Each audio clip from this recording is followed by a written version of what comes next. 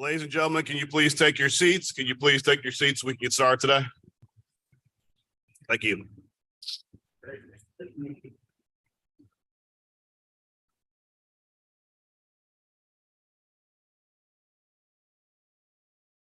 All right, today we will begin our pre-council meeting with a tribute to a person who has been central to the New Orleans community for her entire life.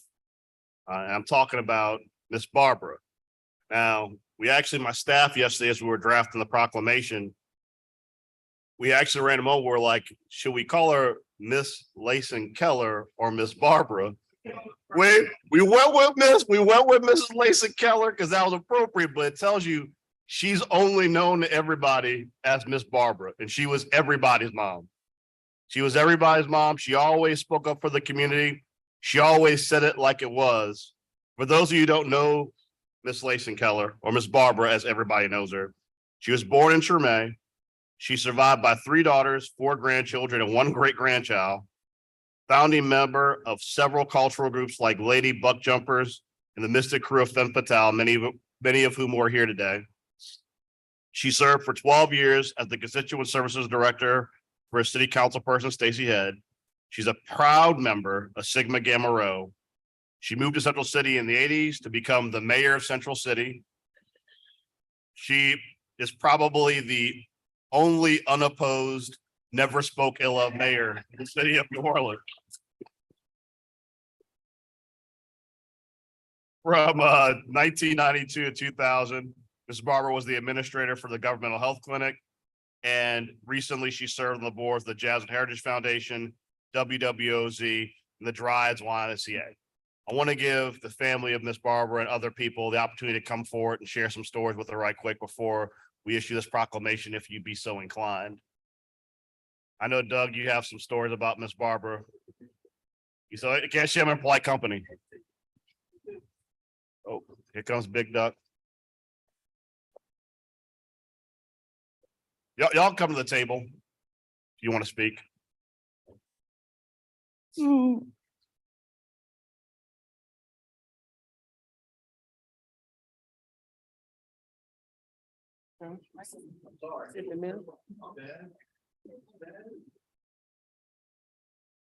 I apologize. It is Councilman Harris's proclamation because she was a constituent of Miss Barbara's term as mayor.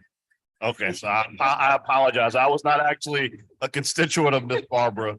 So, Miss Harris, I yield the floor to you.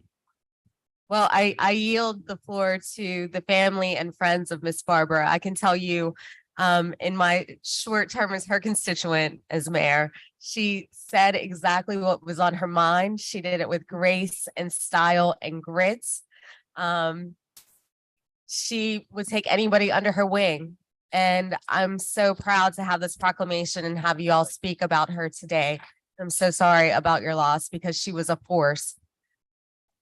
She was a force. Yes.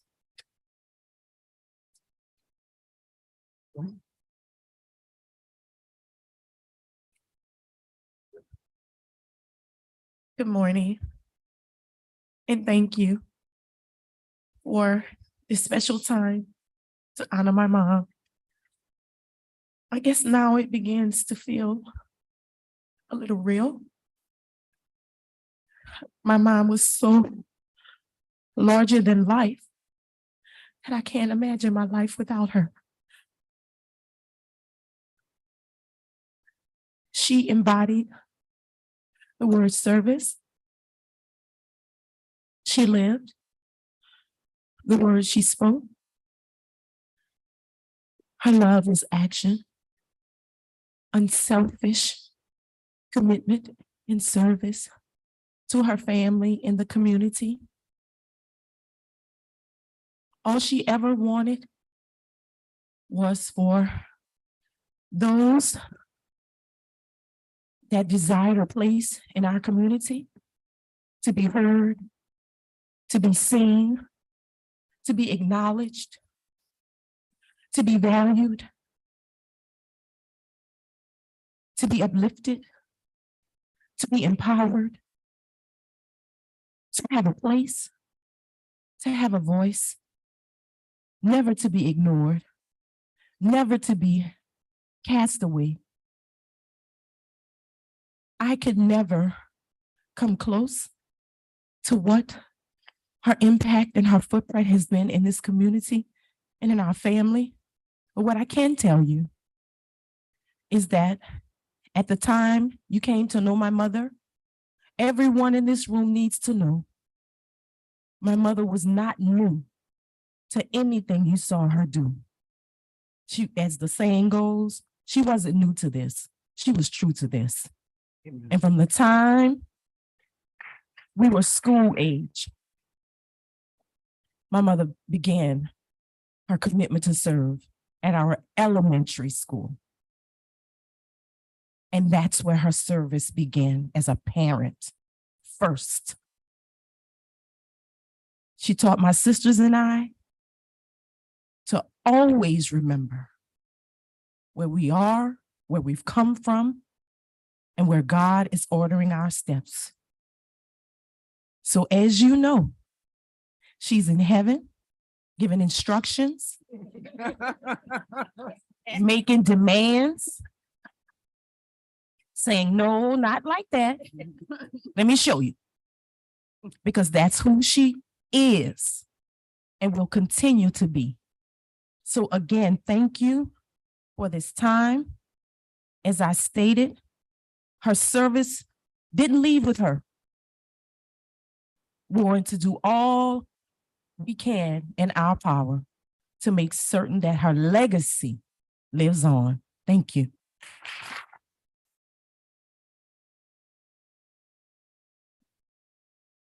Hi, I'm Dawn Bentley Johnson. I'm Barbara's oldest daughter. We had a brother who was older than me. Older than me. My brother just passed November 21st, 2022. It's about 6 weeks before my mom passed. So we're going through it, but being here today with you all acknowledging my mom means the world to us. My sister reminded me several months ago, I really forgot about this, how my mom, she served so much and she had us with her. And my sister reminded me, Jimmy Carter's election, she had us working the campaign, throwing peanuts out the truck. I really forgot. My sister reminded me. And she worked at every school we attended. And we left to go to college, so she couldn't work there. we didn't want her working at our college too, because she knew where we were and what we were doing. But this means the world to us. It's still strange to go in her house and she's not there. I think I'm in denial and I am in shock, but we really appreciate what you all are doing. And we really appreciate the words of encouragement that everyone has come to us and talked to us about. We will try to continue her legacy. I don't know if I have the tenacity. I like to sit around too much. She liked to go a lot. And so we're totally different. So I'm not going to promise you'll see me as much as you saw her, but I'll try. I'll try to make her proud. Thank you all so much. We really appreciate it. And I'm sorry, I didn't say my name because she's so heavy on my heart and my mind that I'm in the shadows right now. But I'm Kelly Bentley Dixon. And as my sisters will tell you, I'm the middle girl. I'm her favorite. And I only say that because our birthdays are a day apart. So every year for Jazz Fest, French Quarter Fest, we started our birthday run. It's going to be strange, but I'm going to still do it because I'm going to honor her and say, Mama, we still rolling. So I'm Kelly Bentley Dixon. I'm the middle girl. And thank you again.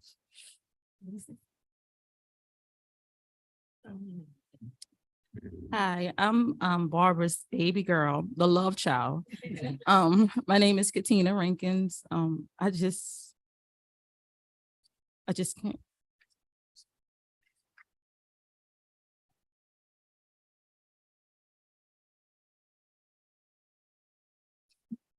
Good morning, City Council. Thank you for having us. Thank you, Mr. President, for calling me and asking Femme Fatale to be a part of this occasion. I would liken it to say that, Ms. Barbara, there's an adverb and there's a songwriter that says, somewhere in my lifetime. Kelly, Dawn, and Katina, all of these people that are here and all of these people that are praying for you know this, that it was somewhere in her lifetime that it was you and me. The other thing I'd like to say, Mr. President, to the council, one of the things that Ms. Barbara established in Femme Fatale was the crown jewels. And as you know, that day is approaching. And it was a day where all the queens from all the Mardi Gras crews came together to celebrate. And so when Ms. Barbara came to me with that idea, who's going to tell her no? So we formed the Crown Jewels and we'll be here soon. But girls, I want you to know that your mother got her crown. She got her jewels in her crown. Yes. Thank you.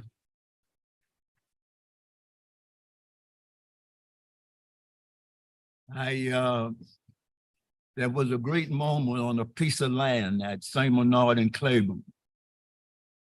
One day I had left Fannie Lou Hamer's house. The person that was with me was John Lewis.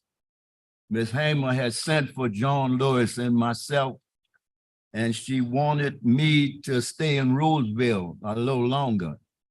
And I told her, no, I had to come home. I had to go home. I had just got out of jail in the demonstrations in 2 places in Mississippi. And I said, I have to go home. So she said, all right, Jerome, come back in 2 days. I said, okay, Miss Hamer. So I come home and I was walking across a piece of land at St. Bernard and Claiborne. And there was nothing there for the children. There was nothing there. The city was not with us. So I told my brother, I said, we're gonna take this. And we're gonna have the children to stand and take this. There was no government involvement. Strangely enough, Barbara came and heard that I was going to take that land for the children. I didn't know her well then. And she brought 1 or 2 of her children down to the field. We had not named it yet. You know, the Hunter's Field, me and you, a seeker, a provider, and a defender. And she was there the day that Muhammad Ali came looking for me. When he came, he was looking for somebody named Jerome. But the young kids didn't know me as Jerome. They called me Big Duck. And so the kids told Muhammad Ali, you have to go and speak to Big Duck. Barbara, indirectly, she stayed there when one evening before we really got programs happening on Hunters Field. The police wanted to put us off the grass. And I don't know where she came from. And when the police confronted me, I think Ike and T. Gully was with me. And I said, we're not gonna give this up, man. Our children don't have nothing. We gonna take this. The police say you gonna go to jail. I said, I done been in jail many times, but I was always right. And so luckily, say, well, we don't wanna, this black policeman came up. He said, Smith, what's the problem? I said, the children needed a place to play. That's the problem. But she stayed through all of that. She was the only external person. That's not easy to do. You're on state land. We claim the land. The city did not give us the land. Barbara stayed out there with us. And then somebody came down from City Hall and somewhere else. We're doing a lot of talking. And on that field, She went in the 6th ward and got some folks to come down there and stand with us. And there's a simplicity of service. I learned this from Miss Fannie Lou Hamer. Miss Fannie Lou Hamer sent for me to wake with her children in Roosevelt, Mississippi. And that tenderness of service, it can be pulled, but there's always a spiritual tenderness in touching madness. And that's how she came on that grass with us. We had not named it yet. We had not determined what we were gonna do with that. But she stayed there. She put herself up. And all the jails I done been in and demonstration, Malcolm touched me on the shoulder. Martin Luther King came to congratulate me and John Lewis when we came out some demonstrations in North Carolina. But that was a universal connection to the power of the individual transcending social negative. You know, she reminded me with the street record, with the street pronunciations that indicated she was with there for you. And that's the same thing, Miss Hamer, Fannie Lou Hamer, she said, Jerome, you can't go home. You have to stay in Roosevelt. You have to help us to make this happen. And it's the same kind of tonality. It's not really about being brave. It's about undefined sacredness. And I was telling Dr. King, I was meeting folks from all over, just wherever. And I was wondering why I was making these kind of connections. There's a spirit of existence that lies in the mud of New Orleans, transcend anything. You know, the fact, what I learned from people like Barbara and other men, but in women, the only man in the country at the March on Washington, I brought children in the rotunda. I didn't have no ticket but to get in. But I took the children in the rotunda, and this great lady came out.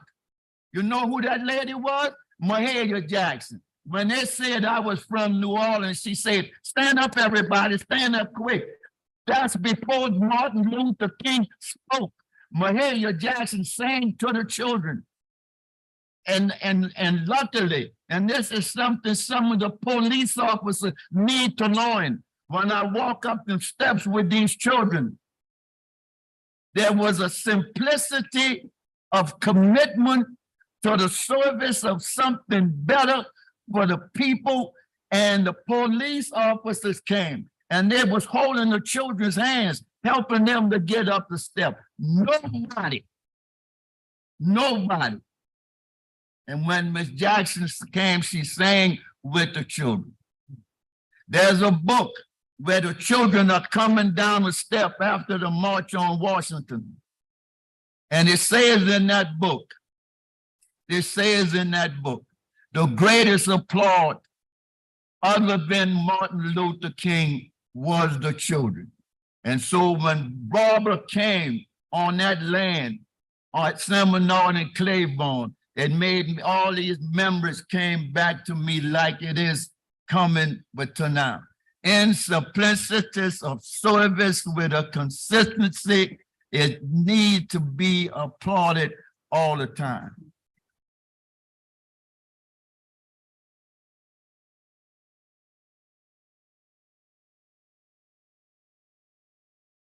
Good morning, Council. My name is Takesha Charles Davis.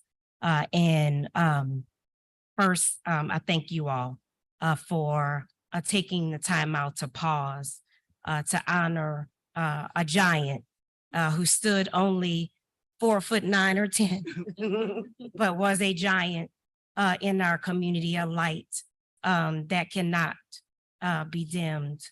I serve as the parade captain for the Mystic Crew of Femme Fatale, but I met Miss Barbara as Katina's mama. at McDonald 15. And as both Kelly and Dawn stated, I thought she ran the school um, because that was Miss Barbara's way. Wherever she was a leader. That's right. Her presence was known.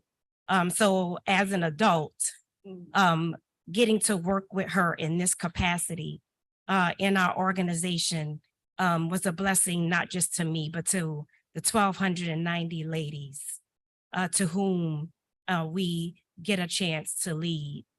Miss Barbara was foundational to this community and to our culture and the legacy that she leaves in the Mystic Crew of Femme Fatale stems from the very beginning of hand walking our permit to parade to and through this city council and offices and allowing us to get to 10 years, to reminding us that we are more than a Mardi Gras crew and that we serve. Service to our community is important. So she brought to us that spirit of making sure that we served not just Central City where she was mayor, but the East where she lived and everywhere in between, and that we moved our service around. And that whenever we came into a presence together, that we started off with paying honor to our Lord up above. She always reminded us that our steps were ordered. And she started for us, not just the crown jewels, but the blessing of the streets. It is the only, as she would always remind me, the only church service that is dedicated, not a sit-in service for our Mardi Gras crew, but we pray and we praise before we play every year. So to this family, my family, I love you all. You are her legacy. You will continue to emulate, as you know she has taught you and you continue to do, her life of love and legacy for the people of this city, this organization. We are brokenhearted, but we would not do it any other way.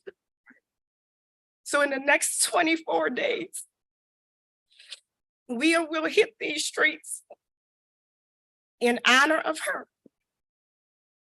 We will pray first because there is a scripture that says faith without action is dead. And Miss Barbara was about action. So we will continue. We will continue to move as a sisterhood of service, of love for this community. And we will be here for this family. Thank you. Thank you.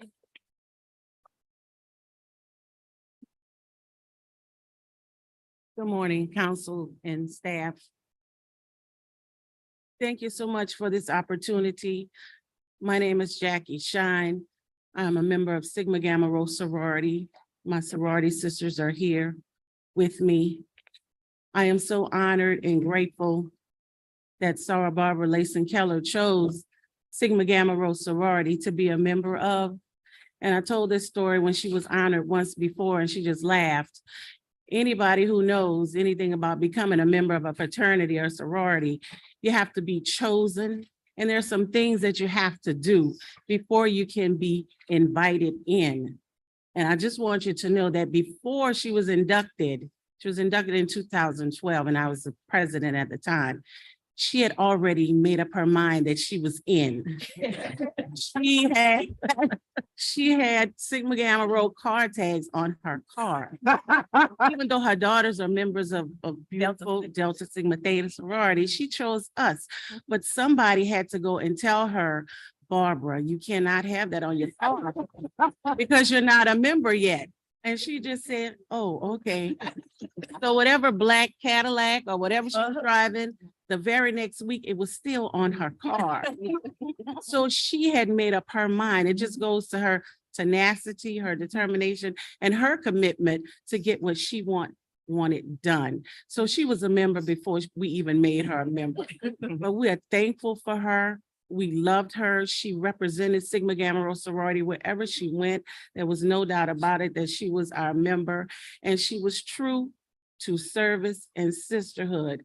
And we just thank the family for the opportunity for allowing her to serve with us. We appreciate all that you have done to honor her, and we will truly miss her. We loved her. She was small, but she was a giant. She had a big heart, booming personality. We loved being around her. We loved loving on her, and we just will dearly miss her. And we thank you for this opportunity to celebrate her life and her legacy.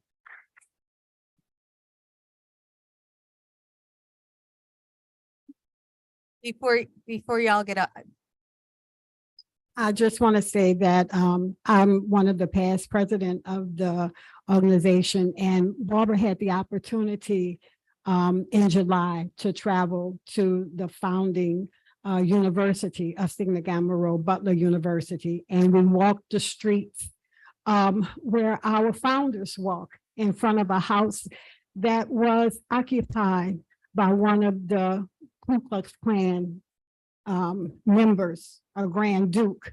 And we saw just how close those founders had to walk in front of that house, and how close it was to the university, that how brave they were, and that we stand on the shoulders of those 7 educators.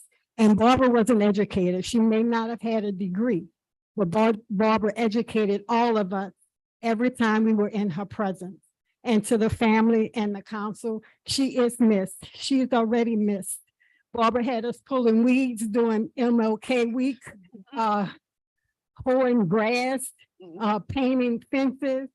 So she was all about service, scholarship, and sisterhood. And she has been a sister to this sorority since her inception, and a sister outside of the sorority to a few of the members. So thank you very much for honoring her, and y'all are sisters now. Thank you. Thank you. Councilmember Jerusha. I met Barbara for the first time in this building about 10 years ago, and you're talking about New Orleans and everybody knows each other, and I walk in, she goes, "Little Joe." and welcome to New Orleans, right? And we became fast friends ever since then. And I was coming as the incoming president of Young Leadership Council, and then I became the president. And she said, "I'm the mayor of Central City, and you are joining the Central City Board." And I said, "Well, Miss Barbara, like, I realize our building is there, but you all are really in the community and you're doing the work." And she said, "Baby, you're joining the board." And that's when I realized she wasn't asking me to join the board. She was telling me I was joining the board. And my walk away from that is, and I know we hear this quote from Maya Angelou so much, but I think with Miss Barbara, it really is the perfect note, is we sometimes forget somebody said this or they did this to us, but how somebody makes you feel. Mhm. And in that moment, I'm thinking, I'm a white guy, and are we a usurper in this neighborhood that is traditionally now Black? And she's inviting me to be part of the board and part of the community and have a seat at the table next to her. Yeah. And I can't tell you, look, I wasn't elected then. I was just a kid in an organization, and she made me feel finally 6 feet tall. Yeah. So I appreciated her heart so much. And I think about New Orleans a lot of time. We have characters, and we have people who had character. Mhm. Miss Barbara was a true original who had Yes. character. So I just want to tell y'all, I loved her so much, Thank you. and I will miss her, and I miss seeing her around this building. Yeah. And I'm always will be thankful for the chance that she took on me, and not only the love that she showed me personally, but also her commitment to saying, "You're going to do this extra bit of service because it's not only important to you, it's important to us." Yes. Thank you all for your mother Thank so you. much. Thank you. Appreciate y'all. Thank you. To his Barbara family, her daughters, Kelly and the other 2 daughters, and members of Femme Fatale and S.G. Rowe.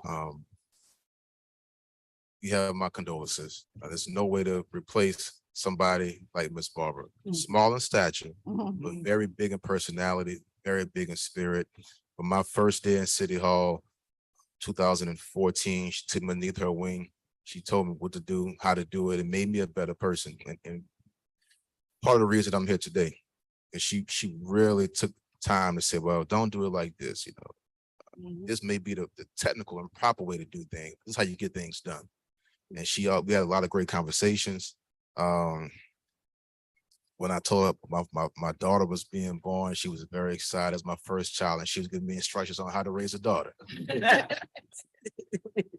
But she'll be very, very missed. And again, my condolences, and I'm going to miss her. Thank you. Councilmember Green. I'll be brief because I already had my time in the beginning. I did want to say two things. First, I want to recognize some of our elected officials that are here today. I'm recognizing them because as we recognize people for their service, I've never seen this many elected officials in a room. We have Katie Bodewin from the school board. We have Representative Candace Newell, who y'all all know. We have Clerk Chelsea Napoleon. We have Clerk Darren Lombard. We have Clerk Lisa Diggs, and we have Clerk Donna Glapion. I've never seen that many elected officials. Someone as impassioned showed up here today.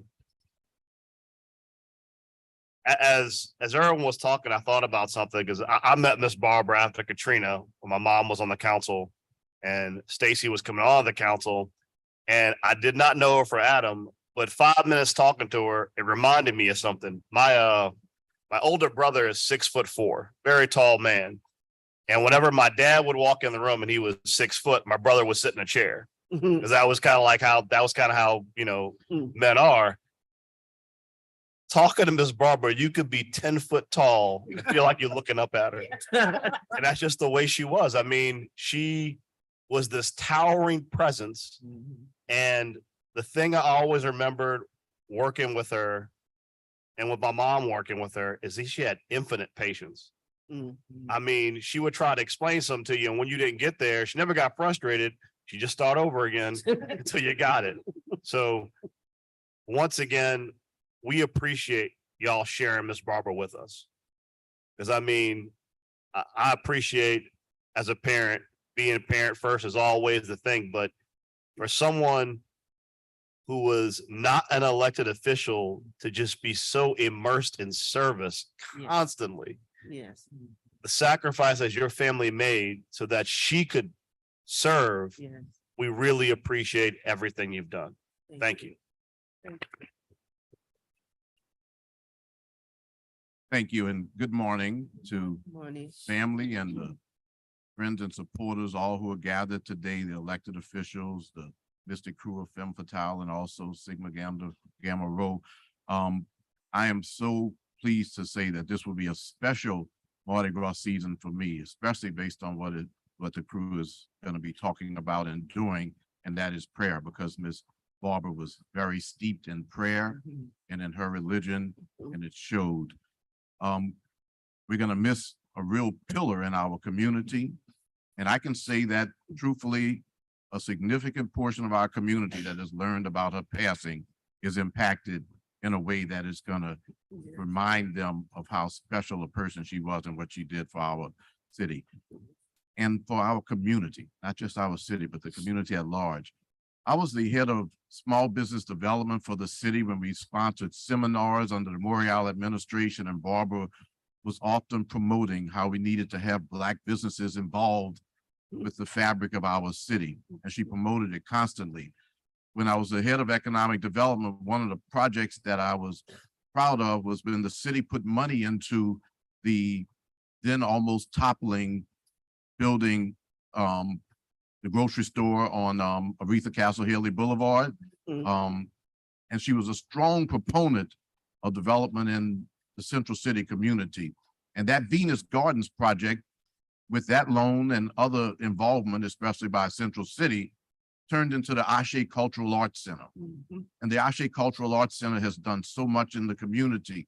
It's reflective of what Ms. Barbara was interested in Central City. She was very sincere about wanting to make sure that the Morial administration and that my office always paid attention to Central City, because she was committed that the citizens of that district were going to be able to participate more than they had in the past, but as much as they could in the future. So I appreciate her commitment to the community there in Central City and her putting pressure on, making sure that we kept in mind that that was going to be a priority of hers and it should be a priority of the community.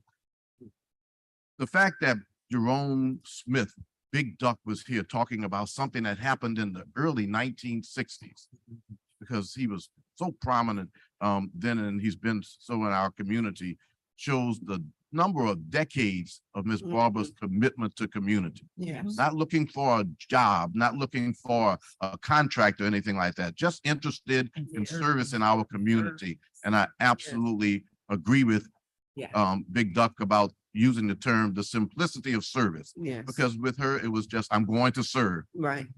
Wherever I might be needed, I'm going to serve. But a personal story is something that I'll always remember. I ran for office a couple of times and lost. I always came back. There were sometimes I went to interviews where Miss Barbara was involved.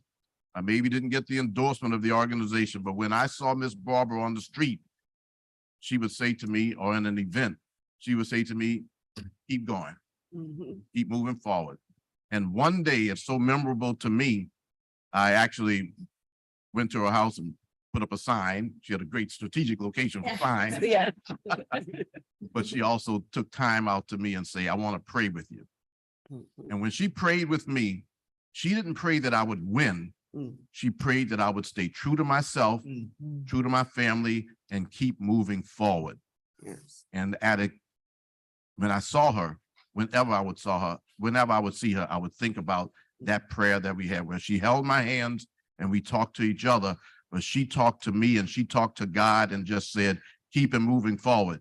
She didn't know, because she was so concerned and sincere, that I wasn't so bothered by the losses of the elections, because I was going to keep coming back until I did whatever I had to do in the elected field. But most important, I was always going to still be involved with the community. But she was concerned enough that I just keep moving forward. And it was really symbolic of her, because she kept moving forward for so many decades, doing positive things in our city. I'm just so pleased to be able to have this opportunity to share with you all, with her family, with all of those who are gathered today, my impressions of Miss Barbara and my appreciation for who she was and what she did for mankind. So thank you for sharing her with all of us. Thank you, Miss Barbara, for your prayers and for your support of not only me, but young people and all of the citizens of our community. And to Central City, just know she was so concerned and she was successful in making sure that Central City was on the map in terms of development. Thank you, Miss Barbara, and thank you, family and supporters.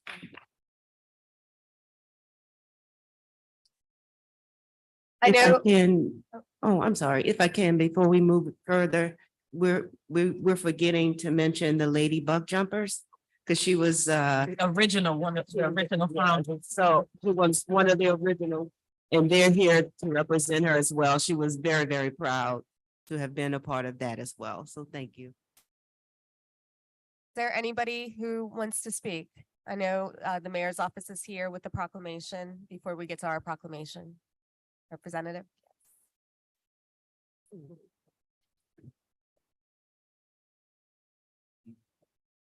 Good morning. Good morning. I'm State Representative Candace Newell, and I partially owe that title to Miss Barbara. I met Miss Barbara in church in the late 90s, early 2000s at Greater St. Stephen's.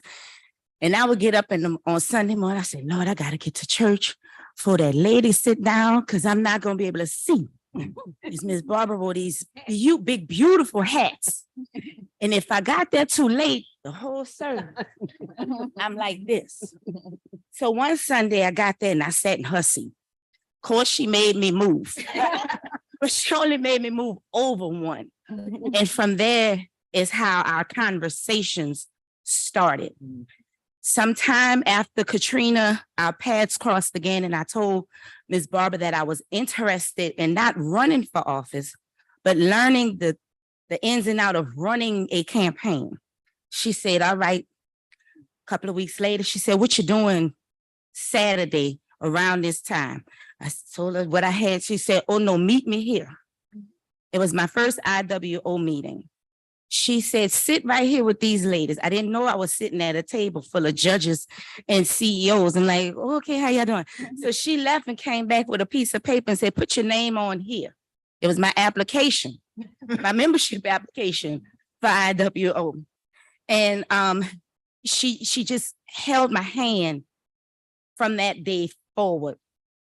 There was several events that I went to, and the people who were supposed to come with me couldn't come with me. She said, well, you need somebody? No, don't worry about it. What time you gotta go? I'm gonna be at your house at such and such a time. And sure enough, Miss Barbara's at my house. She said, I'm a driver. You don't need to be driving. Come on, let's go. And listening, that story is not unique. That's just who Miss Barbara was. At first, I thought she was just mean and pushy, but I just knew that that was how she did things. And that was just her way. But however pushy she was, it was always in decency and in order. And such a little lady has left such a big void, such big shoes for all of us to fill. And it's going to take all of us. She told me she was the mayor of Central City, but when I ran for New Orleans East and Lower Ninth Ward, everybody knew Miss Barbara. And I'm like, you're not even from this area. And if she didn't know you, she could tell you a story about your mama. She could tell you a story about your daddy. She could tell a story about where you were from. And that just speaks to her being the culture bearer that she was, because Femme Fatale is represented, Sigma Gamma Rho is represented, the Lady Buck Jumpers is represented, but each one of us who are elected can say what she did for them. And that just shows her span, how the variety of her, that she can have a hand in the part and play such a big part in so many different areas that's not necessarily related or tie in together. So most of us in politics, we're not members of the Lady Buck Jumpers. We might go to y'all parades, but we're not that involved as members. And it's so much that could be said about Miss Barbara. And I'm glad I took my time to tell Miss Barbara just how much I appreciated her when she was here. And I would say, thank you, Miss Barbara. She said, oh no, baby, you got that. Don't worry about none of that.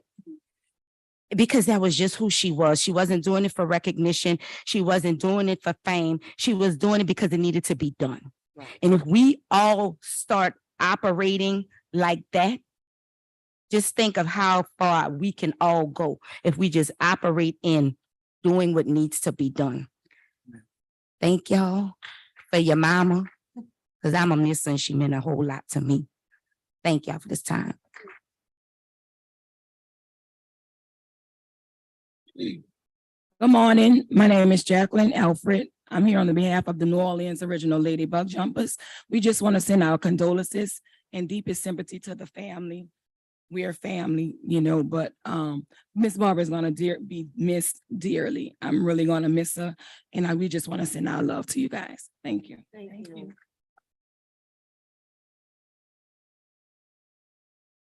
Good morning, everyone. My name is Avis Brock. And while I know this is not church, I gotta say first giving honor to our Heavenly Father, because he's good and it's good all the time, because he was good enough to give us Barbara Layson Kelly. Yes. He blessed us with her presence. I've been knowing Barbara now, Miss Barbara, Madam Mayor, you, for about 30 years.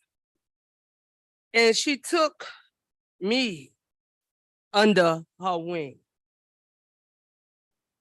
She introduced me to the politics and the politricks. She did that. I worked with her in organizations such as BOLD, the Black Organization for Leadership Development, where I had no idea who they were or what we did or how we operated until Miss Barber. She introduced me to IWO, the Independent Women's Organization. I didn't want to be bothered with them. I didn't think they understood our concerns, but she brought me to the table. She was a connector. She connected people across this city. Let's not forget the Martin Luther King New Orleans Holiday Planning Commission, where she served as co-chair for a long time, a very long time. And speaking of that, I'm a Delta, but we know a lot of people. And on Saturday, a lot of people who are in this room sent their love and prayers to the family. But I text her and I said, you know what, girl? We didn't even talk about the Martin Luther King Committee this year.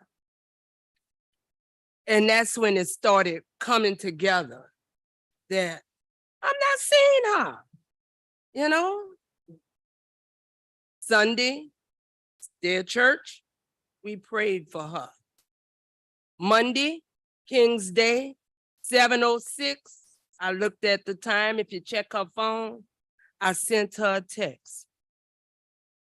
No answer, y'all. No answer. I worked with Miss Barbara in the community on social action causes, just on community activities and the like. She was Barbara. She would give you the clothes off her back. I tell you that because I know that. She's given to me. She's given to my grandkids. And she's given to other people that I got a good bag, y'all. In fact, I picked up the bag this morning. I said, Barbara, that's a nice bag, yeah. She said, you want it? Next day I had it. I still got it. That's the kind of person she was. She was a giver. So like it's been said earlier, I thank y'all for giving and sharing. I heard on the way here that the legacy will live on. It's not gonna stop because I'm looking across the table and we still active in service. She's still rooted and grounded in her faith that she's left with us. We know that. So Dawn, Kelly, Katina, we love your family and it's gonna be all right.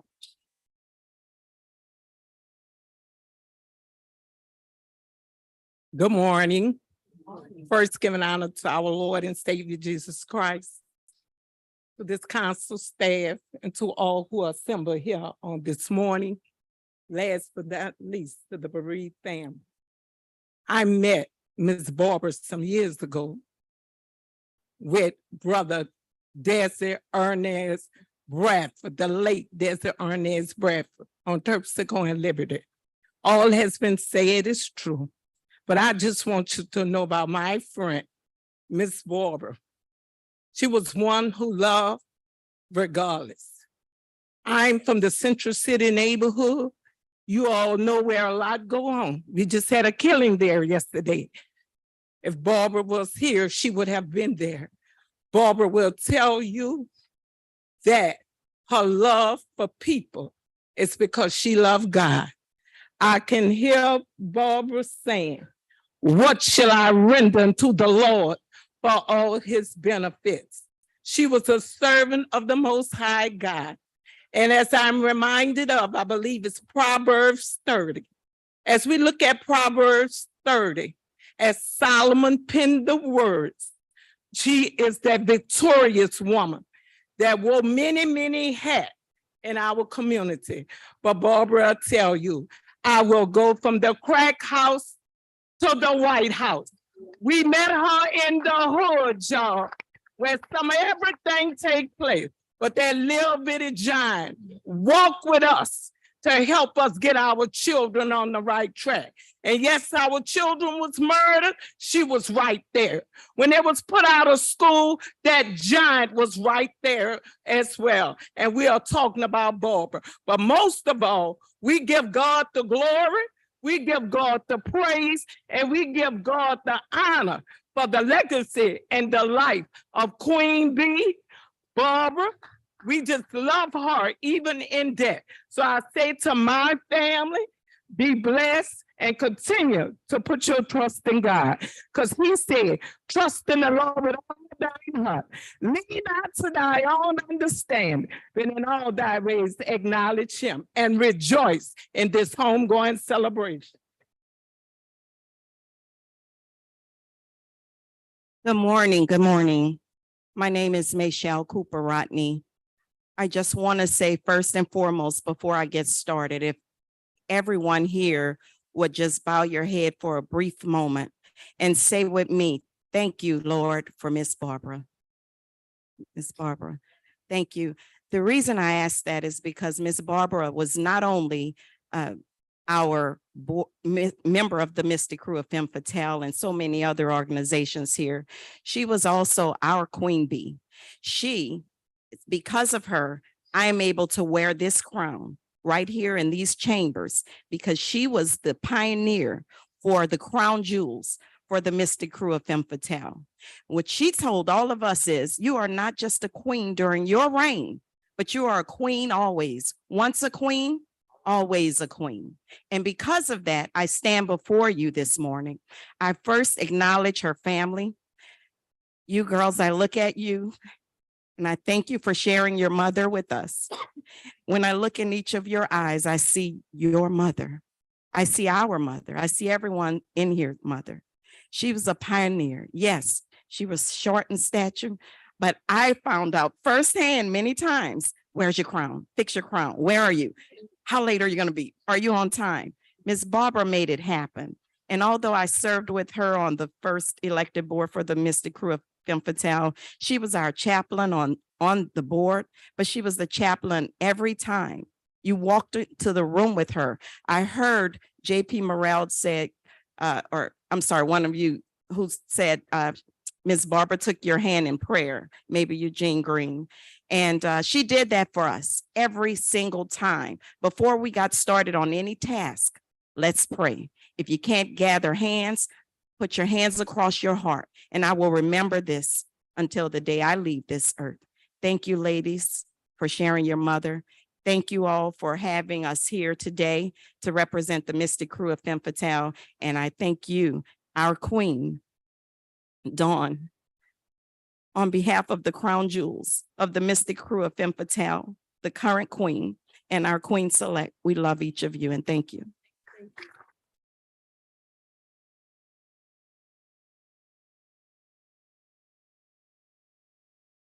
Good morning. My name is Candace Quarles, and I am also a part of the City of New Orleans Martin Luther King Planning Commission. And as I look at you ladies, wow. The last meeting that I had with Mrs. Barbara, she looked me in my face and said, "You got it. You wanted it, you got it." And that was in the end of November. And I had no idea that would be her last time giving me words of encouragement. Anytime I was in a place, she said, "You stand right here. Come on." Because I have a tendency that I just go into the back. And she said, "Nope, come right here. Do this, do that." And one day, the ladies of the Mystic Crew of Femme Fatale came out to support one of our events for community service. And I saw the phenomenal turnout. And I looked to Ms. Barbara and I said, "Yeah, I want to do that. I'm going to do that." So she introduced me to this wonderful gentleman here to take on all of the fights that I didn't think that I could do and to help continue her legacy and assist you ladies too in continuing her legacy. So I want to say thank you for sharing your mother with us. Thank you. Good morning. What's up, sisters? I'm one of Miss Barbara's Central City babies. I was raised up under Miss Barbara. When my mom passed away, she called me and you're my son. Your mom gone, but I'm here. 6 years ago, as Candace mentioned, she brought me into the Martin Luther King Holiday Planning Commission.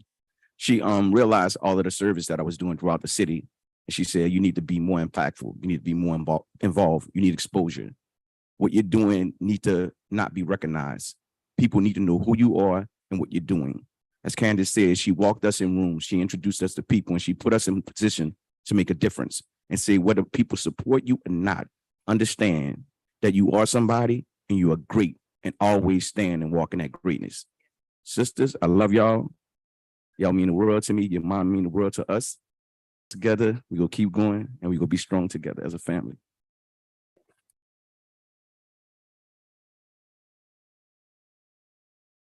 I can also say, praise my obedience to God and to everyone that's assembled here. I was sitting in the seat and said, I'm not going to get up. It's too much talking. Everybody got something to say. But the Lord always told me that don't not say what has to be said because you're going to miss an opportunity to save someone's soul. This chamber has just turned into a whole testimony series. So y'all might have to reschedule y'all event today because it's so many that want to say so many nice things about Barbara Layson. I know the baby girl. I'm sorry, young lady. I didn't even know about two other ones. This one here, she talked about this one and the grandbaby so much. And her daughter was with dance school at Central City with my children and that after school program that Miss Winifred Edwards held. I'm going to say that everyone here know that service, you know, and each and every one of us could identify with the service portion of Barbara Layson. So you could call your names as different clubs and different this, but what I know as a born again Christian, she shows her light shine. Matthew said, let your light shine before men, that they may see your good works and glorify God, which is in heaven. And then when I looked at her and she kept on, and up until just 2 months ago, she made sure my grandbabies was in school without me having to pay. So I just thank God for her, you know, and we could go on and on and on and on and on. Sororities, Ben Patel, Bug Jumpers, all the different groups, we know her for service. And that's how we're going to keep her in our hearts and in our prayers. And we know that it's God's will that has been done. He's just called another angel back home, but she will be looking down on us. Y'all be blessed and I love y'all.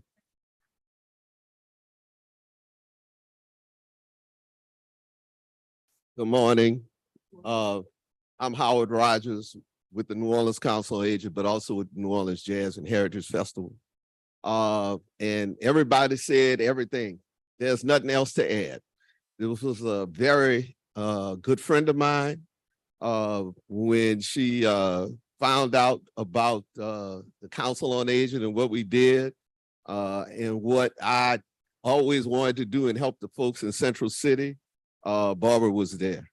And then when she became a member of the New Orleans Jazz and Heritage Festival, she worked with me with another New Orleans legend, that's Johnny Jackson, to start the the Johnny Jackson Gospel is Alive concert.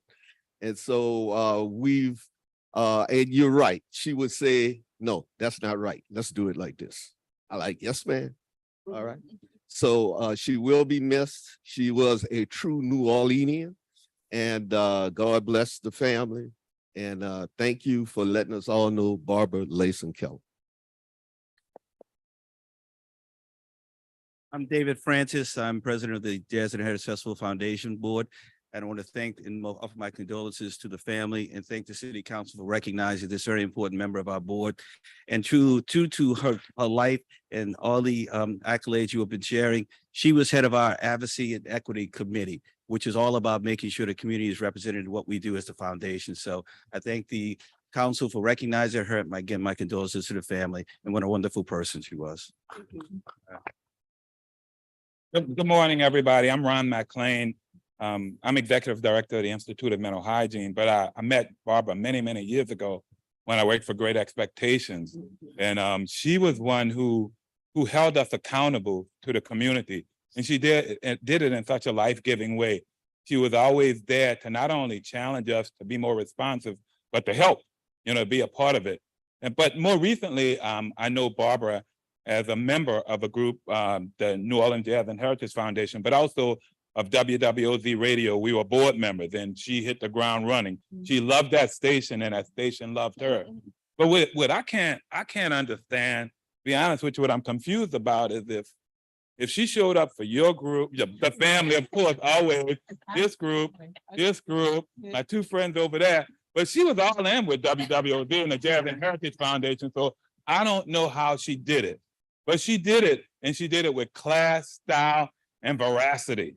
She had it. She was ferocious, powerful, and she stood up and she showed up and showed out. But I want to say to the council, thanks so much. And I'm just wondering, I'm sure y'all deciding as we speak about what building or what street will bear that wonderful name. It's not on, come on, which one of it? And so, and it's just not about us and recognizing her legacy, but even the children and people who are unborn now, they need to know about Barbara Layson Keller. And we should continue to memorialize her and maintain that legacy for everybody to see it. And I want to thank so much the family for sharing us with us and all the other groups. I don't know, but she was all in for us.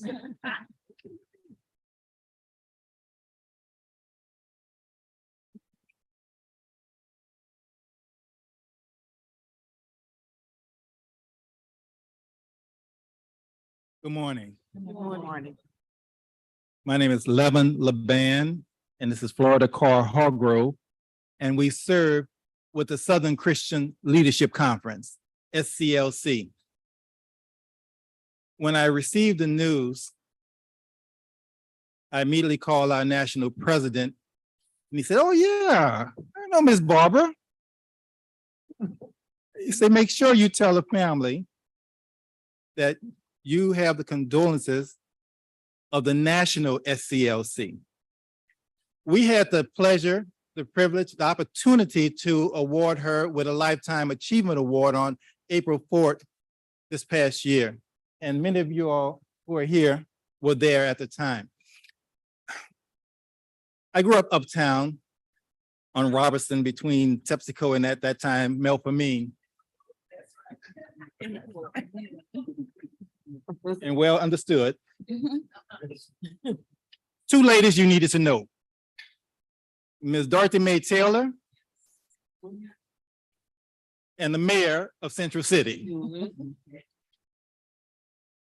I will echo everything that everyone has said, so I'm not going to be belabored, but I will say that she made SCLC better. She made us better.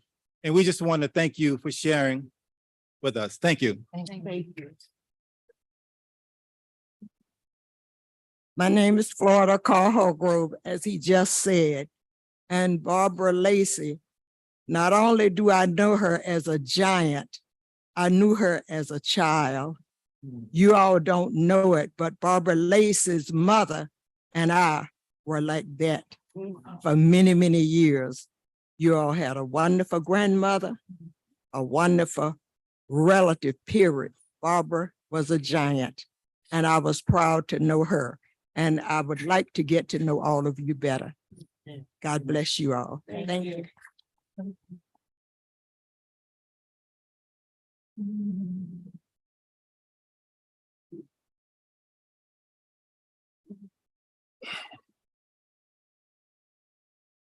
Esteemed council members, y'all all know me.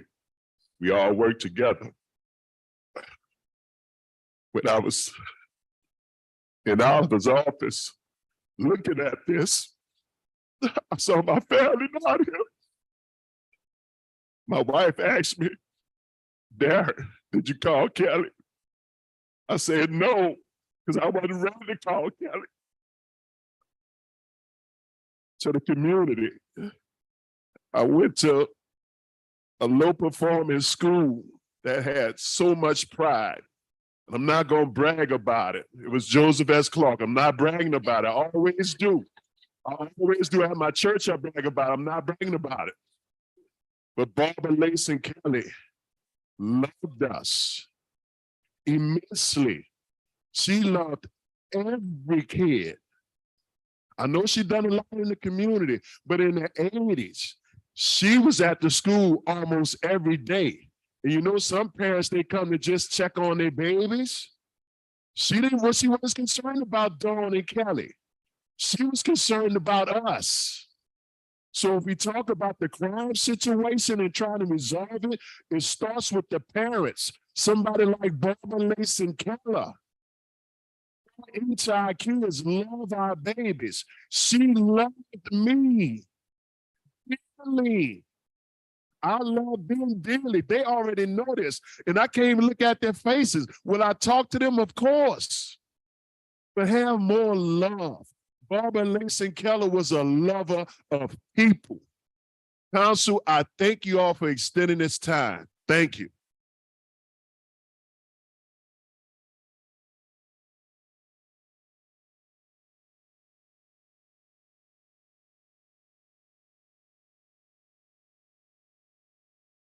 Good morning, everyone. My name is Dr. Sojourner Gibbs, and I honor Barbara Lacy Keller with helping me to achieve that PhD. The experiences of life will decide the company we keep. Our choices, decisions, be they right or wrong, we can't change the past. So when we get a connection like hers, we learn to make it last. Miss Barbara sat with me in 2020 for 3 hours as I wrote my dissertation. I have her voice. I have her recording of everything she said about this city, about Black women in politics, and how we as a community will grow. I will give that to you in honor of your mother, in honor of the loved ones that are in this room. I fell to my knees when I heard, and I'm struggling a little bit today, as I know we all are, but we are here because we are connected through her legacy. And I promise you today, whether you know my name, you will definitely know hers, because I will speak it at every opportunity. I served as an usher at your brother's funeral. And I told myself, get up and say something then, but I couldn't. So I would not let today pass without getting up here and letting you know that we may have met in 2018, but she told me about 1970 when she worked for the National Council of Negro Women. She told me about how much she loved her family and her community, and how it takes every single one of us to push forward. While she may be a giant and been loud and boisterous to some, I would sit in interviews during COVID and look back and see sitting behind the people I was interviewing for these different service organizations, and she'd be sitting right there. She wouldn't say, Sojourner, I'm gonna recommend you for this, or I'm gonna do this. She'd be like, hey, guess what? You don't have to join anything, my sister, because you are already a part. Yeah. Understand what that means. We are all already a part, and it's gonna take us all to help uplift this family as you deal with this struggle. But we have to uplift each other in the process. So I thank you for sharing your gifts. And I see in all of you, I mean, all of you, her touch. Thank you. Thank you.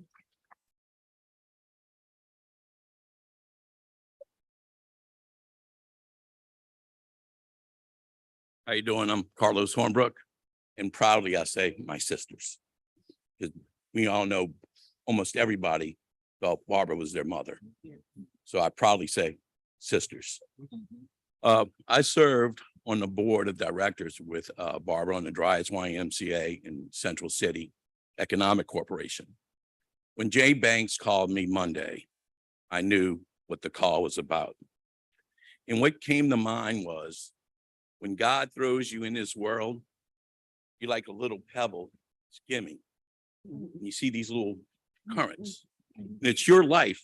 What you do is how big this wave is. Barbara Layson was a tidal wave. All right. No ifs, ands, or buts. She was a tidal wave. My dad raised me, and I think this is why Barbara and I had so much in common. My dad raised me that it's your duty in life to make the next person better. That's what Barbara Layson did. She made everybody around her a better person. And we hear that here.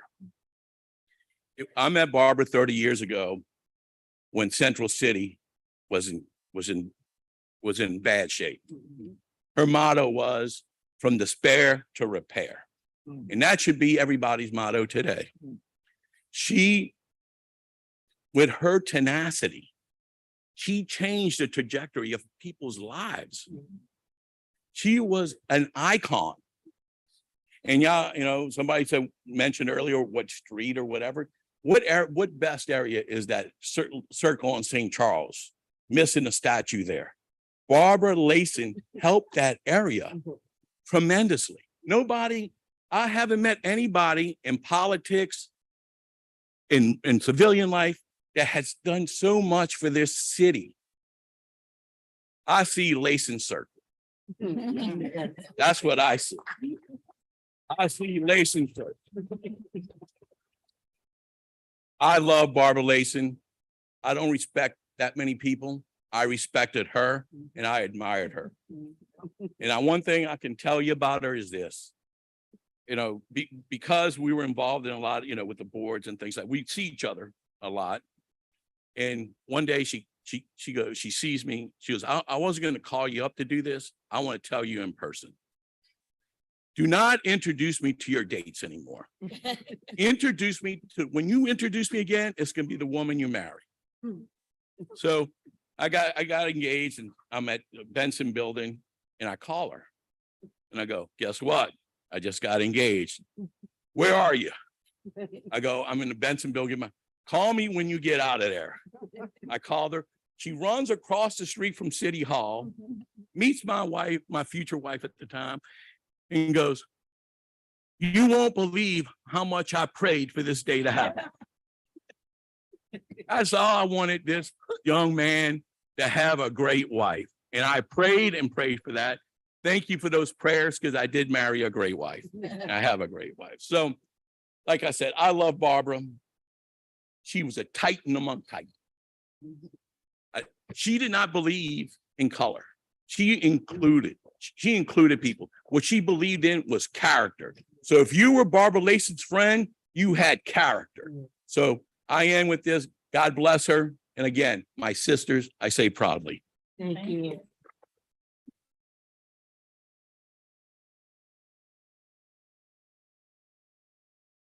Morning. First, my condolences to the family, and thank you to the council for providing this opportunity. I am Chelsea Richard Napoleon, the clerk of Civil District Court. When I met Miss Barbara, I was not clerk. I was not even Napoleon. I was Chelsea Richard. I was in the early stages of my career, and I met Miss Barbara as an advocate saving our babies before they got here. Working at Great Expectations, Miss Barbara was one of the board members. And the goal of Great Expectations was about maternal and child health. So it was teaching the mothers about how to take care of themselves.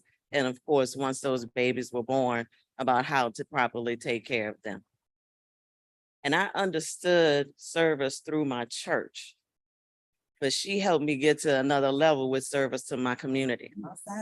And one of the things that I always appreciated about Miss Barbara, because I was an introvert, right? So I could sit in my office, deal with the paper, deal with the computers, do what I do and be good. But no, she pulled me by the wrist to make sure that not only was I in the background of service for the community, but I was in the front of it as well, meeting the ladies where they were, having these different experiences that broadened my horizons to see some things that I had not seen before. So thank you for sharing your mother with me.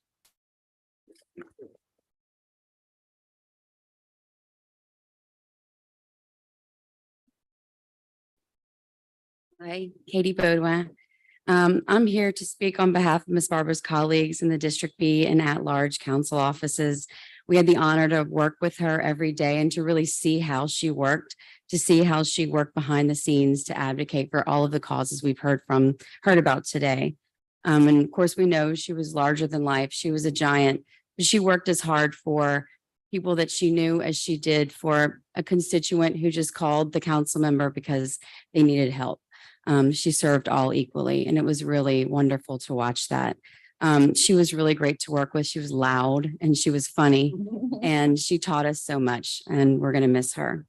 And I just want to read on behalf of her boss, Stacy Head, who wasn't able to be here today, but she's really sad about that. She says, Barbara was an enigma, and her importance and value cannot be put into words. My family has a hole in it with her death.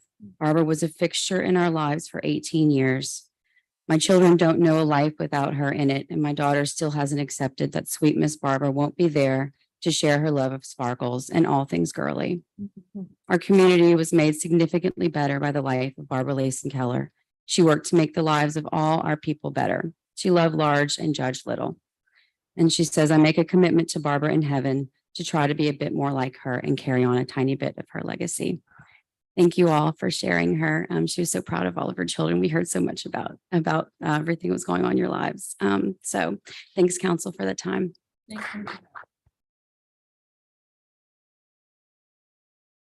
Good morning. You may have to excuse my speech a little bit. I'm coming from the dentist and may have a little slur in my speech, but I had to stand before you, and I would like to thank the council for giving us the opportunity to celebrate Miss Barbara and her and my condolences to her family. But I had to rise. I come wearing many hats, being one of the 13 founders of the Mystic Crew of Femme Fatale and current president, along with all of the organizations, just about all of the organizations that have been listed today. I've served with Miss Barbara on all of those organizations, but I'm going to remove all of those hats and come as a personal friend of Miss Barbara on behalf of me and my family, my son, who was unable to be here today as he is he's a 2L at Southern Law Center. And Miss Barbara has been a mentor to me, my son, and my entire family for almost 30 years. And we butt heads on a lot of things in meetings when we're trying to come out with the best solutions for organizations, but have no fear, we were the best of friends. And whenever I needed her, she was there. Every milestone I achieved, every milestone my son achieved, she was there, not only in presence, but financially as well. So when I think about Miss Barbara, I have many stories and many things to say, but we've been here long today. One thing I would like to leave everyone with is that on behalf of the founders and the board of directors of the Mystic Crew of Femme Fatale, we will make sure that Miss Barbara's legacy lives on in our organization for all of the contributions that she has made to the Mystic Crew of Femme Fatale. However, she wasn't a founder, but she acted as a founder. This was her organization. Anything that needed to be done on behalf of the Mystic Crew of Femme Fatale, Miss Barbara was there. You didn't have to ask her. You didn't have to do a lot of things. We were both Tauruses, so you know what type of dynamic that was. But at the end of the day, it was always, always love. Not only in the front, but in the back. So I'm going to miss her. My family's going to miss her. My son is definitely going to miss her. He was like her son. Even when her son passed recently, he told her, Miss Barbara, you still have a son. I am here for you. So I would like to just thank everyone and all of the members of the Mystic Crew of Femme Fatale for continuing to show their support for all of our members and just keep everyone lifted up in prayer. So I'm just going to leave you with this. I tell everyone, old folks and children, you can get me. Everybody in the middle can get the business. But guess what? I was saying in the last year, I said, Miss Barbara running out of her grace and mercy points. But every time I said it, I had to re-up it because that's how much I loved her. And she was a mentor to everyone and a staple in this community and a giant. So thank you for having us. I appreciate all of you. And thank you so much.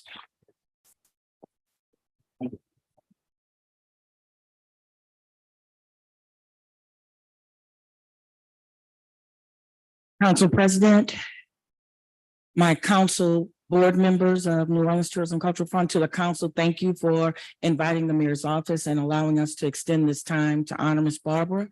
To Kelly, Dawn, and Katina, and to the entire Miss Barbara Circle of Love surrounded here today. I would just like to say, when I joined the Office of Cultural Economy, Miss Barbara greeted me. And she said, I understand you have ideas, plans, and thoughts. All of that is nice. Now, let me just tell you what we're gonna do.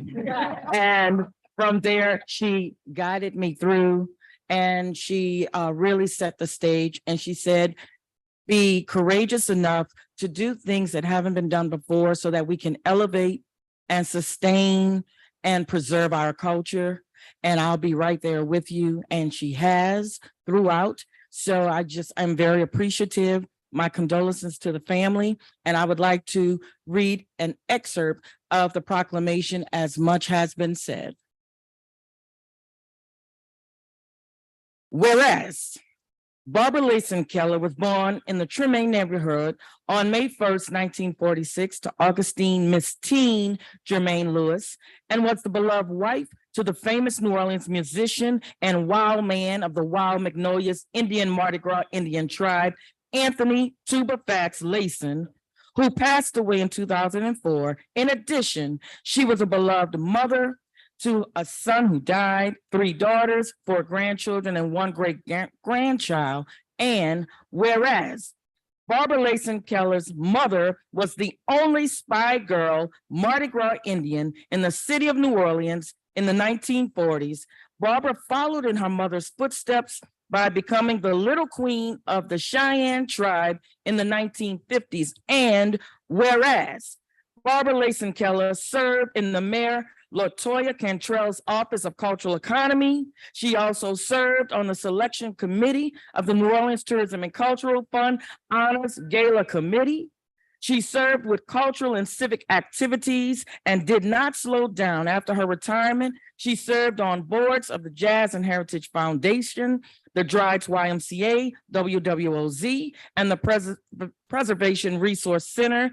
And whereas Barbara Layson Keller will forever be known as a culture bearer, a beloved community member, and a longtime activist with a decorated career spanning more than 30 years. Her tireless dedication to the city of New Orleans and her legacy will live on in the hearts of the citizens of New Orleans. Now, therefore, the Mayor LaToya Cantrell does hereby present posthumous recognition to Barbara Layson Keller, to be affixed this 19th day of January in the year of 2023.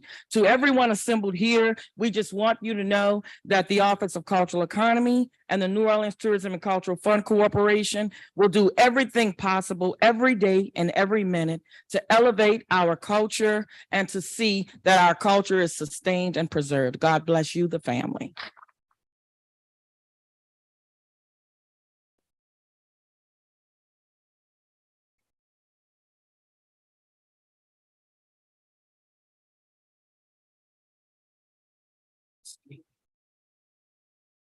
To Kelly, Dawn, and Katina, I think this has been the longest first order of business that we've ever had in city council. And that is a testament to your mom, who was such a giant in this community.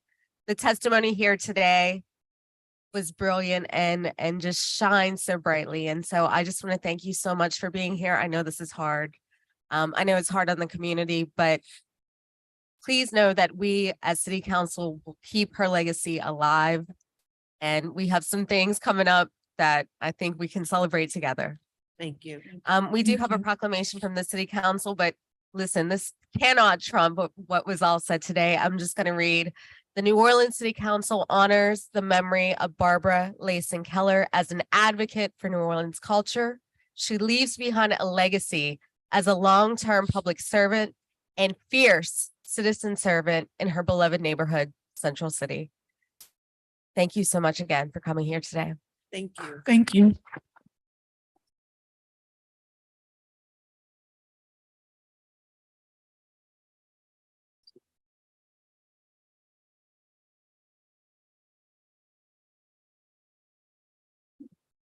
Mhm.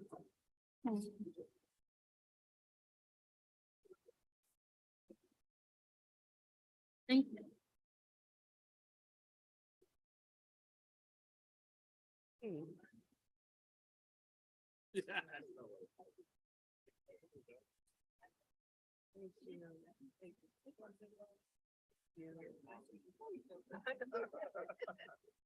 I know. Yes. I don't know.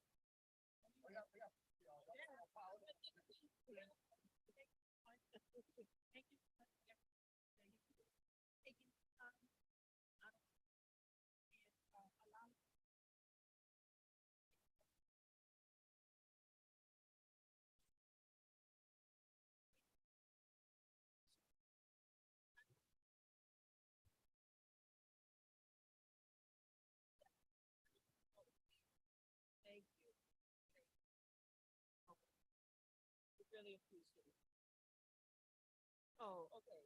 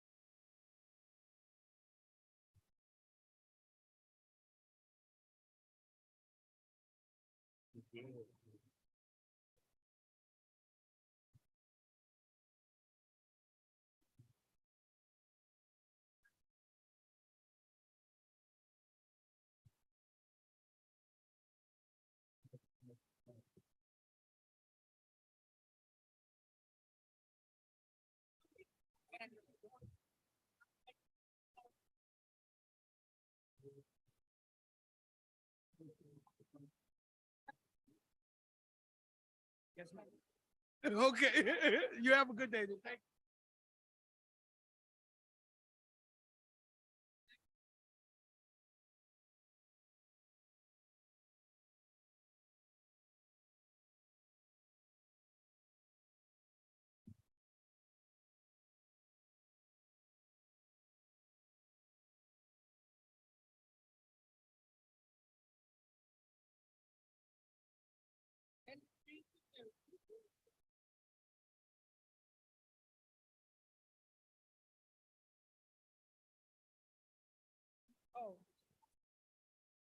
Oh. Oh, I didn't. No. Huh? Come on, yeah. Yeah, you gotta, Kimberly, move up. Yeah.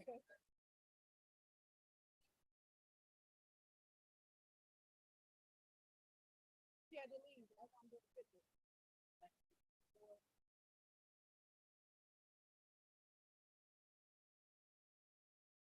Yeah, what's up?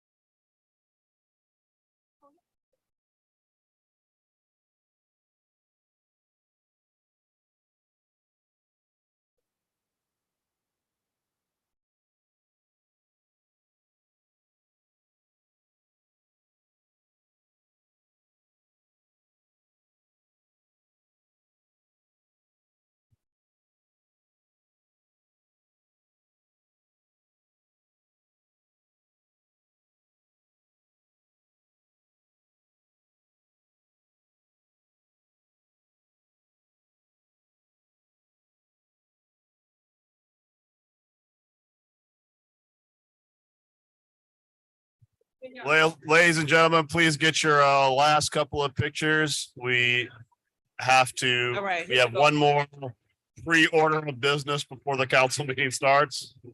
Hey, y'all. So, Hey, Eric. as I said, please snap your last pictures and My office. continue your conversations outside of the chambers. Thank you. And y'all can take.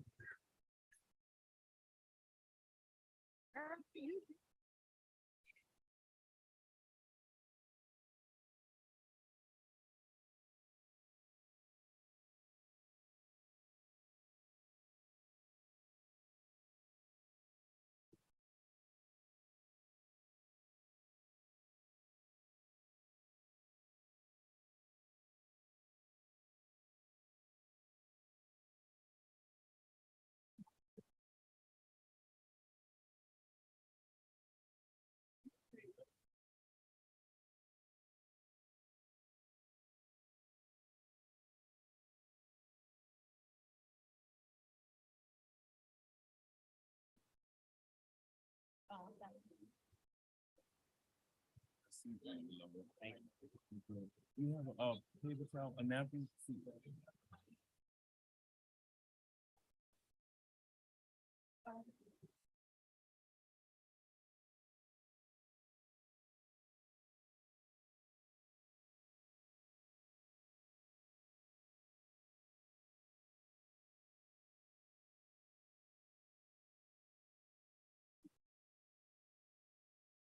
All right, we're going to get started with the next pre-order of business. Mr. Lombard, Mr. Darren Lombard. Mr. Lombard. Mr. Darren Lombard.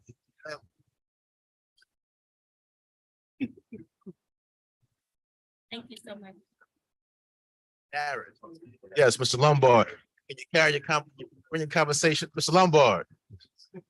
Mr. Lombard. I kick him out. Can you bring your conversation outside, please?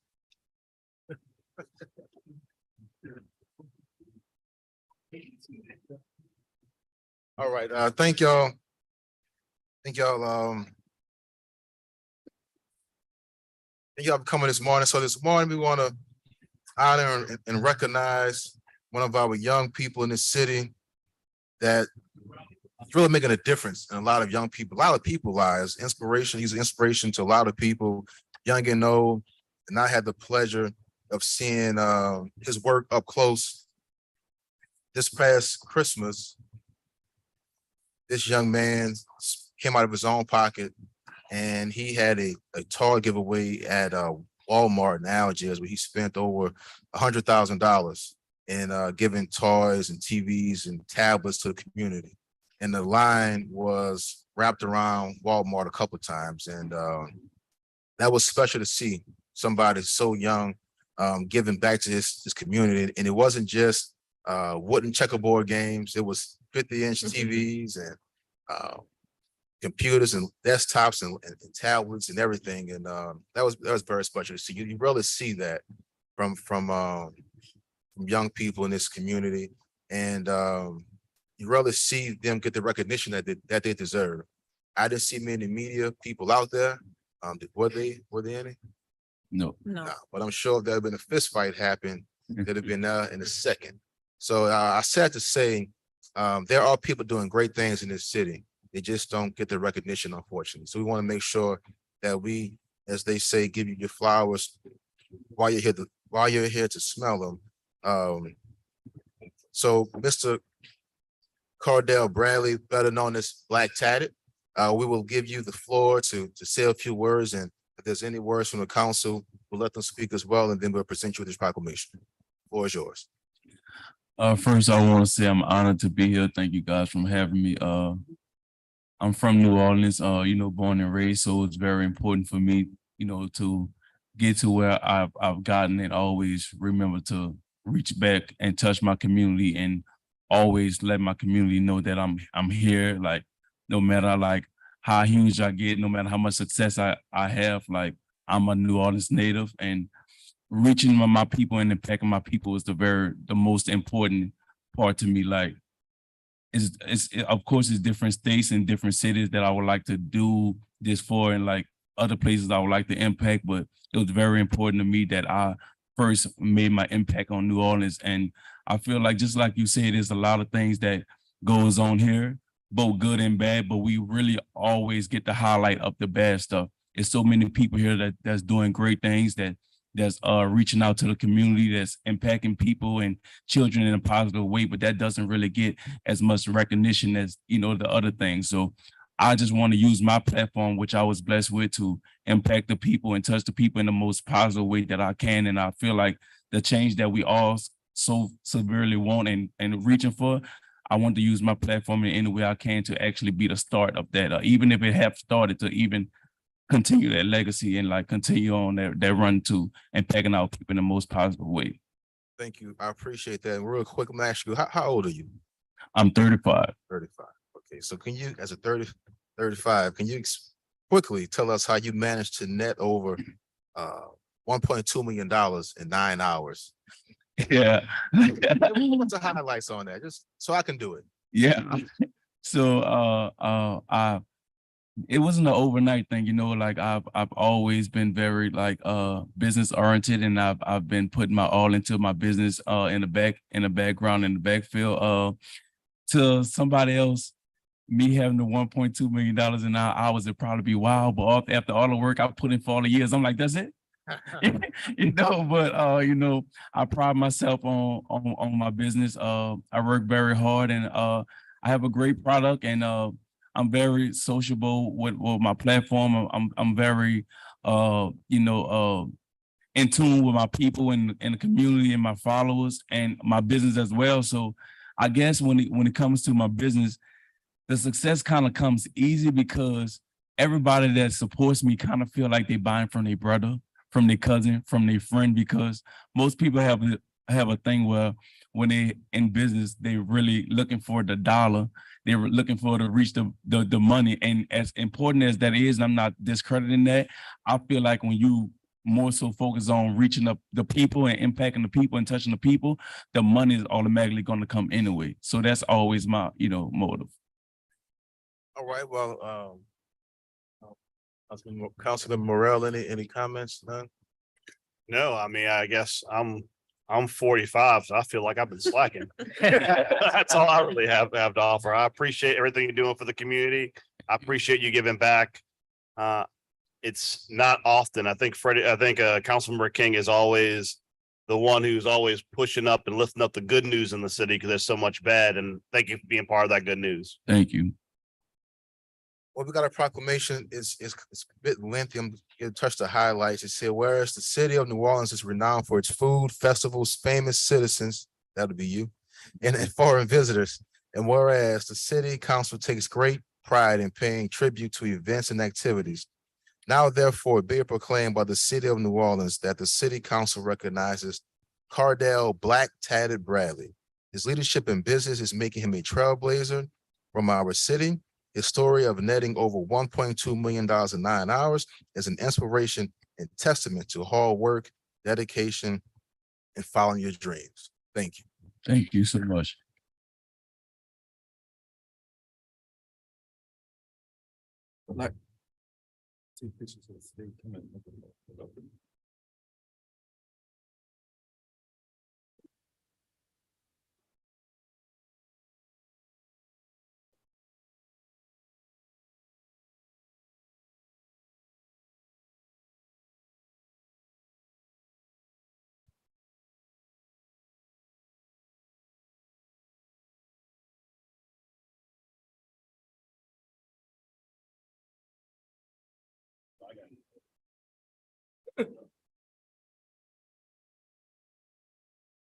All right, guys, give me 1 second.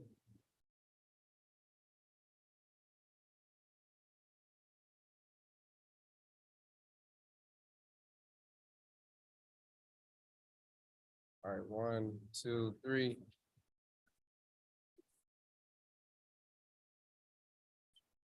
Thank you so much.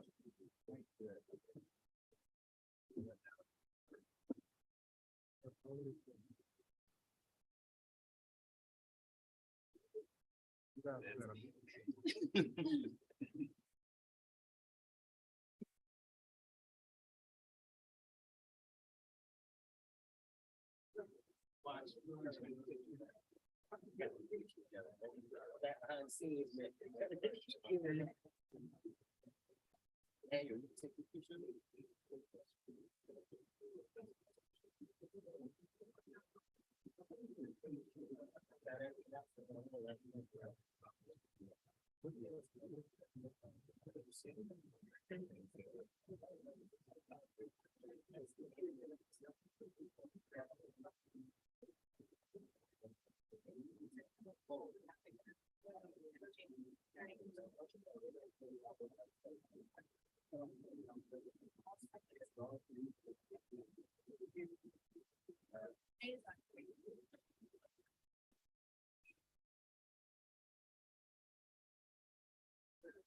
you.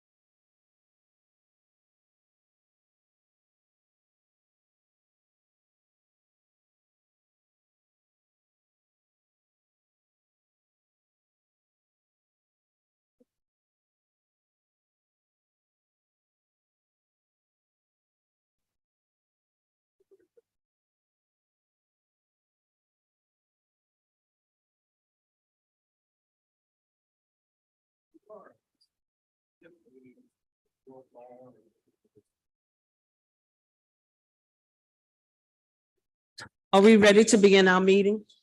We are ready to begin the meeting, Madam Clerk. Roll call, Councilmember Thomas. Councilmember Green. Present. Councilmember Morrell. Here. Councilmember Moreno. Councilmember King. He's here. Councilmember Harris. Councilmember Jeruso. We have 5 members. We have a quorum. Thank you. First up, we have the Pledge of Allegiance. No, the pastor. Invocation. There you go. Sorry. My agenda's not in front of me. We have the invocation being done by Pastor Jonathan Everett of Rock of Ages Baptist Church.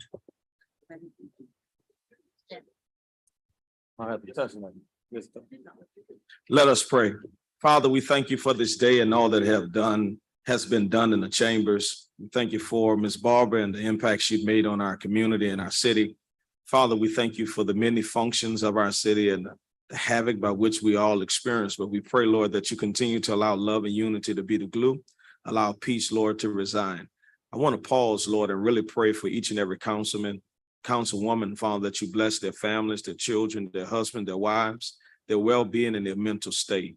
Allow everything to happen today according to your will and your way as you continue to re-innovate and, Father, continue to revive New Orleans to a better state in which it should be and could be. It's in Jesus' name we pray.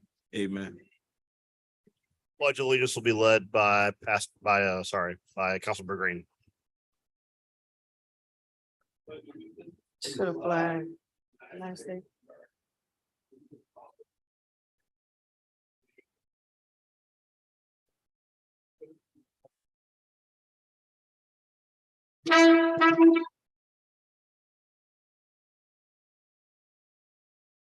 Oh, say, can he see?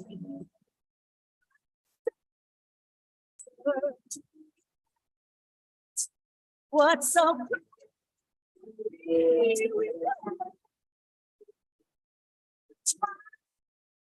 that's it. Who's brought stripes and it's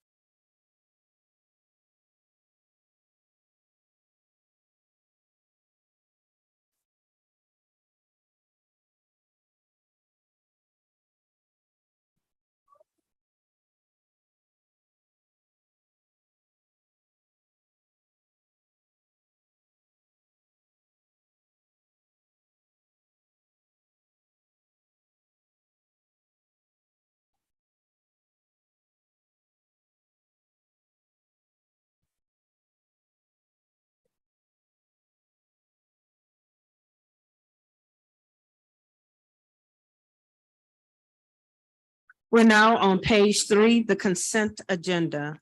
We have a communication from Aaron Spears, Chief of Staff and Counsel, Council Utilities Regulatory Office. This should be marked received. On top of page 4, we have a communication from Amy B. Trepanier, Director of Personnel, City of New Orleans Department of Civil Service. This should be marked received. We have a communication from Carol McCarthy, 815 3rd Street. This should be marked received, suggested hearing date, February the 2nd. We have a communication from Rachel Flack, 815 3rd Street. This should be marked received, suggested hearing date, February 2nd. On top of page 5, we have a communication from Cynthia Davis, Department of Safety and Permits, City of New Orleans, 1137 Baron Street. This should be marked received, suggested hearing date, February 2nd. We have a communication from Jennifer Avegno, MD, Director of Health Department, City of New Orleans. This should be marked received. We have a communication from Judge Michael Bagnaris, retired, representing Cypress Coats Concepts LLC, 2220 Broadway Street. This should be marked received, suggested hearing date, February the 2nd. On top of page 6, we have a communication from Darren P. Lombard, Clerk of Criminal District Court, Chief Elections Officer. This should be marked received. We have a communication from Michelle D. Allen Hart, General Counsel and Deputy Director of Aviation Legal Affairs, New Orleans Aviation Board. This should be marked received. We have a communication from Archie L. Jefferson, 8829 Jeanette Street. This should be marked received, suggested hearing date, February the 2nd. On top of page 7, we have a communication from Simone Sifonet, 725 Mandeville Street. This should be marked received, suggested hearing date, February 2nd. We have the report of the Deputy Director of the New Orleans Historic District Landmarks Commission, Central Business District Historic District Landmark Commission, 815 3rd Street. This should be marked received. We have a report of Stella Cement, Independent Police Monitor, Office of the Independent Police Monitor. This should be marked received. On top of page 8, we have a report of the Executive Director of the City Planning Commission. This should be marked received, suggested hearing date, February 2nd. We have ordinance calendar number 33,997 by council members Jeruso, Moreno, Green, and Thomas by request. The fiscal note was received. The Budget Committee recommended approval. On top of page 9, we have ordinance calendar number 33,998 by council members Jeruso, Moreno, Green, and Thomas by request. The fiscal note was received. The Budget Committee recommended approval. We have ordinance calendar number 34,001 by council members Jeruso, Moreno, Green, and Thomas by request. The fiscal note was received. The Budget Committee recommended approval. On top of page 10, we have ordinance calendar number 34,013 by council members Jeruso, Harris, and King by request. The Budget Committee recommended approval. We have motion M2319 by council members Jeruso, Moreno, Morel, Green, and Thomas, Sewage and Water Board hiring rate. This was previously approved by motion M22-385. The Budget Committee recommended approval. On top of page 11, we have motion M2320 by council members Jeruso, Moreno, Morel, Green, and Thomas, the Sewage and Water Board Public Works new job classification. The Budget Committee recommended approval. We have motion M2321 by council members Jeruso, Moreno, Morel, Green, and Thomas. This was for police. It was previously approved by motion M22-385. The Budget Committee recommended approval. On top of page 12, we have motion M2332 by council members Jeruso, Moreno, Morel, Green, and Thomas, a Sewage and Water Board new classification. The Budget Committee recommended approval.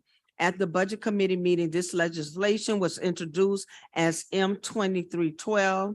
But due to the council's special meeting scheduled for 1/18/23, the motion number was changed as reflected above. We have motion M2338 by council members Jeruso, Moreno, Morel, Green, and Thomas, police new classification. The Budget Committee recommended approval. At the Budget Committee meeting, this legislation was introduced as M 2313, but due to the council's special council meeting scheduled for 1/18/23, the motion number was changed as reflected. Number on page 13.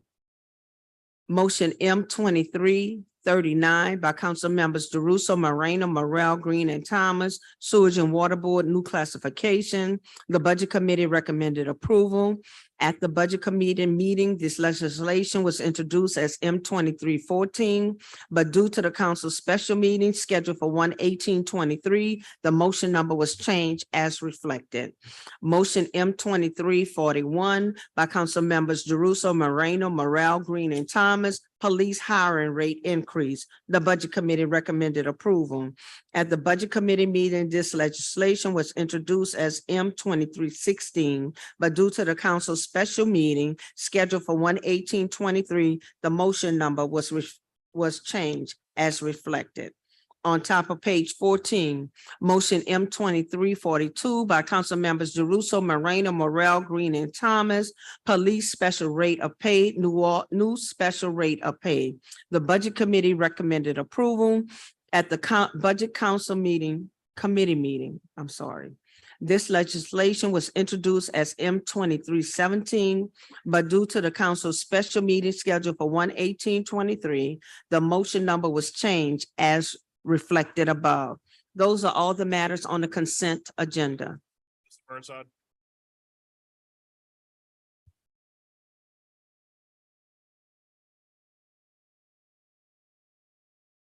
Somebody might want to come and try to do something with this microphone, like put it over there or something, but whatever.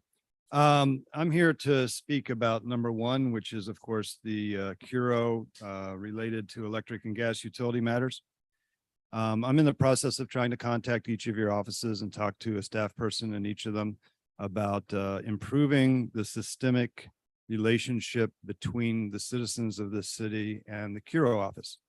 I have been schooled by both the past council president and the past council vice president that Curo is the regulatory body for our public utilities, specifically Entergy, AT&T, and Cox.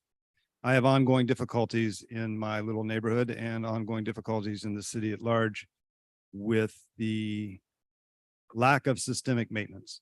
I was sent an email a couple of weeks ago, did a little bit of math by my Nakian mathematics, which anybody can challenge if they wish. It seems to me at this time that Entergy is on a rotation of 200 years in order to replace all their poles having a lifetime of approximately 30 to 40 years. So it is my personal belief at this time that Entergy's maintenance and ongoing cost burden for maintaining their distribution network is falling behind in its maintenance schedule. My current problems are mostly with AT&T, actually. I have asked them to do several things and they have not done them. So I need help. And I think many of the citizens in the city need help. And I think a 311 option of connecting citizenry to government is something we need to consider. And 311 needs to send those service requests on to Curo because Curo is the regulatory body. Obviously, they would get overworked and they would need to hire more people and take on sort of a blue collar aspect to their service as well as their current white collar service to the city at large. And it would be difficult at first to achieve all this. But I need people to start thinking about a systemic method where the citizenry of this city can take their utility complaints to the city and have the city's help rather than be left alone to argue with a Fortune 500 company all by themselves. Mr. Burnside, before you go, Mr. Burnside. I've been following this issue and I've begun some conversations with Curo. Because you're right, obviously it would require tremendous, the office is not currently staffed to do those sort of site visits. Something that I have the office looking into currently is beginning with tracking the 311 complaints on the polls and being tasked with the follow-up to find resolution. Because right now, like you said, because no one's really taking ownership of a lot of the deterioration of utility issues, whether it be AT&T or Entergy, when a complaint is made, it pretty much goes into a black hole. So we're working on a short-term solution, which is having Curo take ownership of tracking the complaints and having a 311 process, and seeing if in the short term we can engage some of our existing departments to work under Curo to go do the actual site visits. But your point is well taken. You're 100% correct. The only body that is tasked with that direct communication with those utilities is the Council Utilities Office and Curo. So we're working on it, and I will work with Curo and my office to loop you in so we can have some follow-up on that. And It's a Mr. very Burnside, generous statement, sir. and Mr. Burnside, I will say that I attempted to get 311 and Entergy together. Last Friday, there was a scheduling snafu, but they are talking to one another.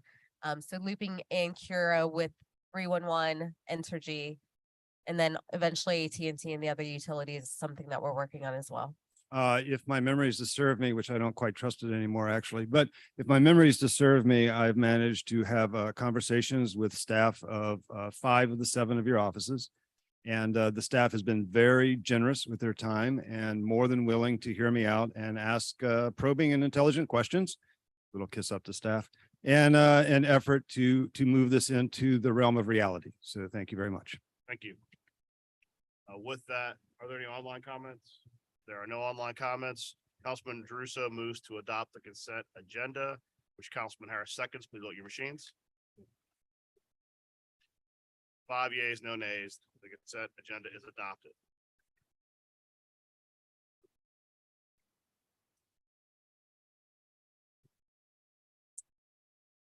We're now on top of page 15. The HDLC appeal of Carl Hardy has been deferred to February 2nd. On page 16, we have a legislative group and a HDLC appeal of Mary Grace Burgess requesting to appeal the Historic District Landmarks Commission's decision of denial of an application for demolition of property located at 740 Jenner Street. We have motion M2329 by Councilmember Harris overruling and granting the applicant's request for demolition of the property located at 740 Jenner Street. Thank you, Madam Clerk. This motion overrules the HGL decision to deny demolition and allows for the demolition of 740 Jenner Street.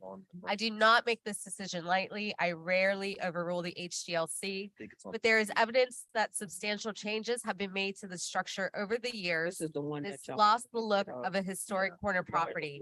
I've also received countless emails from immediate neighbors in support of the demolition to allow for the construction of Let a me new see. home. Eleanor, will you brief us on the HGLC report? Yes, this is a request of an appeal of a HDLC denial of demolition. FEMA survey research indicates the original building was constructed between 1900 and 1910. However, it likely first appears on the 1893 Sanborn map as a double with residential and commercial unit wraparound corner awning. The original building has been altered over the years, but appears to have retained a majority of its original style, scale, massing, roof form, and footprint to this day. It's not clear when modifications at the recessed front porch were completed. However, based on the craftsman style wood windows and doors at this area, it was likely within the period of significance for the local historic district. HDLC Inspector Daniel Sile performed an interior and exterior visual inspection on November 29th of 2022 and determined the building to be in fair condition. The wood windows are in good condition and only would require reglazing and paint. The full inspection report is included in the staff report. While the current building appears to have changed use and was modified over the years, it continues to retain much of its original character defining architectural features. Additionally, the building sits on a 65-foot wide double lot, which makes the historic structure more vulnerable to requests for demolition, as the lot has sufficient width to be subdivided by right for construction of 2 new replacement buildings. Based on this and the contributing rating of the existing building, staff recommended denial of the request for demolition to grade. Staff also recommended that the applicant reconsider their previous request for a renovation and Camelback addition, as this more limited scope of partial demolition would be more appropriate for the building and its current condition and would allow more of its historic building fabric to remain. At their hearing, the commission reviewed the applicant's presentation, staff recommendation, photos of the interior and exterior, and the inspection results. After a motion by Stephanie Bruno to approve the application failed to gain a second, Greg Heckenberg made a motion to deny the demolition. The motion, seconded by Jennifer Green, passed 9-1. All right, we have some public comment cards. The first one is Byron Cole. And just remember, everyone has 2 minutes to speak. Yes, thank you. I appreciate you. Can I get a clock? Because it wasn't a 3 yesterday, or that was just for that meeting? That was Okay, no problem, no problem. I just wanted clarity. So can I get the clock, sir? Just so I can start to be respectful and make sure, but I'm also gonna make sure that everyone's following the rules too. All right, here we go. So we're talking about demolition in Blight. It's a tall building, there's stuff falling off of it right now, downtown. It's a pink elephant in the room, Joe. Really is. I picked on you because I knew your daddy. You know what I'm saying? Pink elephant in our beautiful downtown. Why is corporate America getting such optimal treatment? First question. Wait, I only got 2 minutes. That wasn't just to Joe, that was to everyone. Second one is everyone on the council aware that as we lead this charge against blight and code enforcement, that Oliver Thomas' cousin, Troy Henry, owns multiple blighted businesses in his district that he does not make an issue of. We inquired to buy one, almost falling down. Troy Henry owns it. The shell on Elysian Fields across from Popeyes that they're being allowed to redo electricity and stuff while open. Troy Henry owns it. He leased it to the Arab who told me that. His name is Ash, if you want to do some legitimacy check, right? And so I'm not being derogatory for no reason. We're talking about inherent problems, right? We're talking to attorneys at that. And so we're not going to ignore the contradictions and put more punitive damage on the local indigenous person without addressing what's happening with corporate America. Also, with Sewage and Water Board, we know for a fact that there are corporate entities that owe energy and Sewage and Water Board hundreds of thousands of dollars, and yet we waste time and have these meetings and prey on the indigenous. Can we please stop this? I don't want to fight y'all. I really don't, but we have to make sense of how we're moving. Thank you. Mary Grace Burgess. Reminder, 2 minutes per speaker. I can address the first part because we had a meeting about this and code enforcement told me 2 things, Mr. Cole. One is they were looking at those bigger entities that have problems and they said Bruno Properties and Plaza Tower are on their list. So that's number one. And then also big swaths. I'm saying there should be a prioritization. I don't disagree with you about that.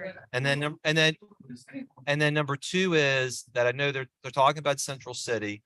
And then I've said to them, again, with the blight map that I showed yesterday during the long crime meeting, can we please look at where blight is and where crime is and start knocking down blighted properties where you see that crime on the map at the same time?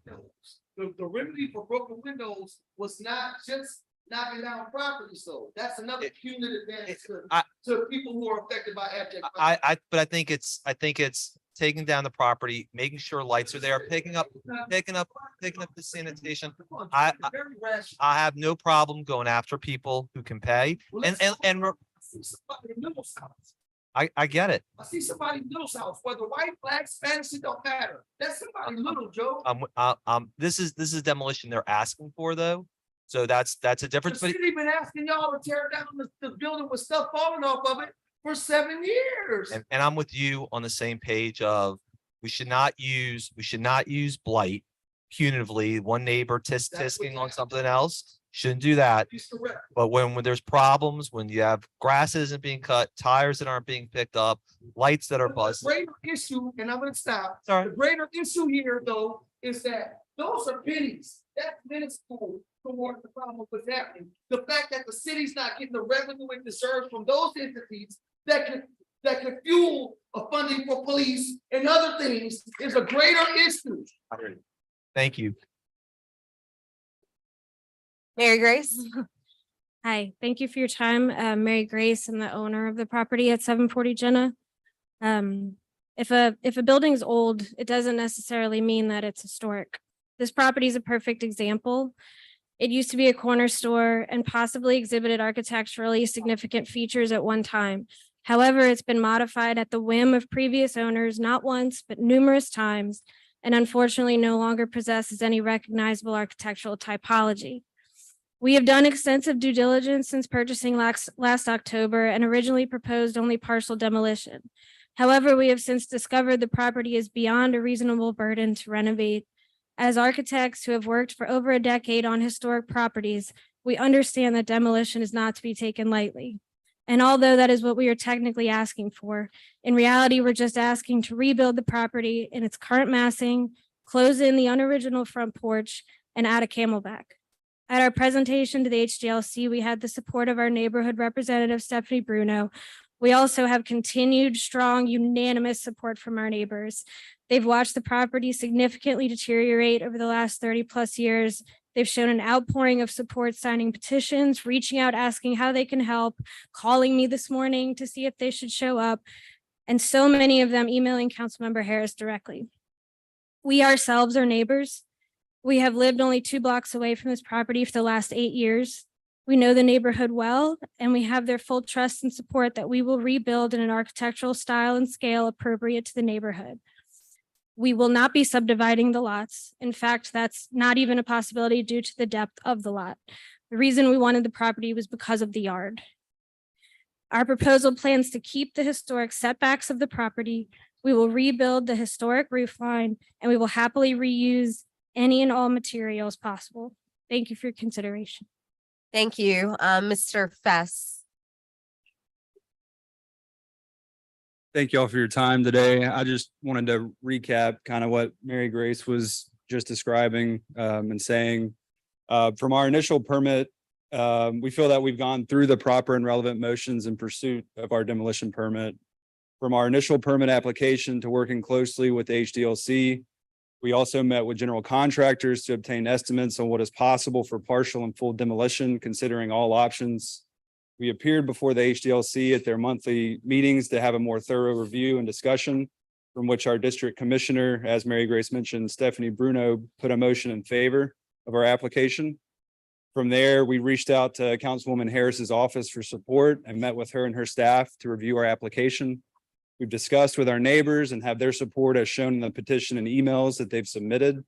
We feel we've exhausted all options and ask that the council please reconsider the HDLC's ruling. Thank you. Thank you. Mr. McGuire.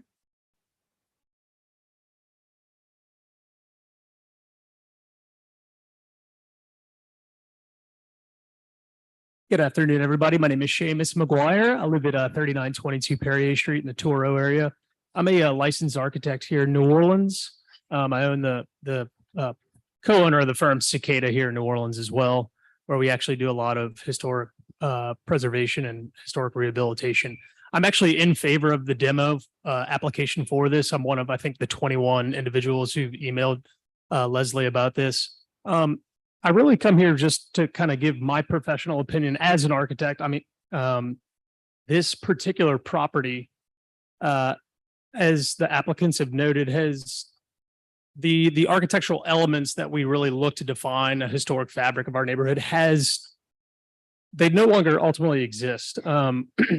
This particular corner store typology has been greatly modified. Actually, if you go down, let's go down, keep going. See there. So I think on the far left was kind of the original ultimate based on the Sanborn in the early or the late 1800s, the corner store typology. Since then, over time, ultimately the front porch was closed in, side porch was closed in, and then it's kind of been ultimately butchered as far as, you know, the windows that had been placed on the front facade, and rendering it ultimately from a architectural typology unrecognizable, in addition to the blight, etc. I think one other thing that we should think about here, and HDLC doesn't take this into account, but in order for the homeowners to renovate this properly, their current home is actually under the base flood elevation in the city. So even if they were to remove the back end, the existing front area is below BFE, which would require a decent amount of cost to either raise that to the base flood elevation and or build a rear addition where they would have to have steps into it, which renders it quite costly. So ultimately, I'm here in support for the demo. And that's all I have. Thanks, Mr. McGuire. Mr. Burnside.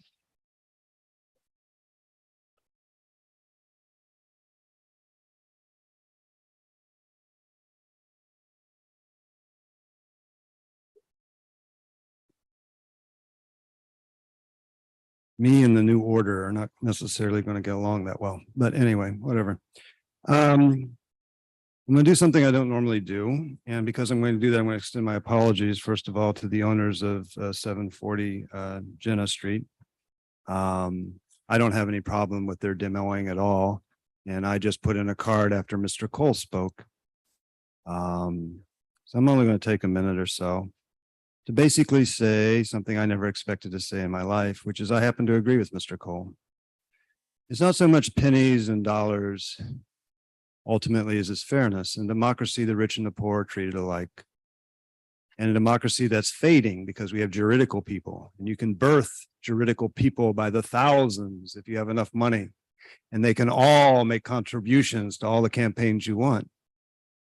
But still, the rich human being who's embodied in a human body by a creator God can only vote once, just like I can only vote once. And it is my experience that significantly large, expensive pieces of property are in fact treated differently by the city than small, less expensive pieces of property. The Plaza Tower, I believe it is called, is the skyscraper across the street from the Union Passenger train station. The netting that was put up after some metal fell off and almost hit a bicyclist is itself now ripped, visually and obviously ripped on two of its corners. The city or someone put up some orange barricades to stop cars from driving that way, but we being New Orleanders moved the barricades and drove that way anyway. So as we interact with the rich and the poor, understand that perceived fairness might be almost as important as real fairness.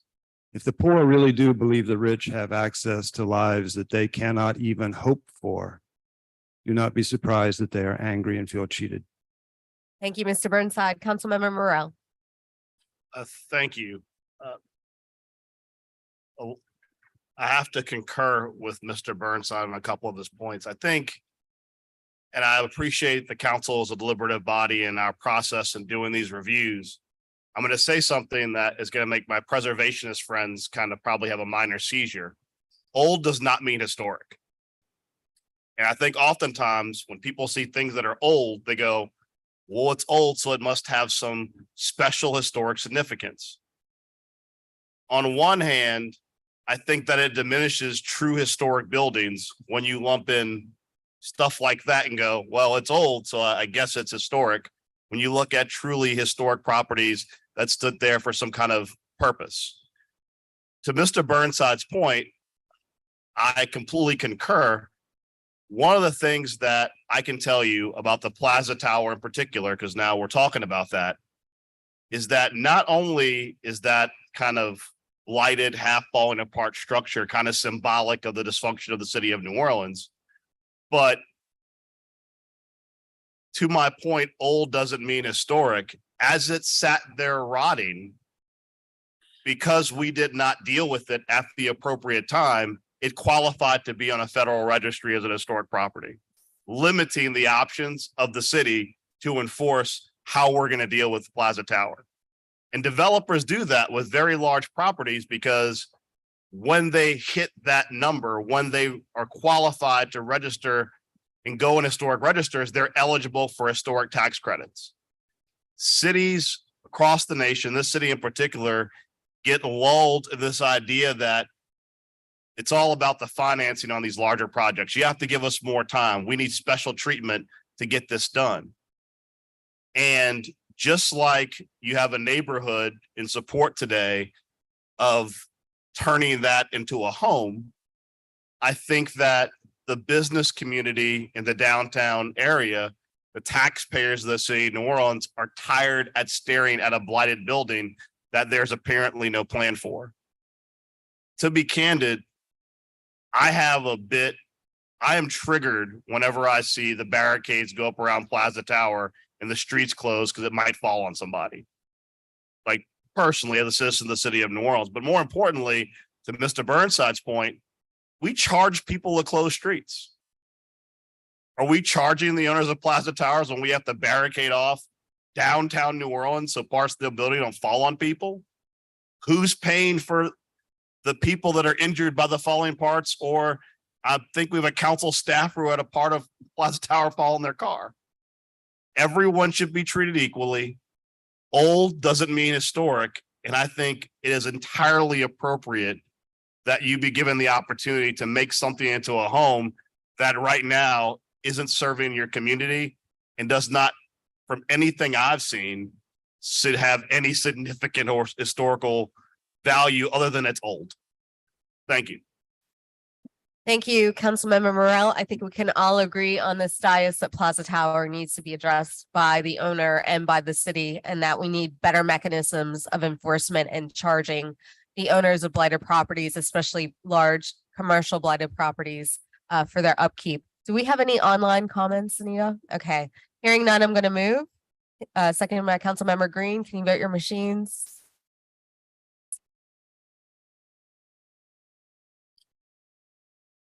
Six shays. Thank you.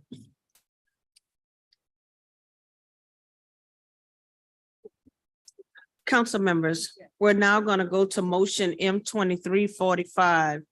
And I have to read it into the record and then we will have to suspend the rules. One second. Oh, okay. I see there are people from English Turn about the village in English Turn. We will not take up this matter today. There'll be no public comments about this matter today. We'll discuss this at the next council meeting, February the 2nd. February the 2nd. We have motion M 2345 by council members Jeruso, Moreno, Harris, King, Green, and Thomas by request. Whereas the city of New Orleans has a fleet of approximately 2,300 vehicles and pieces of equipment of which the average age is 13 years old. Whereas the chief administrative office is responsible for procuring and maintaining the city fleet of vehicles and equipment, including heavy equipment. Whereas the city will need to purchase over 1,500 vehicles and pieces of equipment to update the fleet. Whereas the city is prioritizing the purchase of vehicles and equipment for public safety agencies. And whereas the city has faced numerous challenges procuring vehicles and equipment as manufacturers face semiconductor shortage, manufacturing delays, and other supply chain issues. And whereas the CAO estimates the cost to update the fleet not to exceed 75 million. And whereas the following vendors have been identified and have been or will be asked to informally bid to provide the city with vehicles and equipment: Premier Dodge, Courtesy Ford, Jerry Lynn Chevrolet, Southland Dodge, Premier Chrysler Dodge, Jeep, Ram Fiat, Siddons Martin Emergency Group, Frazier Emergency Vehicles, and Southern Emergency and Rescue Vehicle Sales. Ferrera Fire Apparatus, Pierce Manufacturing, Rosenbauer America, Sutphen, and other vendors as needed. Whereas the current vehicle and equipment shortage is critical and will have a negative impact on citywide public safety, quality of life, and the lives of city residents and visitors in the event of an emergency during the 2023 carnival season and beyond. Whereas the city attorney, the director of finance, and the chief administrative officer have certified this situation as an emergency based on the above facts and recommended that the council declare the need for immediate vehicle and equipment procurement constitute an emergency. Now therefore be it moved by the council of the city of New Orleans that the need for the immediate procurement of vehicles and equipment is hereby declared to be an emergency. Be it further moved that the CAO is authorized to secure informal bids for the emergency procurement.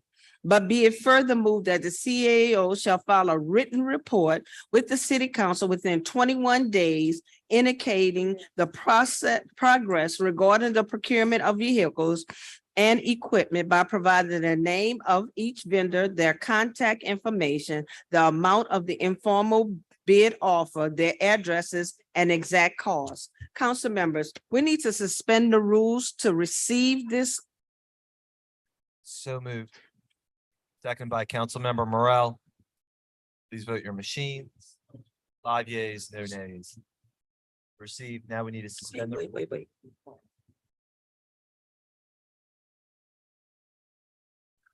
Okay, Councilman, go ahead. Do we need to suspend the rules to add it to the agenda? Yes, sir. Thank you, ma'am. It only took me 5 years to learn, but I appreciate it. Councilmember Harris seconds that. 5 yeas, no nays, and it's now added to the agenda. Members, we have already on the agenda another motion that was going to remove the regular procurement process, but it was just for ambulances. And I think one thing that we heard clearly yesterday from the community was that there is pain, as Councilmember Morel said yesterday, about the issues with crime and public safety, but also a lack of urgency. So what can we be doing as both a city and as a council to help with that? This now says that for pieces of equipment and vehicles that relate to public safety agencies, that the procurement process will be much faster. And because of the state of the emergency that we are in, you don't have to go through the normal channels and delay and get bogged down. And that runs the gamut from police cruisers to fire trucks, to ambulances, to lawnmowers, to the point I was making earlier with Mr. Cole. So with that, I think Councilmember Morel, you wanted to be added to this. So we have all 7 on the motion. Unless there's any comments or questions, I'll move for approval. I'll also be submitting a similar motion later with the administration to see how we can extend this beyond just equipment and vehicles, to see what other things we can be doing to move faster through the procurement process. Seconded by Councilmember Harris. Thank you. Members, please vote your machines. I need one more. 5 yeas, no nays. The motion carries unanimously. Thank you, Madam Clerk. We're now back in the regular order of the agenda. We're on page 17. The VCC appeal of Ralph H. Long is past the deadline. The matter dies. We have a legislative grouping, an extension request of Taylor Scott Concordia, requesting a second extension of a conditional use approval for zoning docket 7419, ordinance number 28,282 MCS, the proposed Crescent Hotel project at 500 Piety Street. We have motion line over M23-3 by Councilmember King, granting the request for an additional extension of the conditional use for zoning docket number 7419, ordinance number 28,282 MCS. Thank you, Madam Clerk. I make a motion to extend the conditional use. Second by Councilmember Jeruso.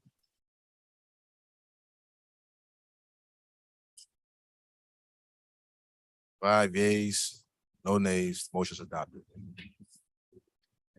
6, I apologize. Machine is not working. On top of page 18, we have a legislative grouping, appeal of Howard L. Rogers III, requesting to appeal the parking requirement of the University Area Off-Street Parking Interim Zoning District per Article 19 of the city's comprehensive zoning ordinance for the property located at 9119 Forsyth Street.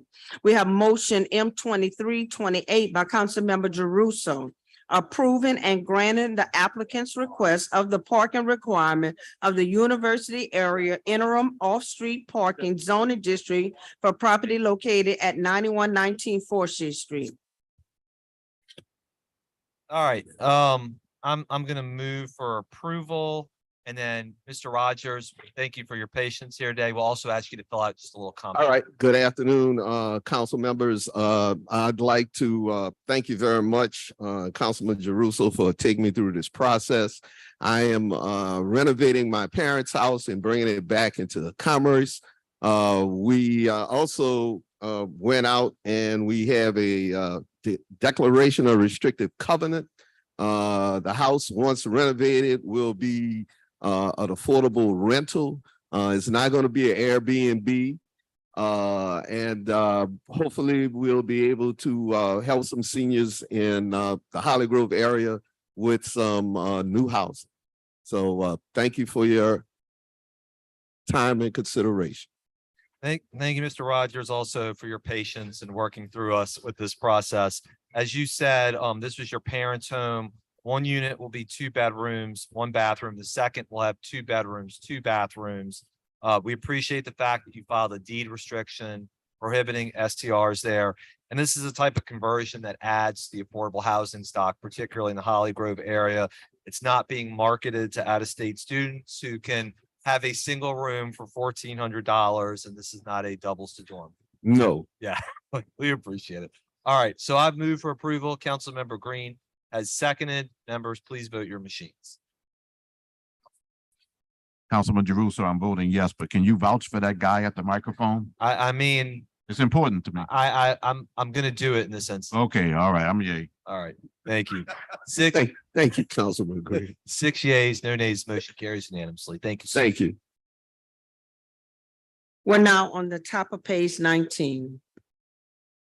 We have a legislative grouping, zoning docket 8422, Landis Construction Company LLC, requesting a conditional use to permit a reception facility over 10,000 square feet in an HUMU historic urban neighborhood mixed-use district. The petition property is located on square 584, lot 1A1 in the 6th municipal district bounded by LaSalle Street, Ferret Street, Jenner Street, and Napoleon Avenue. Municipal address 2400 Napoleon Avenue. The recommendation of the City Planning Commission being for approval, subject to 1 waiver and 5 provisos. We have motion M2330 by Councilmember Harris, granting the applicant's conditional use request for zoning docket 8422, subject to 1 waiver and 5 proviso set forth by the City Planning Commission. Thank you, Madam Clerk. This motion approves the CPC recommendation to allow a reception facility over 10,000 square feet at 2400 Napoleon Avenue, a building that has been vacant for years.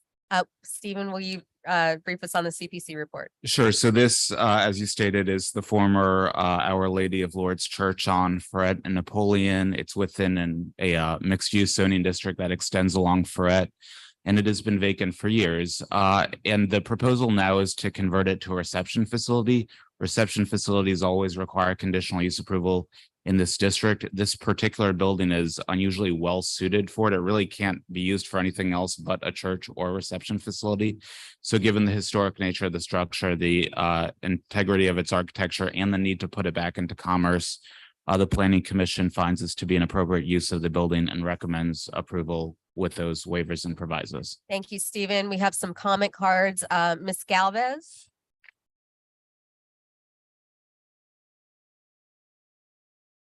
And just a reminder, 2 minutes per person. Good afternoon, Francia Galvez on behalf of Zach Smith Consulting and Design, 530 South Norman C. Francis Parkway, New Orleans, Louisiana. I'd like to go ahead and start acknowledging everybody that helped make this approval possible. The CPC staff, the commissioners, council members, of course, and the neighbors of 2400 Napoleon Avenue. It's been a great experience working with everybody, and I'm glad to say I'm part of a project that's going to make such a big impact in our community. And I'm open to any questions. What is the situation with parking? With the parking? Yeah. As of now, my owners are here and they're trying to get the bellwether behind, the building behind, to make more parking for everybody. Okay, thank you. Any other questions? All right, Zach Smith? Nothing, okay. He's in support. Stacy Von Gerning? She's in support. Doug Clemenger? He's in support, and then I have a card that I cannot read at all. Mr. Burnside. Pretty no good and my handwriting's gone worse. So I have to admit up front that I like Zach, so we'll cover that base. However, I come up to basically try to start advocating for the idea of trading. City's giving away a conditional use that basically is money. Otherwise, the events would be different, right? The city needs housing. Okay. Now, either the city does need housing or it doesn't. If it doesn't, then I should be told politely and private just to shut up and go away. But if the city does need housing, the city needs to start thinking of innovative new methods to achieve housing.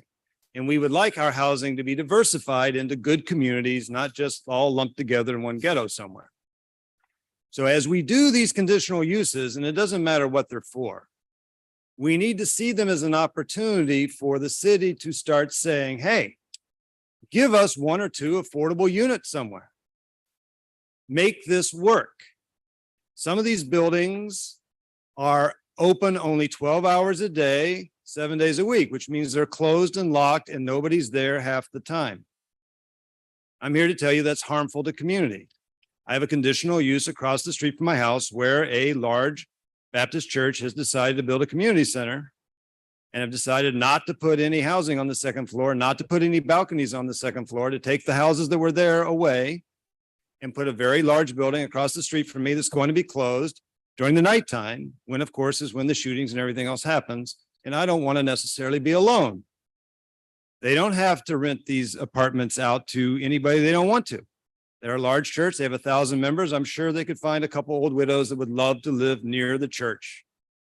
I'm not trying to tell people how to live. I'm saying the city itself needs to start thinking of these conditional uses as an opportunity to engage in trade negotiation with a person who wants something, which is the conditional use, when we need something, which is affordable housing. Thank you.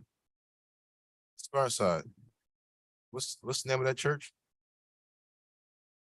Is the church my good friend, Councilman King has attended with his son and introduced me to, I believe, some future council person, Freddie King IV. So I'm not disputing the need for affordable housing or housing in the city at all. But I don't want to diminish the role of a community center in the middle of a neighborhood that has seen 4 murders in the past 2 weeks. I think that's very needed, as well as housing, but to just try to diminish the value of the community center, I think is a bit inappropriate. I hear you and I respect you, and I have to take what you say seriously then, which is difficult for me because I'm not a very good person. But here's the deal.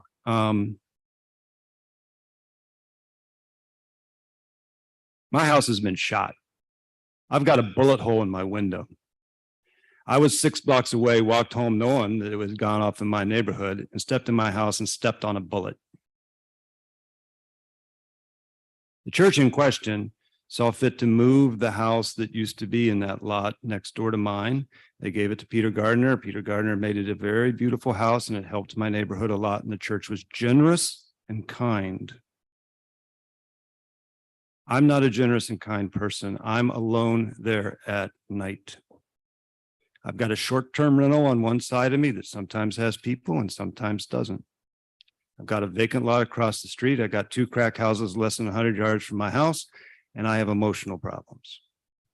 So when I make a little tiny cut at a church that has 1,000 membership and who has property basically almost kind of incorporating 2.5 city blocks that used to, according to Sanborn maps, have approximately 66 residential houses next to a school that has been closed, even though it's named after Mahalia Jackson, and turned into an administrative set of offices by the school district. I argue that my neighborhood is hollowing out.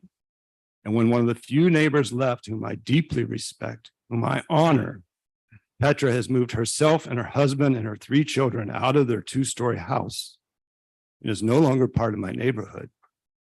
I regret the absence of people. Fair comment.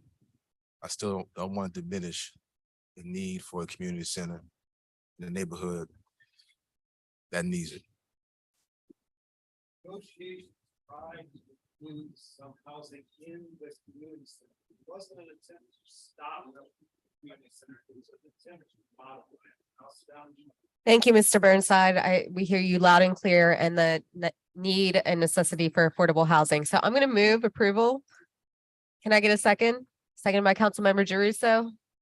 Are there any online comments? Okay. Are your machines? I got 6 votes. Thank you. On top of page 20, zoning docket 8722 has been deferred to February 2nd. The legislative group and zoning docket 9022 and motion M2323 has been withdrawn. The applicant submitted a letter requesting withdrawal. Page 22, the legislative grouping 9322 and motion M2325 has been deferred to February 2nd.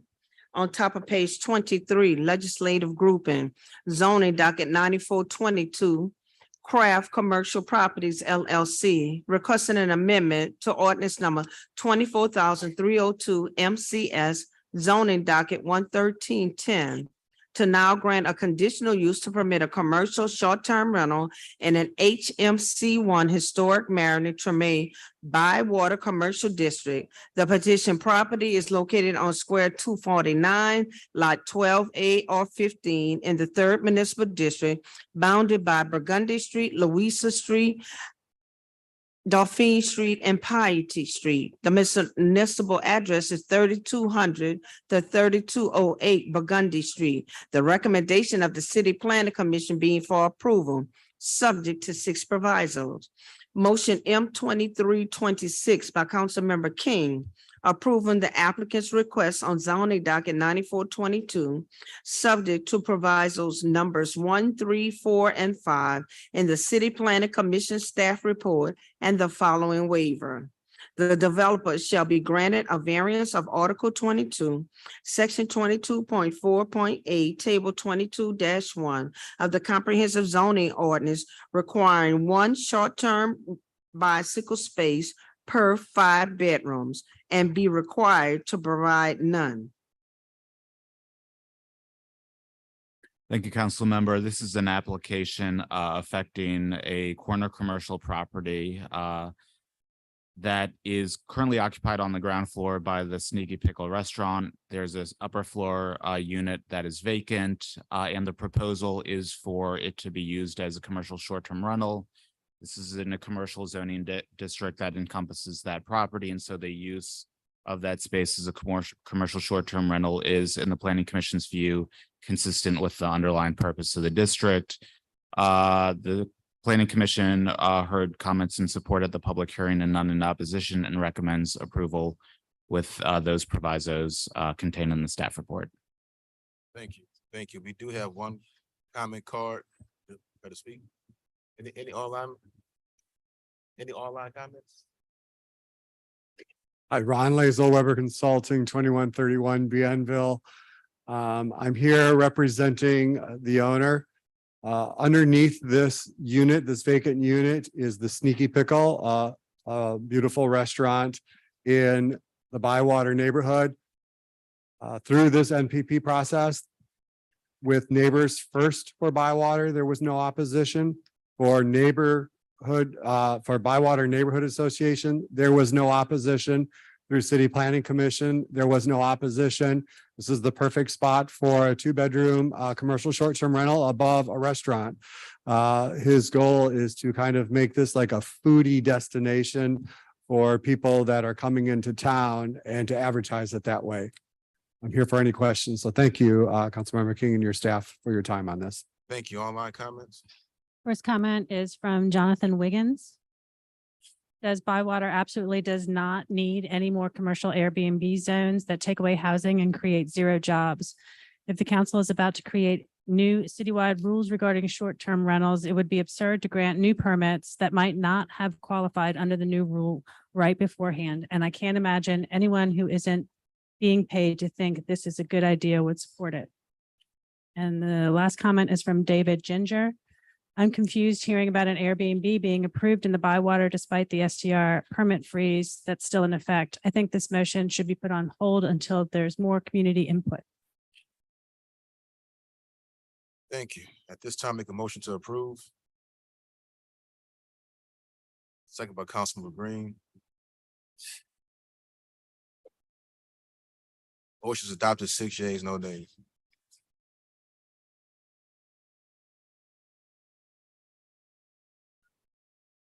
We're now on top of page 24, a legislative grouping, zoning docket 9622, 623 Orange LLC. Requesting a conditional use to permit a reception facility over 5,000 square feet with outdoor live entertainment, secondary use in an HUMU Historic Urban Neighborhood Mixed Use District.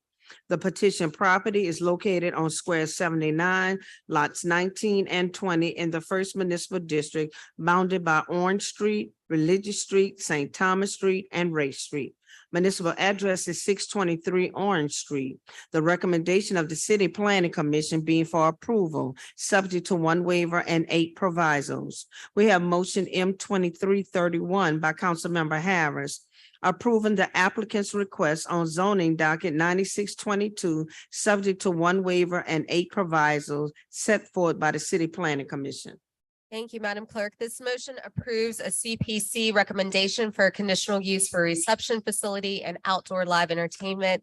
Stephen, will you brief us on the CPC report? Sure. So this property is the Richardson House, which is a local historic landmark built in 1850. It is on Orange near Chapatulas in what is really a mixed-use semi-industrial context. So the proposal here is to renovate it and reuse it as a reception hall with interior space and an exterior space. This is fairly unusually well suited because it's actually enclosed by warehouse buildings. So while there is outdoor space and there's always some potential for noise spillover, you really have a context that encloses that outdoor space. So in the staff's view, the Planning Commission staff's view, this is an unusually well-suited site for a reception facility. But we'll note at the public hearing before the Planning Commission, the head of St. Michael's School voiced concern about potential events happening while the school is in session. And in response to that, the commission recommended a proviso that would limit events to occur only when the school is not in session. And so with that modification, the commission recommends approval. Great, thank you. So I will move. Second by Councilmember King. 5 yeas, the motion passes. Thank you.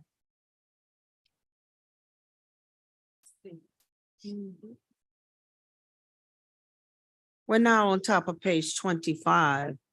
We have a legislative grouping, zoning docket 9722, City Council motion M 22-431, requesting for the rescission of ordinance number 28,644 MCS zoning docket 821, which granted a conditional use to permit a wine shop in an HUB1 historic urban neighborhood business district. The petition property is located on square 2404, lot 14A in the 6th Municipal District, bounded by Magazine, Constance, General Persian, and Milan Streets. Municipal addresses 4210 through 4214 Magazine Street. The recommendation of the City Planning Commission being for approval. We have motion M 2335 by Councilmember Harris, approving and granting the applicant's request on zoning docket 9722 for the properties located at 4210, 4214 Magazine Street. Thank you, Madam Clerk. This motion approves CPC's recommendation to revoke the conditional use for a wine shop at 4210, 4214 Magazine Street. Stephen, will you brief us on the CPC report? Yes, this property is a mixed-use structure on Magazine containing ground floor commercial space, upper floor residential space. The property owner lives in the second floor residential unit. And in 2021, a conditional use was granted to allow a wine shop to operate within the ground floor space. The property owner and occupant on the second floor has experienced issues with the operation of the ground floor space and approached your office council member about rescinding the conditional use. A revocation can happen pursuant to the comprehensive zoning ordinance, partially in the case where a request is made by the property owner. And so that's what's happened here. The planning commission held a public hearing, heard comments from the property owner, noting his negative experience with the wine shop and with the operator of the wine shop as well, stating that they would not like the conditional use to be rescinded. Having heard all that public comment, the planning commission found it appropriate to rescind the conditional use and recommends approval. Okay, so let me just say this. I'm a lawyer. I look at things in black and white and what the law says. And according to Article 4, Section 4.31 of the CZO, a conditional use may be revoked by the city council if any one of three criteria are met, including the property owner making a request to revoke the conditional use, which is what happened in this instance. Because of those three conditions, for revocation were met, the CPC recommended approval of the revocation. And because the owner requested rescission, there's no legal justification to deny it. At city council, we have to follow the rule of law, and the CZO is clear here. I understand that there's litigation pending, and we looked for case law to see if there's ways around this and couldn't find any. And maybe that's something that a judge will decide. But under the CZO, when an owner requests revocation, that's what has to happen. I see Councilmember Thomas has a comment, and then I also have comment cards for public comment. You may want to get Public comment first? First. Sure. Edward Washington. And reminder, everyone has 2 minutes. Hi, Edward Washington on behalf of Troy Gant and Second Vine Wine. I'm a little surprised that y'all couldn't find any case law because I submitted a draft memorandum in opposition or draft memorandum in support of a temporary restraining order, preliminary injunction, permanent injunction, which cited at least 20 cases that states that this is illegal and that the law you're relying on is unconstitutional. And I submitted that to the clerk of council before the deadline. I called the office to check on the submission deadline. And y'all know, some of you know I have a lot of experience with this. So this is substantial. And, let's see, I have some notes I'm gonna go through. Now, you will never see this, and I've never seen this, an owner requests the rescission of his own conditional use, right? Because it's the nuclear option. Once it's gone, it's gone. It's gone for him, it's gone for this guy, right? Now, so anyway, read my brief. Let me briefly go with what I got prepared notes. Okay, what you have before you is a legislative eviction proceeding or the illegal circumvention of a court eviction proceeding, because an eviction has been filed in court, but it's not going too well. So what do? You come here. All right, on February 1st, almost a year ago, Robert Waters began a process to evict Second Vine Wine from the premises. On May 27th, 2022, Waters filed suit of eviction. You will hear Waters claims he has a mountain of evidence, including pictures, video to prove Second Vine Wine is in violation of his conditional use permit as a basis for this request. However, in the year that this has been going on, Waters has not produced any of these videos or pictures or any other evidence to the court, to the city council, to safety and permits, or in response to discovery requests I've had outstanding since December. Okay, CPC staff stated on the record that according to its records, safety and permits has no records of violations by Second Vine Wine. Moreover, at a hearing on December 15th at the Civil District Court, in dicta, Waters' attorney was advised that, as most landlords know, Since he has continued to accept rent and deposit rent from Second Vine Wine, he will probably have to start his eviction proceeding over. In the material submitted to the council that I'm telling you about, that there's probably 8 primary and a dozen relied upon Louisiana state law and federal cases that hold that the property owner cannot dispossess a lessee of a land use permit that is part of a lease, because alcohol beverage outlet is in the lease, that use. Waters' only involvement in obtaining this lease was that he signed the application. Thousands of dollars in permit application fee and consultants were paid by my client. He pays half the property taxes. He pays any repairs. Waters can select the contractor, has the, I mean, there's a slew of things he pays. Mr. Waters, I'm gonna ask you to, I'm sorry, Mr. Washington, I'm gonna ask I you got to 2 wrap it more up. sentences. Okay. In the federal case law that I submitted, the case clearly holds.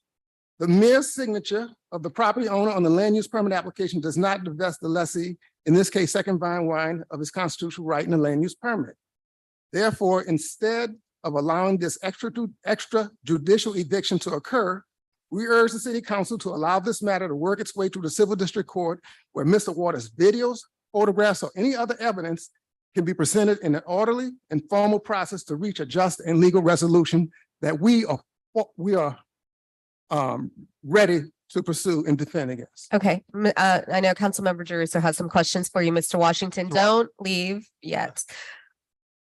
I just guess, Mr. Washington, I want to start with what I think are some dispositive questions for the council, which is, Councilmember Harris said, these are the conditions of a revocation of the conditional use.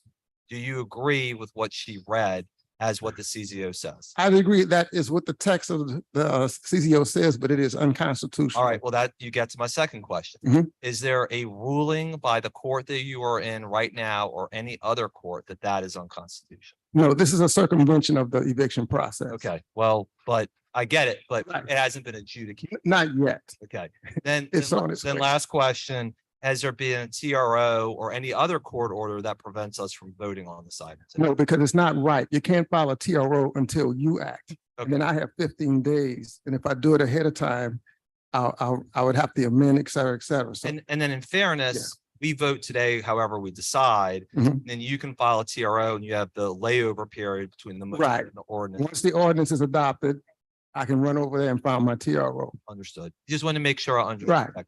Thank you very much. Any other questions for Mr. Washington? And Mr. Washington, that's my thought as well, is that the court can determine whether or not we decided correctly or not, depending on how the vote goes. Mr. Gantz? Okay, thank you, sir. I have nothing else. Okay, thank you.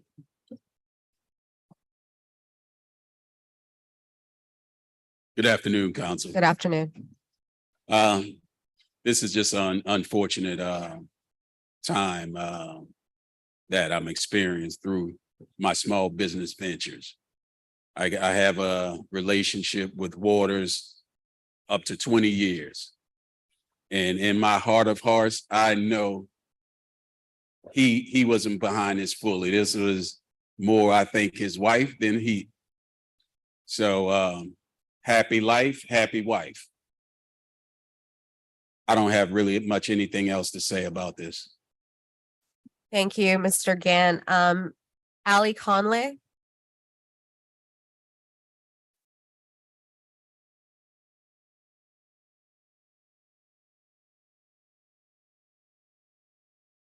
Good afternoon, council members. I'm here to speak in favor of you all adopting this ordinance. As has been stated, this is a request by the owner, and I think Councilmember Harris, you cut right to the point, right to the legal issue. All of this other stuff is kind of extraneous to what the council needs to act on today. The CZO says that when there's been a request by the owner, it has to be accepted by the council. I had notes on, all of the various ways that the tenant in this case is violating the lease and violating the conditional use permit. One point I did want to make is that Mr. Washington has stated that this is an attempt to circumvent the judicial process. It's two separate things. The judicial process has to deal with an eviction specific to this tenant. What the property owner is asking the council to do is what would be specific to the property, because the experience has been so negative that the property owner doesn't want to go through this ever again. So we're asking the council to approve this measure. Thank you. Thank you. Mr. Waters.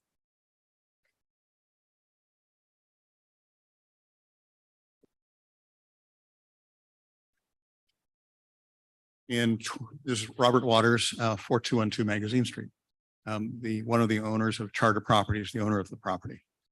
In 2021, we applied for a conditional use permit for the property, which was granted for a retail wine store. And I had visited a number of wine stores prior to doing this and had seen places that sold bottles of wine and sold retail and had a small tasting area as permitted by the CZO.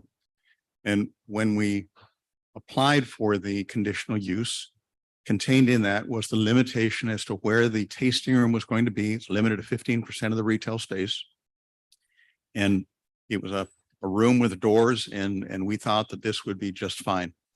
What we ended up with was a bar.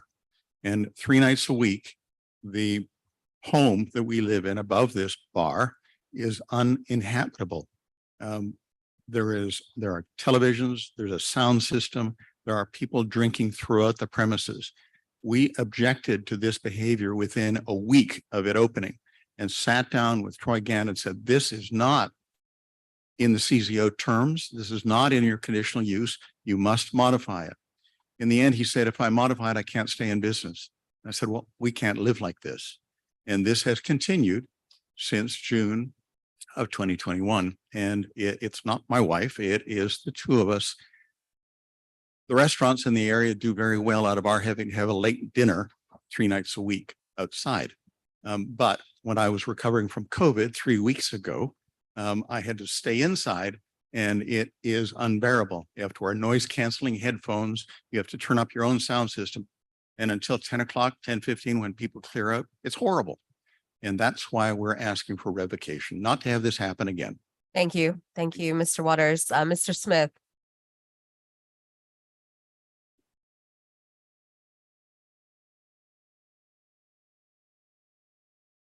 Good afternoon, Council.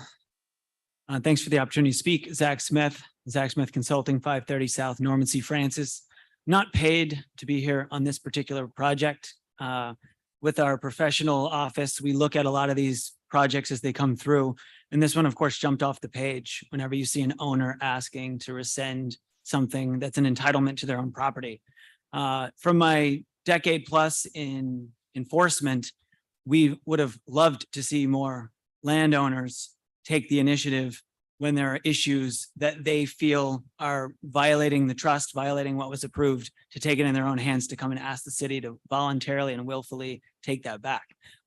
It's absolutely a rarity because, again, it's not what people generally do. They get through this day in, day out. They get through the initial vote and you never see from them again. Landlords on residential, landlords on commercial taking that initiative, it's a rare thing and it should be applauded. And so it's, as somebody who's seen it from both sides of this sort of story, again, it's refreshing in its own way. I can't speak at all to any of the litigation. I have no dealings with any of that. But at the end of the day, it's very hard to take somebody, you know, putting myself in the owner's shoes. If they were projected to where they had to call the city on themselves to enforce, you know that the way enforcement sometimes works is it starts looking at other properties, starts looking at other things, and it might potentially start looking at all these properties. Somebody doing the right thing to take it in their own hands and bring the city in this way, I think is the perfect way to do it from a truly land use way. Thank you. Thank you. Mr. Spears. Mr. Spears.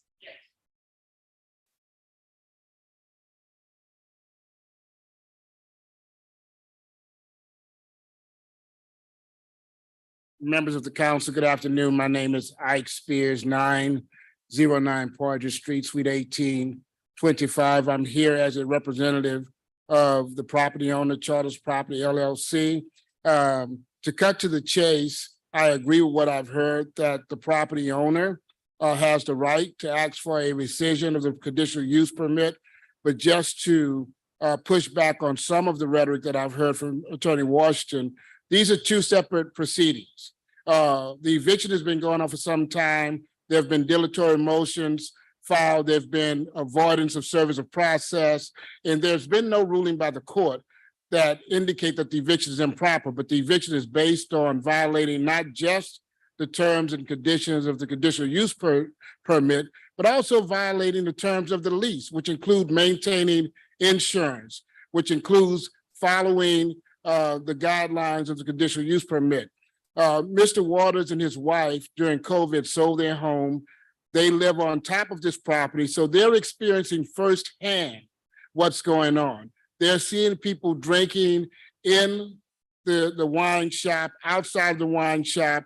They're hearing the loud noise, the loud music, all hours of the day and night. They see people serving and drinking high content alcohol, which is a clear violation of the wine shop. So we're here to ask, to urge that this council follow the recommendations of city planning and the motion of Councilmember Leslie Harris and allow this property to never be a wine shop again. We may find some other great use as an art gallery or something else, but we do not want this property to ever be a wine shop again, because what has happened is actually converted to a ballroom and a nightclub. And that's unfair to everyone else who's following the rules. And it absolutely puts Mr. Waters at risk of his other responsible businesses being placed in jeopardy because he's allowing violations to happen on his Magazine Street property. Thank you, Mr. Spears. Any questions for Mr. Spears? Councilmember Thomas. First of all, thank you, and Councilmember Harris, and thank you, City Planning. I always heard that politics made for strange bedfellows. I see wine bars do also. Now, you know, I think the revocation process is clear, but the only thing that I was concerned about was, as someone who doesn't drink but who's a patron here, as someone who doesn't drink but has been to Danielle Metz meetings about social justice for women of incarceration throughout this country, where women came from all over the country to use that business, and the conversations we've had with many social justice organizations at that location about race, about economic equity and parity. And as someone who used to represent that area, I think I know a few people in that area. And when I first heard of the differences here, with all respect to Mr. Waters, it's his property, I had not heard anything from any of the folk who either live in the area or own business of the area. As a matter of fact, there are people who the few times that I would be there would come from the restaurants to actually stop there. And, you know, there's a certain level of classism within our communities that are real. And I always thought it was interesting, the African-American attorneys and those who represented a lot of businesses who would be there having conversations about community, not just social justice, but how we move forward here. So I always enjoyed that location and never saw anything out of hand. So the thing that I'm mindful of is, especially being respectful of the revocation process, is that we don't tarnish the name. We don't tarnish the reputation of a business, men and women, especially when we're trying to increase opportunities, especially in the minority community. I don't need to highlight what the disparities here again. Black men and women are at the bottom. We're at the bottom in terms of our Latin brothers and sisters, the Asian community and per capita income, as well as whites. So I would hope that, you know, maybe at some point this conversation could just be about the law and the revocation process, and reputations don't have to be damaged, especially in a community that has too much damage already. But the other thing that I do understand, not being a lawyer, but working with all you great lawyers and being around the law a little bit, the revocation process actually grants the tenant an opportunity so that the court could deal with hardship, be it financial or lease at some point. So it's kind of crazy. In many ways, the best thing for the tenant is to actually get this lease revoked so that the courts could take care of the rest of it. And that's as not a real lawyer, that's just me talking. You play one on TV. We heard from some of the best lawyers. Yeah. Thank you, Councilmember Thomas. You know, again, I don't take this decision lightly. I've been to the wine shop. I am friends with Mr. Gant's wife. I'm friends with my husband's friends with Mr. Gant. It's a fabulous business and a great part of town, but I have to look at what the letter of the law says and follow that law. So if a court wants to come and tell us that we're wrong, then a court can do so. But at this point in time, I'm going to move to adopt. I have a second by Councilmember King. Are there any online comments? I'm sorry, before we vote. Okay, no online comments. Please vote your machines. 6 yeas, motion carries. Thank you all.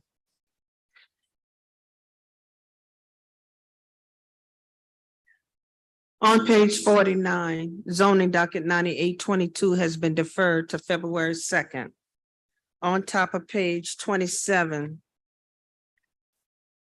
all matters, a legislative grouping, zoning docket 9922 and motion M 2327 has been deferred to February 2nd.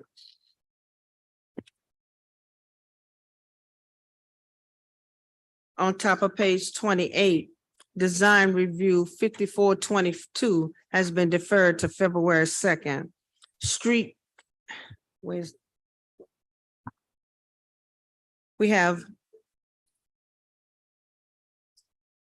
the street name change, number 222 Culver Rams Way, requesting the consideration of renaming the entirety of Higgins Boulevard between Almanasta Avenue and Alvord Street as Carver Rams Way.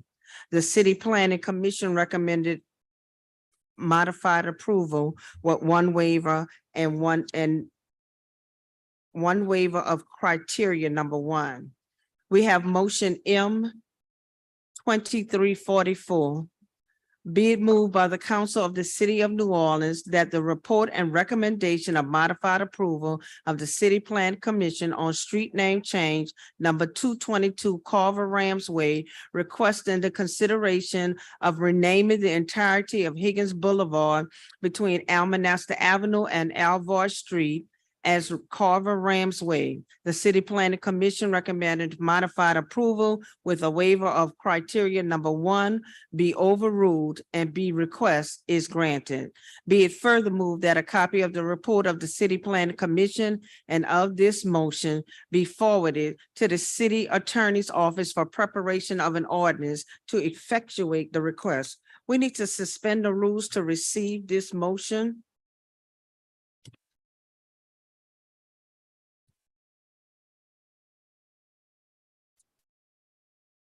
Properly moved and seconded.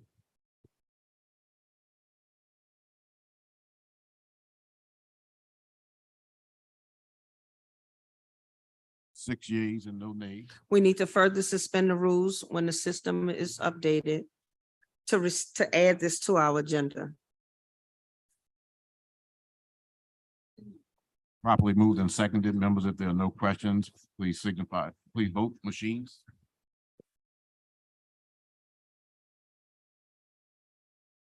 All right, we can move forward on motion 2344. I'll start at this time with a brief presentation by the City Planning Commission, and I'll have comments afterwards.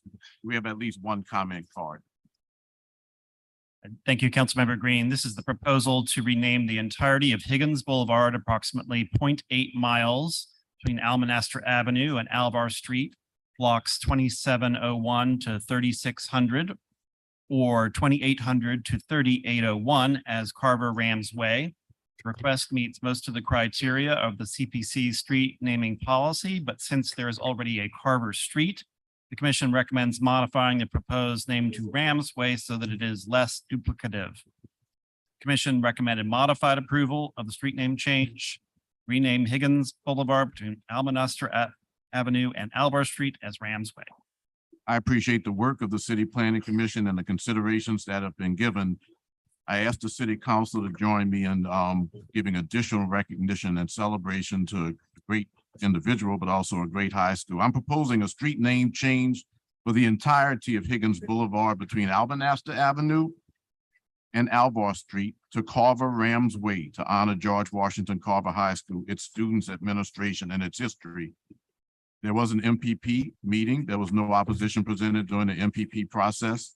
The CPC recommended modified approval, and I understand that they've got to dot the i's and cross the t's because the proposed name change duplicates an existing street named Carver Street in Algiers. I've had conversation with Councilman King, as it would be expected that I would, and he is, as that representative of that area, expresses no concern, no objections. So I am, with due respect to the City Planning Commission, overruling their recommendation relative to the criteria, as there's little risk of confusion between Carver Street in Algiers and the proposed renaming of Carver Rams Way on Higgins Boulevard. Again, I always appreciate the work of the City Planning Commission and making sure that the i's are dotted and the t's are crossed. In this particular instances, it's not just a distance that's involved here geographically, but also I think a simplicity issue here that people can recognize the difference. We do have a comment card, Mr. Michael Burnside.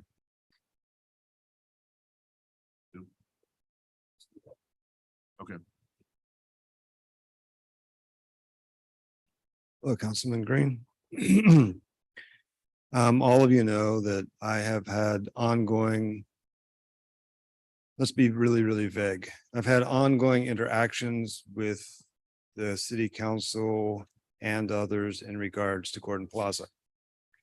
In those interactions with Gordon Plaza, the emphasis has been on that particular 67 properties and the fact that they are located on what used to be a city landfill.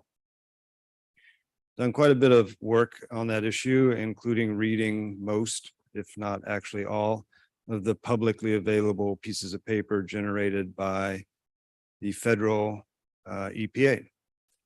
And buried in some of the reports are various maps showing the location of various poisons, including the poison of lead, among others. The maps are somewhat interesting to people who like maps because they have abrupt edges. They are cut off right at the fence line of the property, which means that officially speaking, nobody has gone to test the other side of the fence. Nobody in all this moral anguish has gone to see what poisons exist 100 yards away from the property line of what used to be the agriculture street landfill. There are various reasons for that, I suppose. But the EPA reports make clear that most of the poisons that we are dealing with in our discussions about Gordon Plaza were the result of burning at an incinerator construction waste, specifically wood that had been covered in lead paint, and that wood had been burnt there for decades. So while we focused on the landfill and what is buried there, I would suggest that the surrounding neighborhood should, morally speaking, be tested by the city for lead levels. Thank you very much. Thank you. Thank you, Mr. Burnside, for your question. For your comments. I appreciate the fact of your concern relative to citizens. We have a comment from a person who has a little bit of familiarity with Carver High School. Our council president, Mr. Morrell. Well, let me give clarification before I get yelled at. My dad was a graduate of Carver High School, so I have plenty of familiarity of my dad talking to you about Carver all the time. I will say this might be the only instance in which we'll have a vote and he might actually call me and thank me afterwards. But I do appreciate the City Planning Commission's efforts to try and avoid confusion. I do think it's interesting that if we were to call it Rams Way, there's the Los Angeles Rams, which are the LA Rams, which it's also kind of confusing anyway. So I think either way, we're going to have an adjustment period as those people along that route have to deal with the name change. But so this Mr. Burnside's argument, hopefully there'll be a mix of development based upon previous uses of the property, because a lot of that area needs a tremendous amount of work and redevelopment, and maybe having the city reassess property over there, have it look at it. I will tell you that in my experience as a legislator, in all of our older communities, we have challenges with lead because of paint and other issues. And I do think the city should do more to test neighborhoods and test areas and make sure people are aware of what lead levels are. So we appreciate you bringing that to our attention every time. Thank you. And congratulations and thanks to your father for always promoting Carver Rams Way. I'm also pleased to say, just for the record, that both of my parents taught at Carver at one time or the other. My father was a math teacher. My mother was a librarian, and then they moved on to SUNO and stayed within that system. So it has extreme significance for me to see Carver represented and recognized in any manner. So I properly moved, and it's been seconded by Councilman Member Jeruso to change the name of Higgins Boulevard to Carver Ramsway. Members, please signify so by voting with your machines. 6 yeas, no nays. Thank you very much, council members, and to the students at Carver High School who have noticed this and are excited. I'm looking forward to even greater and better things coming out of our work together with your high school. Thank you. At this time, Madam Clerk, those items are scheduled for 1 p.m. Okay, let me finish the bottom of my page. Yes, ma'am. Sorry. We have at the bottom of the page, street name change 522 has been deferred to February 2nd. All right.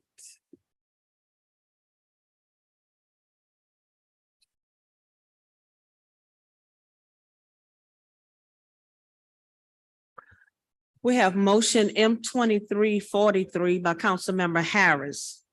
Be it moved by the council of the city of New Orleans that the City Planning Commission is directed to conduct a public hearing to consider amending the comprehensive zoning ordinance of the city of New Orleans to create standards for affordable home ownership opportunities by amending Article 5, Article 26, and/or Article 28, and any related articles according to the City Plan Commission, and to consider the community land trust model to define and create standards for affordable home ownership development. Be it further moved that in the process of studying and reviewing these changes, the City Planning Commission staff is directed and granted the flexibility to make all appropriate changes to the proposed regulations and any existing corresponding regulations in the comprehensive zoning ordinance to establish a consistency and continuity with the format of the existing zoning code, to add references wherever references are customary, needed, and are appropriate, to make the appropriate adjustments to clarify any ambiguities or mistakes, and to make adjustments deemed necessary in light of public testimony resulting from this study and review. We need to suspend the rules to receive this motion. I'll move to suspend the rules. I need a second. I second it. Seconded by Councilmember King. I need some votes. It was seconded by Councilmember Green.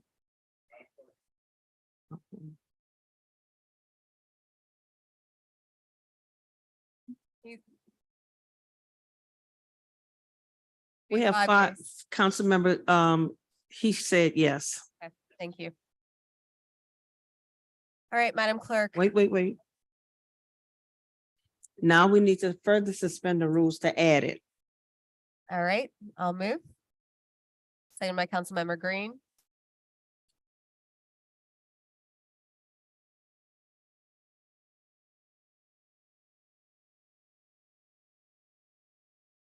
I got 5 yeas. All right, thank you, Madam Clerk. This is in response to the story that broke yesterday about Brown's Dairy and the proliferation of short-term rentals on that property. This motion was drafted in collaboration with Safety and Permits and CPC, and directs CPC to hold a hearing to consider the definition and rules for affordable homeowner development. This should have been passed by the previous council when there was a plan in place to develop affordable housing on one of the pieces of land sold after the demolition of the old Brown's Dairy in Central City. Unfortunately, the regulations were never passed. The land was sold, and because the zoning is MU2, every single townhouse going up can operate as a short-term rental without a CPC hearing or council approval. This is a glaring example of why the commercial STR model does not work. And quite the opposite, this model shows how commercial short-term rentals eat up lots that could be dedicated to affordable housing that is desperately needed, especially in the Central City community. And we will keep this in mind as we begin creating new short-term rental regulations. This is a missed opportunity and extremely disappointing. And I'm seeking to pass this text amendment now to ensure that it never happens again in our city. This has only sharpened my focus on limiting short-term rentals, ensuring that we protect the integrity of neighborhoods, and expanding access to affordable housing for rent and for home ownership. Councilmember Thomas, I see you have some comments and we also have comment cards. So let's go with the public comment. Maxwell?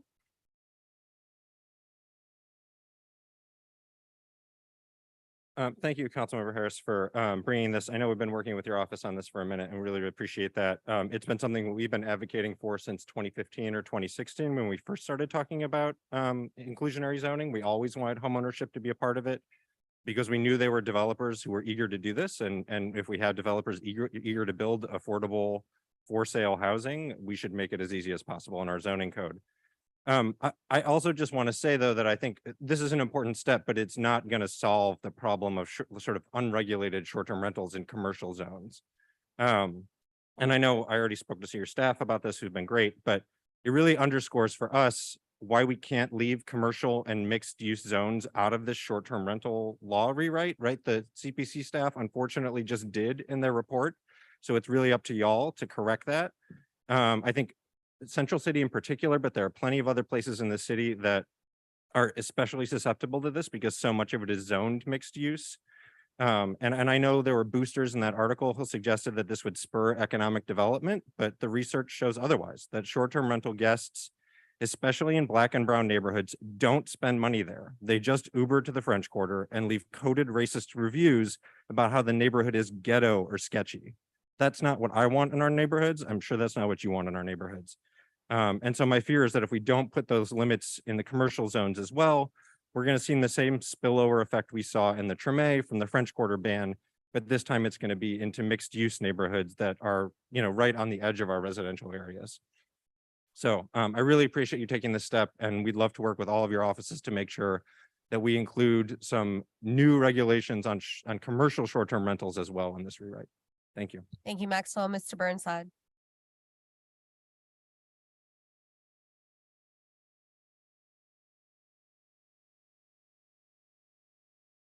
I hope the councilwoman may extend me an extra minute because I suspect I might go over a little bit.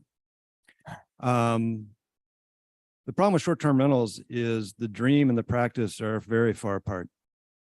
I had a friend in Philadelphia. She had a short-term rental. She had it in her home with her husband. They had people stay in their home. They ate dinner together. The people who were there were parents coming to see their children at the University of Pennsylvania. She boasted about hosting a general from the Turkish army one time. You can't get a better idea of having a little income stream and something to do in your retirement and blah, more blah. But the bottom line is it's turned into a nightmare. So however beautiful the dream, we have to look at the practice. And the practice is essentially we have hotels that are horizontal instead of vertical, and they use cars instead of elevators. That's what we've got, a bunch of hotels. And the hotels going vertical are chewing up the land. I've got 3 short-term rentals on the 2200 block of Felicity. One's been there for about 6 years. The young man owns the house. He hosts people. He goes with his car and picks them up at the airport. He brings them back. He goes to the bar with them. He hosts them. It helps pay for his home. The other 2 don't live in their home. One has a duplex. One half of the duplex is rented long-term to a long-term neighbor whose name I know and whose company I enjoy. The other is a short-term in and out. The other short-term rental has no person living in it at a regular basis. It's an empty house until somebody chooses to pay the owner to live in it for a short period of time. I am blessed that that owner is a New Orleans resident. She is not a corporation. She is accessible, and if I have a problem, I can contact her. These short-term rentals aren't going to meet any of those criteria. And once again, we don't even have one house in the block that's dedicated to affordable housing because we can't negotiate with these money people who come in to make more money in our economy because they don't understand the importance of the community that sustains not only the culture, but the very fabric that they come to participate in. We are being driven out to the fringes of the interstate system so that we can commute for an hour to a job that does not pay well, and then commute to an hour back to a home in which our child has gone to a school that's not particularly good, and we have not been there to help them with their education. We are cutting our own throats, and we need to figure out a way to stop doing it. Thank you, Mr. Burnside. Andronika?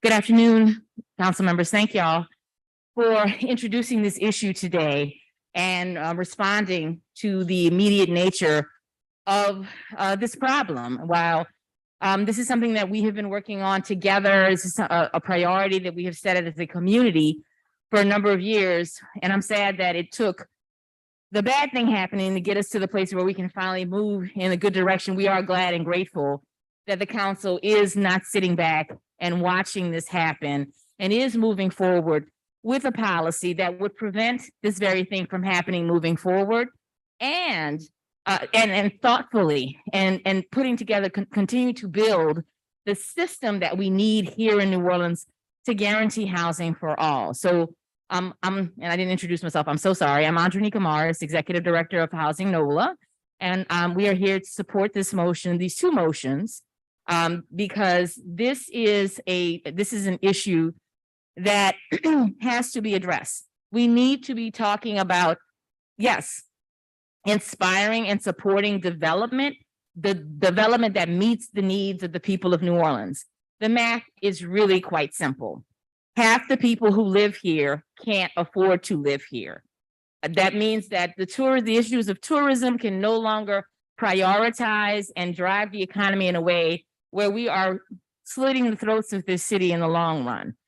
And unfortunately, we have gotten to that place where simple math around profit, regardless of whether or not that profit is long-term, when you look at a project like this, you know that this is a project that in the long run is going to cause more harm than good, and frankly, cost whoever ends up playing the game of hot potato of owning these homes, someone will lose, while the neighbors in Central City will lose, while the people of New Orleans will lose. Those developers, those owners will also lose long-term. So we thank you all for introducing this motion. Thank you so much, Councilwoman Harris, for introducing this motion and moving this forward. Thank you. Thank you, Ms. Morris. Are there any online comments? I didn't think so.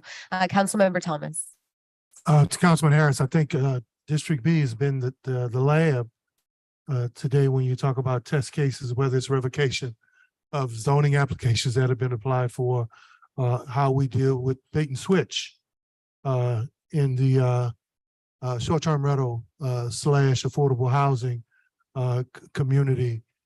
This is really kind of common. We've seen this with developers, whether they set up affordable housing and then eventually put people out because their property value was in a place that they could do market rate rent. We've seen that happen. We have seen where developers actually put property in certain communities and then they would apply for subsidies from the federal government. So I think this gives us an opportunity to take a holistic look at how we manage that community. But there's another side to this also, and I think we have to be mindful of it. Many small business people, African-Americans specifically, and many of whom we know, I've used this as an opportunity, I think, who have followed the rules to make sure they can pay rising tax costs so that they could use the extra income to stay in communities that they've been driven out.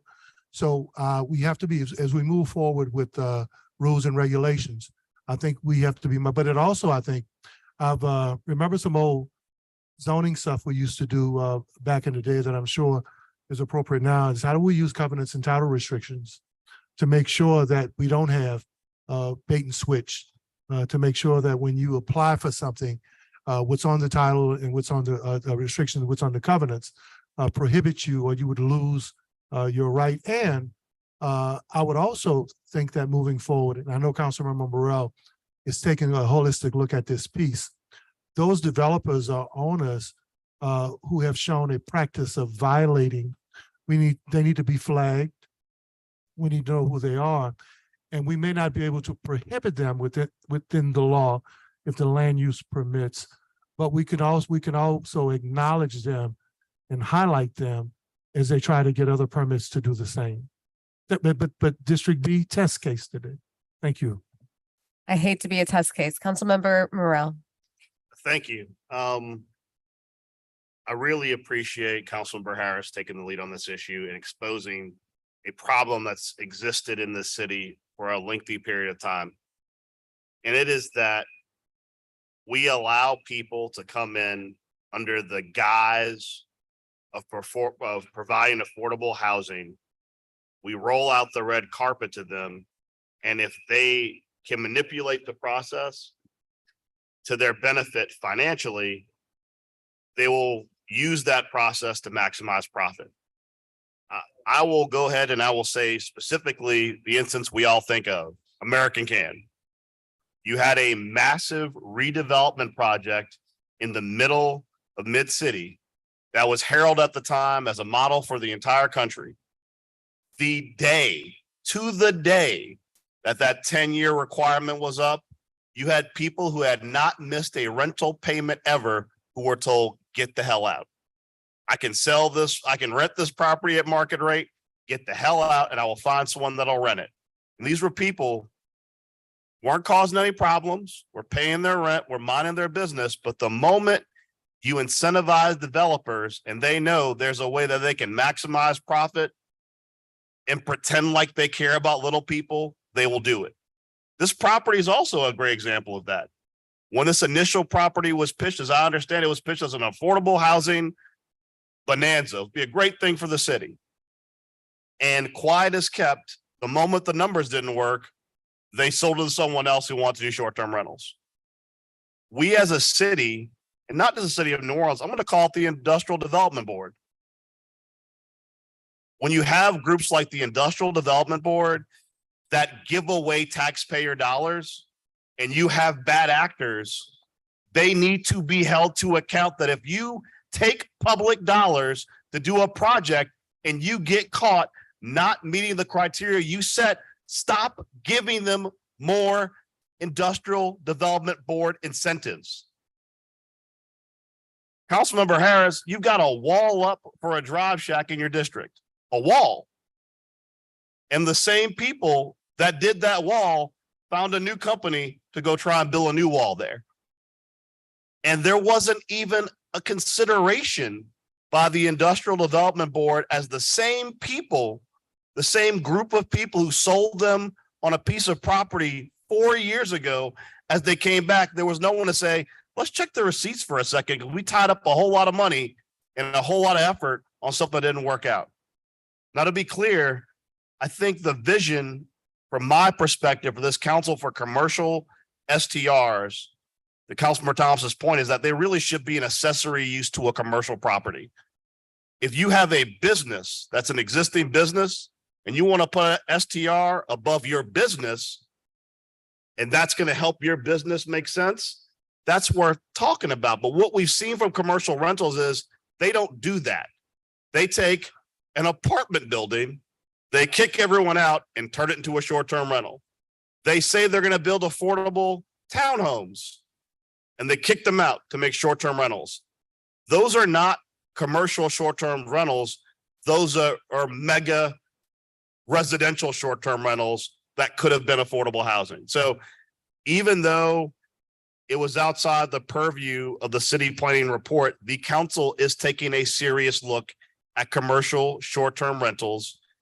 The reason why it's not being treated with the same urgency necessarily as the residential is because we are under the gun of a federal judgment to get that done on a fixed date. But we will address commercial short-term rentals, because as long as we make it easy for people to come in this city to buy up affordable rental units or to build something that could be affordable rental units to displace neighbors and displace communities, if we don't curb commercial rentals in a reasonable way, they will just be rezoning property to commercial to the same devastation they've already done in neighborhoods.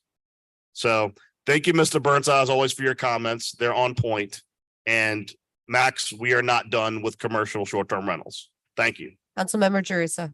I just want to echo what Councilmember Thomas said at the beginning, which is the constant struggle when people ask for changes.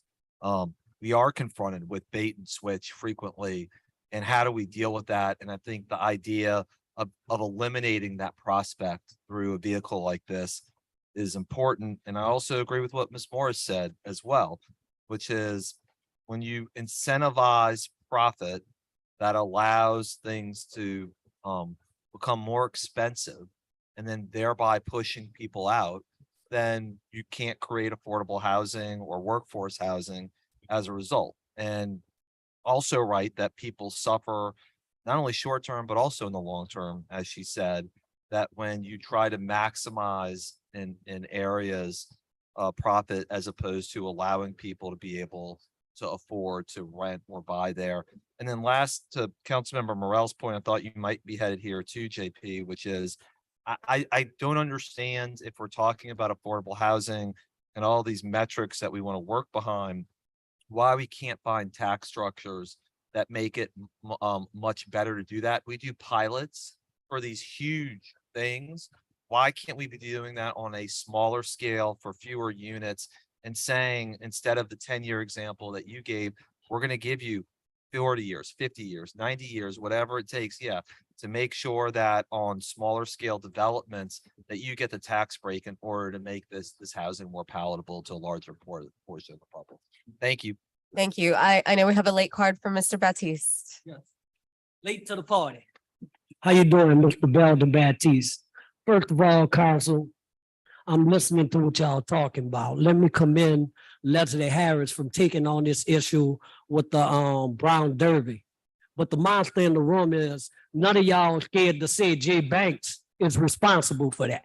Jay Banks is responsible. He promised the people affordable housing. So you got to call the big monster in the room. Right now, he's working for Latoya Cantrell, getting $85,000, but he's working on a city tax dollar. And right now, he's working on another affordable housing project uptown and about to be funded. Y'all as a council got to deal with Jay Banks. How do this keep happening to the people? When Miss Morris do the housing, when I call her, I have mothers. She jump up and find housing. So what I'm telling y'all, council, y'all need to work with Miss Morris because she's answering her phone late at night when Looney looking, trying to get mothers and children. But anyway, y'all act like y'all scared to deal with Jay Banks. Now they got another affordable housing. Go look it up, council. He's right now working on another project. Jay did this to the Brown Derby. People are hurting in this city. And I'm going to give y'all credit, council. What I like about y'all, Eugene, sometimes I don't agree with you. But what I like about y'all a council that's showing that y'all really care. Now, even though some of y'all be fighting up there, I like all that. Because when you're fighting, that means you're going in the back and say, let's work it out. Let's talk about it. You know what I'm saying? So I'm liking some of y'all don't get grades at the end of the month. But I think some of y'all got good grades. Freddie, you might have back. No, I'm just joking, Freddie. But all jokes aside, people are hurting in this city. In this council, some people disagree with y'all. But I'm like what I'm seeing from y'all. Now, Noon is a tough cookie. But I do like Oliver. When you and JP go at it, I ain't gonna lie. Eugene, I like when you and JP go at it because they're showing that y'all working. Go at it with everybody. That's right. That's right. I'm gonna call everybody out. And I mess with Chucky the hardest. You know what I'm saying? But anyway, council, I'm just saying let's work with the community. Let's get it on. What happened in here yesterday, I like that too. I didn't like some parts of it, but it's showing that the community is agitated, but y'all hearing their cry. But at the end of the day, we got to bring justice to the people. And you know, I'm going to call Jay Banks out because he started this problem. But Ms. Leslie Harris, let me tell you, in District B, I like what you're doing, baby. You're working, you're on the ground. Freddie, you on the ground too. I ain't going to leave y'all. Joe Jeruso, I like you. You know why? Because you sticking to that money, that budget. You watching that money. JP, JP, what I like about you, you tell it like it is. OT, what I like about you, I see some people coming in drag for you, but you sit there and then the next day you say, how can I work it out, brother? I like that. Eugene Green, the tough cook in the room. Elder, don't get me started, just if it's not. Hold up, Eugene, let me get you a grade.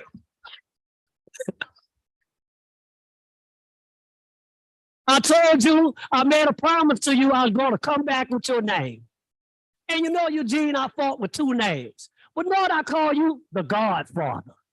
The Godfather. Because Eugene, sometimes you go off script, but you take it, bro. Sometimes you do good. You know what I'm saying? You do good, Eugene. But I'm interested to know, counsel. Now I'm about to be a little messy. I'm interested to know, why did the mayor leave y'all off the task force? Oliver, I'm hot as you. I saw the words you used, but I used some other words. I ain't gonna say it here.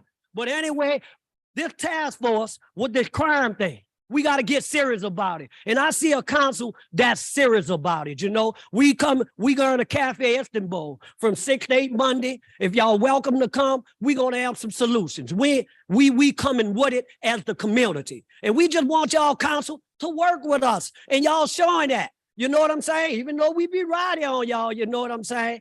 But we want to work with every councilman. Oh, I left Helena out. Helena Moreno, she taking her time to get back, you know, but I like Helena too. I like this council. Even though Eugene, you might think I'll be on you. Yes, I do, Eugene, I'll be on you. You know what I'm saying? But I like what I'm seeing for this council. Look, Eugene, you don't have to be quiet today because I'm only in here. I just be telling you, Eugene, watch the crowd. You know what I'm saying? But I like all y'all keep pushing, you know, but at the end of the month, I'm getting grades. But I'm just asking y'all to get this affordable housing thing right and support that lady back there. Because let me tell you, Royce Duplessis found her for me. I had 3 mothers. She stepped up to the plate. This lady doing the work. So I want to see this council working with that lady, you know, and y'all all keep it. Y'all keep doing what y'all doing. I gotta go, but God bless y'all. Thank you, Mr. Baptiste. Thank you, Mr. Baptiste. Thank you, Councilmember Green, for not, I'm about to say, I think my fellow council members ought to applaud me, right? thank you. Thank you, Godfather. And let me say this, so we can get back on topic. What we're looking at is 20 built units of short-term rental housing, eventually going to 50 units of short-term rental housing, all concentrated in one area without any attendant. It's going to be chaos. This absolutely was a bait and switch, and this cannot happen again. So I'm going to go ahead and move this. And then we have another attendant motion. Council President Morrell seconded. All vote your machines. 5 yeas, motion carries. Council members, we have motion M 2346 by Councilmember Harris, being moved by the Council of the City of New Orleans that the City Planning Commission is hereby directed to conduct a public hearing to consider a zoning change from an MU2 high-intensity mixed-use district to an HURM2 multiple family residential district in the entirety of the area currently zoned MU2 within the boundaries of the Pontchartrain Expressway, South Saratoga Street, Felicity Street, and Carondelet Street. Be it further moved that in the process of studying and reviewing the proposed request, the City Planning Commission staff is directed and granted the flexibility to make all appropriate changes relative to this request to ensure consistency and continuity and to make needed and/or appropriate adjustments deemed necessary stemming from the study and review of this request. We need to suspend the rules to receive this motion. Moved by Council President Morrell, seconded by me. Please vote your machines.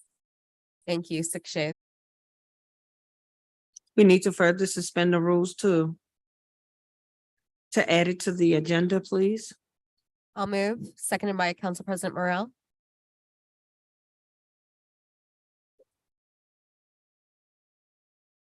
Six yeas. Thank you, Madam Clerk.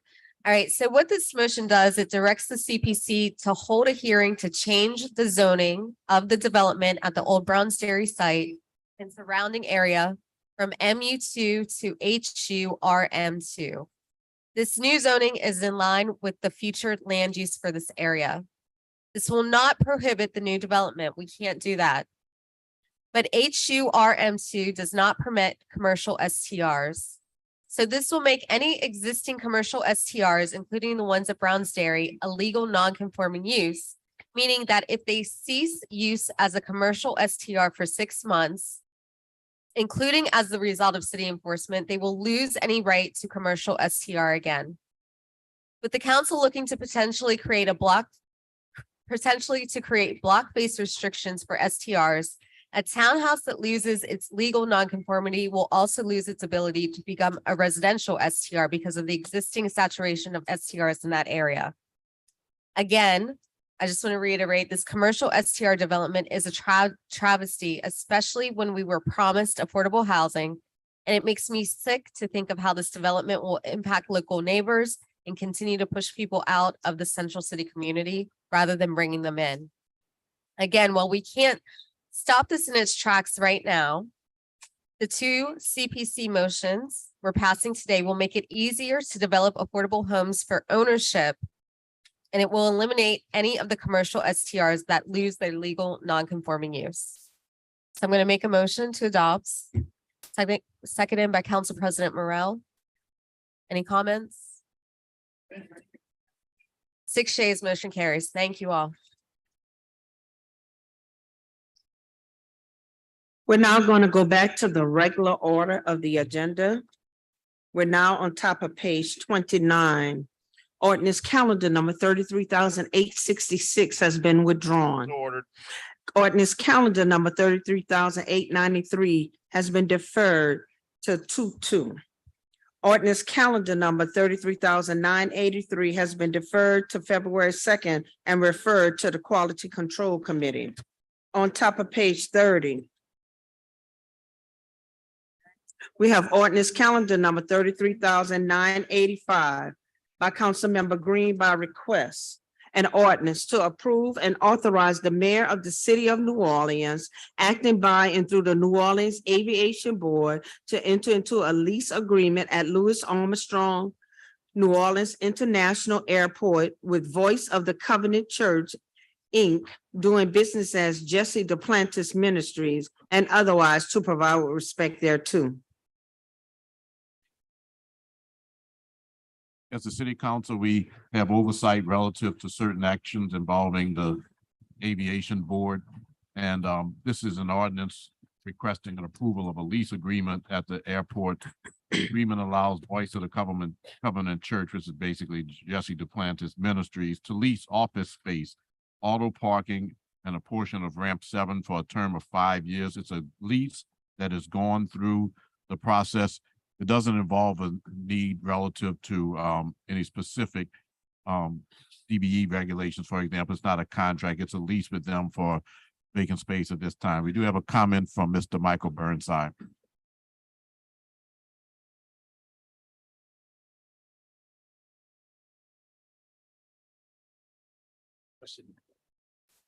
I tell you, when short people come up here and speak and then move the microphone around like they own it. Ms. Morris. Anyway, she's ignoring me, as she's done for years. I was actually on one of our community review teams for like 3 years. Wouldn't know it though. So oversight. It's a dangerous thing. It implies responsibility and it implies interest and it implies paying attention. I don't know anything about the airport. Obviously, one of Latoya Cantrell's original in her first run for mayorship opponents was appointed to the aviation board as its president at one time, and I don't even know if he's still there. So I don't know the reality of the airport. I don't know who makes money, who doesn't. I talked to one guy who redid part of the sewer system or drainage system, one or the other, that was messed up out there and had to tear up this huge amount of concrete to get at it. We talked for a few minutes, but I don't know anything about the airport. You know, my sister flew into it. It's brand new. It's on the wrong side. The cars are hard to get to. I still don't know anything about the airport. I don't know anybody in the city that knows anything about the airport. And I don't know why we own the airport. I know that we don't get any benefits from owning the airport, at least I don't. I came up with the idea of putting $1 additional tax on the rental cars out there so we'd have a little income flow for something that I wanted done. And I got hit so hard, my jaw still hurts. The federal government prohibits any profiting of any airport by any owner. You can't do this and that. And I said, well, you know, Atlanta did it back in the 1990s, and that's why they changed the rule. Atlanta was the last one to be able to put a $1 surtax on their cars. You can't do it. And I went, okay, well, you're right. I can't do it. So why do I own this airport? If I, as the owner, can't profit from the ownership, all I'm left with is the liabilities and the oversight and the downside. Well, what's the hell's advantage of that? You know, I'd give the damn thing away, but maybe we can swap it to the state. Maybe they'll give us the Superdome, or maybe they'll give us the convention center or something inside the boundaries of the city. I mean, our airport's out in Kenner. We had an airport out in Lakefront, which is basically New Orleans East, but they couldn't expand that because if you go to the 3rd floor of the library here, the main library in this city, and you look at the photographs on the wall of the ribbon cutting and the opening, and all white people, every last single one of them. And we're not even talking a light colored black man. We're talking no black men at all. That's why the airport's not in New Orleans East. Why do we own the damn thing? We ought to give it away. And if we can't, we ought to swap it with the state for something we actually want.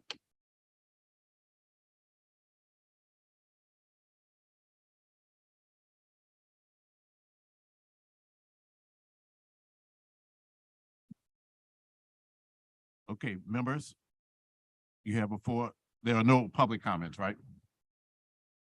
I'll move to approve this lease, seconded by Council President Morrell. Please, members, vote your machines.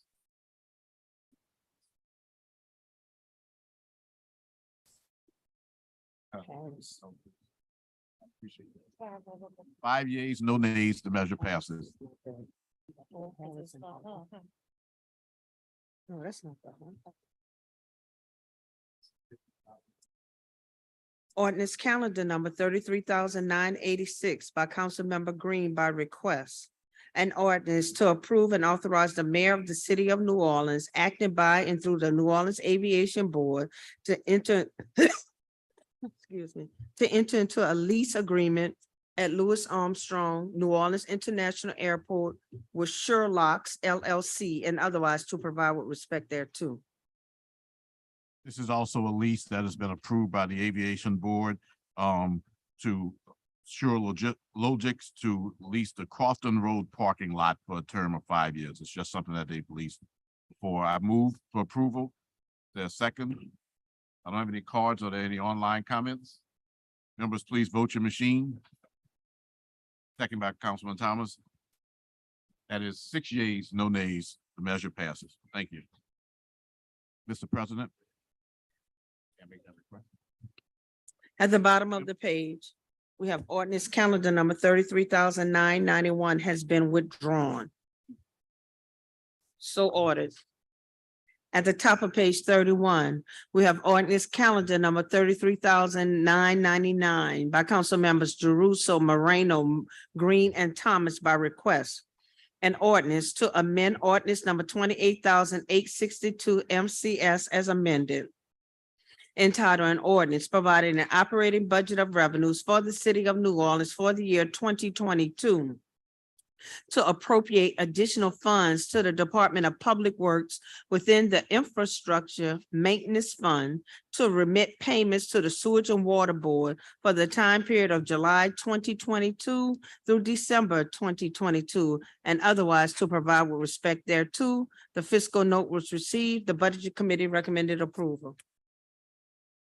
Thank you, Madam Clerk. This was discussed and voted favorably out of Budget Committee. I know Council members Morrell and Moreno had some questions. My understanding is that those have been answered and addressed. So I will move for approval. Second by Council member Morrell.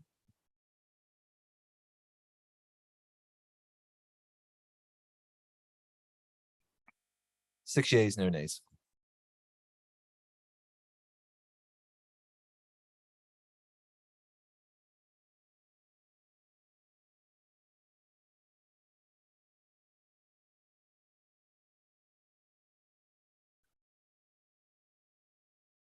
I've been asked to go to page 37. Resolution R 2334 by Councilmember Green, recognizing the comprehensive reforestation plan for the New Orleans, which lays out an integrated vision for the reforestation of New Orleans, prioritizing those historically underserved neighborhoods most in need of relief of heat and floods, and insisting upon a plan of action that offers comprehensive relief through high-intensity whole neighborhood planning programs. Council members, I talk jobs often, taking the city jobs. I also plant trees on a regular basis. I am asking for your support of this comprehensive reforestation plan, which is led by Sustaining Our Urban Landscape, it's a sole organization.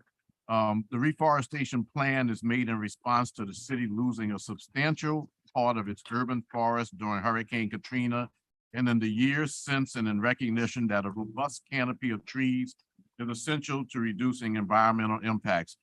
Planting of trees helps to assist in reducing flood, the effects of flooding, also helps to reduce mean temperatures in a community, also helps to reduce the effects of air pollution, and also creates shade for the residents, which is a benefit to every person. I'm going to ask Susanna Burley to come forward just for a second. I'd like you to just know who she is.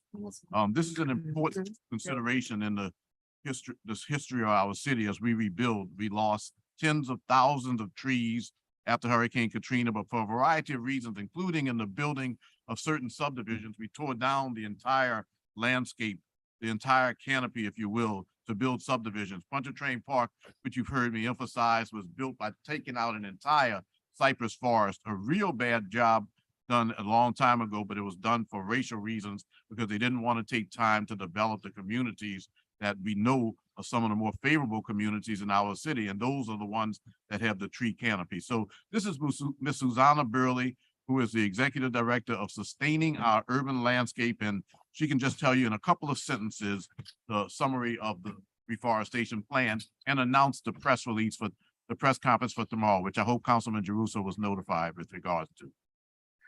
Oh, yes, of course. I just want to thank all of you for supporting the reforestation of New Orleans. We lost 200,000 trees due to Hurricane Katrina, which is tremendous considering that our state tree, the bald cypress, can absorb 880 gallons of stormwater per day. So you can imagine how much stormwater capacity, absorption capacity we lost with those trees. So this plan is an ambitious plan, but it's also actionable and realistic. And I thank you, Councilman Harris and Giarrusso and Green, of course, Councilman Green, for being our biggest champions on the council, and for all of you for supporting green infrastructure in our city. It's pretty clear now that we need gray and green infrastructure acting together for us to be a functional, healthy city. So thank you so much. And thank you for this proclamation today. I know it's not a proclamation. Resolution. And just for a second, could you announce tomorrow's? Oh, yes. Conference Tomorrow at location. 10:30 a.m. we have a very quick press conference. So please come if you can. It's at the Sewage and Water Board site on Bayou St. John. It's designed by Dana Brown and Associates. And we have a lot of great speakers, including Councilman Green, who we're so fortunate to have on our board. In Councilman Jeruso's district, I wanted to make sure that. Oh, yes, yes. So he's on the agenda. It is definitely in Councilman Giarrusso's district. And we're so excited about it. So this plan has the potential to really change our landscape here in New Orleans. And I thank you all for supporting it. Thank you. Councilman Thomas. Yeah, well, thank you, Mr. Horticulture. I just wanted to ask, I wanted to ask Mr. Horticulture, this urban reforestation effort. First of all, you're to be commended. Does it assist our natural canopy, and what effect does it have on the indigenous trees and plants in this area? And what are some of the types? Will you be introducing new species, or will they be the same that make up this natural canopy and what used to be our natural forestation here in the past?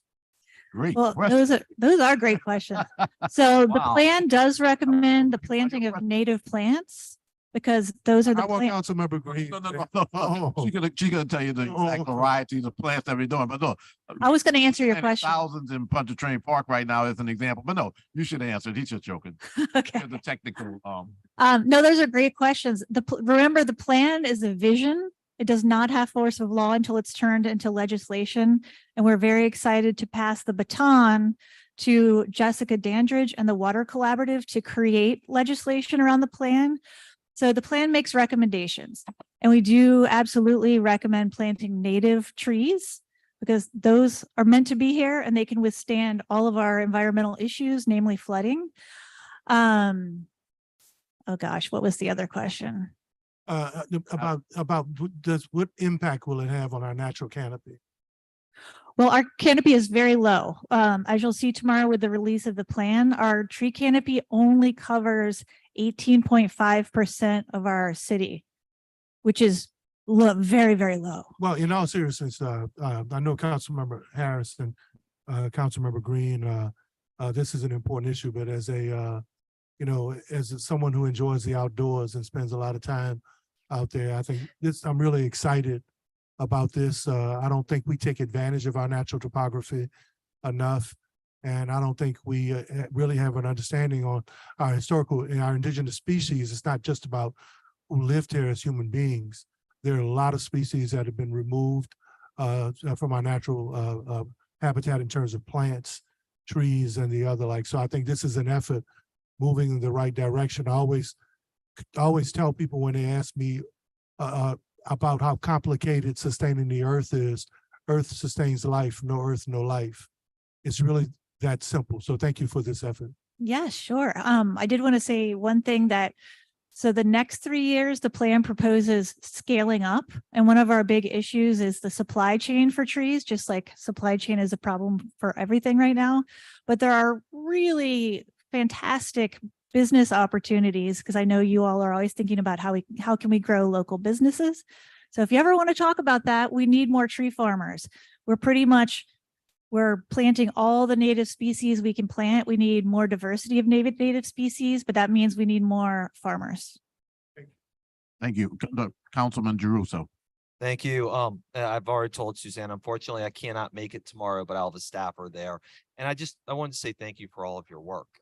Really, it's been impressive. And obviously, we want to do our part through Harrah's and Cox grants and others to support the work and you and other like-minded organizations are doing because of exactly what you said, Susanna. Like, we need this combination of gray and green infrastructure. And trees are an integral part, and other plants and vegetation are a part of it as well. And I just also wanted to publicly say, because you haven't said it, thank you for the work that you've done in identifying Holly Grove as being a hotspot.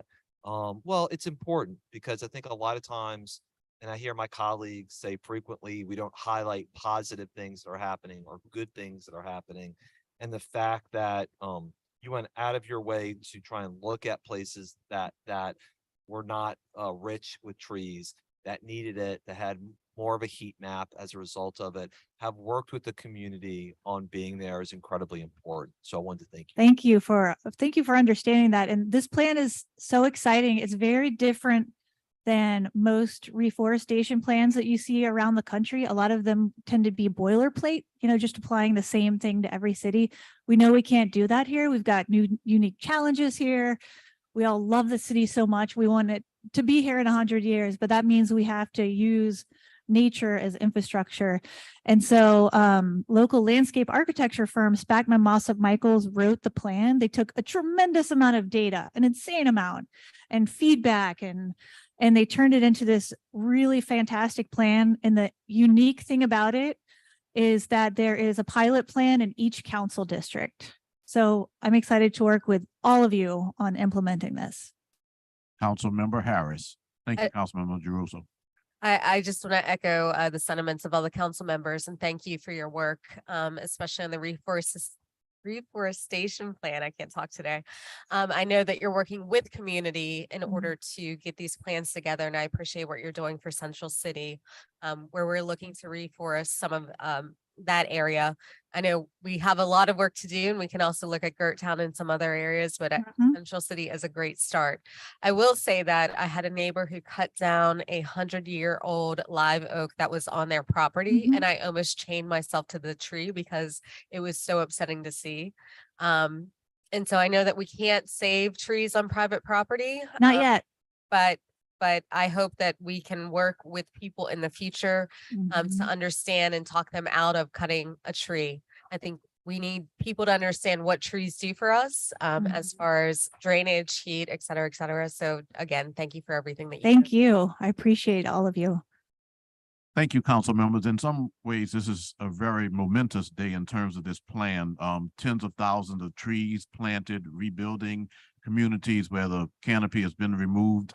I think that our city in this respect is going to look a lot different 10 years from now. For example, the Pontchartrain Park community is already starting to look different. So we're addressing a historic issue that really needed to be addressed. And I appreciate the fact that you all are very supportive of green building. And let's continue to put trees throughout our city of New Orleans. It's been properly moved and then seconded by Councilman Thomas. Are there any, you sent a card on this one?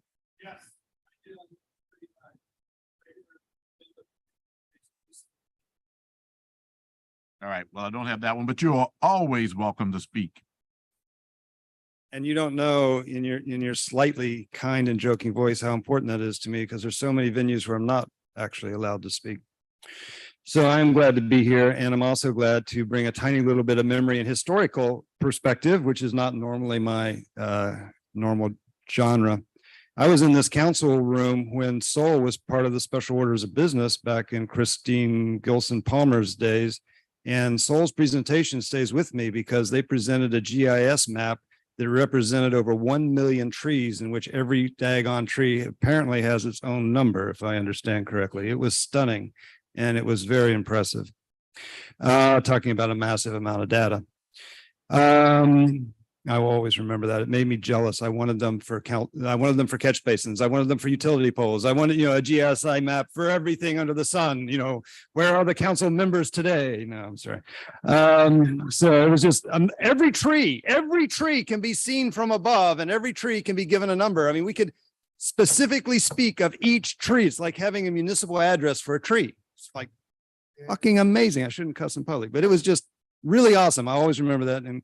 And Kristen, of course, loves trees deeply. For me,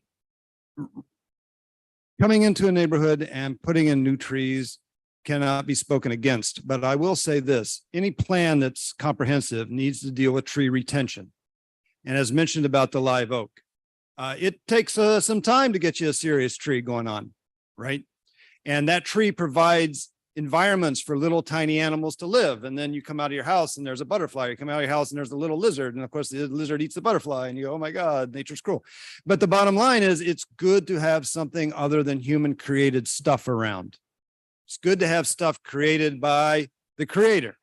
And it can remind you that being a human is part of an interaction with other parts of creation, rather than just our own fantasies, whether it's in the electronic world or even in a physical world. And so it's generous. Trees are wonderful. Trees provide shade. I don't pay more than $15 a month in electricity. My electric bill is less than $15 a month, in part because I have a tiny house, but in part because I've got a huge tree. My tree is bigger than my house. It shades the entire house. I live under the shade of a tree. It's a beautiful thing. And yet my neighbors who took a vacant lot and put in 2 suburban style houses, chopped down every single tree on the lot, including a very big, very old pecan tree. Pecans that used to be brought to my property by squirrels, pecans that I used to share with a neighbor who liked pecans and would talk to me about pecans. I went to a little tiny thing that the World War II Museum put on at the Southern Food Beverage, whatever, across the street from the Jazz Club. They were talking about World War II and pralines. I can't pronounce anything correctly because I'm not from New Orleans. And how it was inexpensive, because this was the one place in the entire country that you could still get sugar during World War II because we're a sugar producer.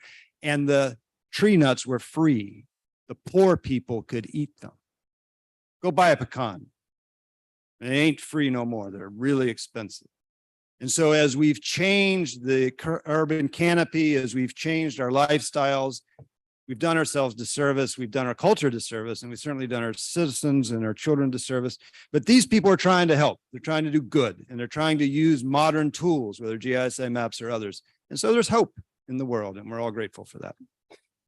I couldn't figure out a better way to go into the vote than with those comments. And thank you very much, Ms. Burley, for your work and for my fellow board members who work hard to make sure that we rebuild the urban landscape. So members, if you will vote your machines, 5-0 in favor of the resolution. Thank you very much, members, for this, a momentous day and a momentous vote. Thank you. We're going back to page 31. Ordinance calendar number 34,000 by council members Jeruso, Moreno, Green, and Thomas by request. An ordinance to amend ordinance number 28,863 MCS as amended, entitled an ordinance providing an operating budget of expenditures for the city of New Orleans for the year 2022 to appropriate additional funds to the Department of Public Works within the Infrastructure Maintenance Fund in order to remit payments to Sewage and Water Board for the time period of July 2022 through December 2022, and otherwise to provide with respect thereto. The fiscal note was received. The Budget Committee recommended approval. Thank you. This is a companion ordinance to what we voted on earlier. I've moved for approval, seconded by Councilmember Harris. 5 yeas, no nays, carries unanimously. Thank you. We're now on top of page 32. We have ordinance calendar number 34,012 by Councilmember King. An ordinance to repeal paragraph 8 of section 10-122 of the Code of the City of New Orleans to eliminate the alcoholic beverage outlet application processing fee and otherwise to provide with respect thereto. Thank you. We have public comments from, well, first we have a comment from Councilmember Harris. Thank you, Councilmember King. I have to recuse myself from this vote because my husband owns bars and restaurants and might be impacted by this. And therefore I own bars and restaurants apparently. Thank you. Thank you for that transparency. First, we'll have a comment from Mr. Michael Burnside, and then we have a comment from Mr. Will Dubose.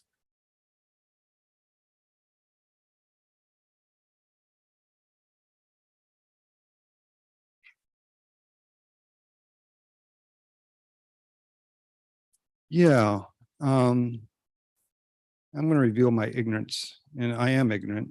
And I guess I have a non-rhetorical question that, of course, doesn't have to be answered, but if it is answered, it might help my condition a little bit. Which is, why does the city need this, in the sense that the ordinance shall come effectively immediately? All laws or parts of laws that conflict this ordinance are repealed. If anything's found non-constitutional, nothing else will be affected. And paragraph 8 of section 10-122 of the Code of the City of New Orleans is hereby repealed in its entirety. So we are getting rid of an application process fee, which isn't necessarily evil or good. I'm not for or against the elimination of application process fees, but you know, I built a house here. We have fees and safety and permits. We have fees all over the place. I've read the budget. There's a little line in there that talks about fees and other stuff. So if we are getting rid of fees, that's not inherently evil. It's not inherently good. Why are we getting rid of this specific one and not the others? I guess it's sort of really the question at heart here. Thank you, Mr. Burnside. Mr. Dubose.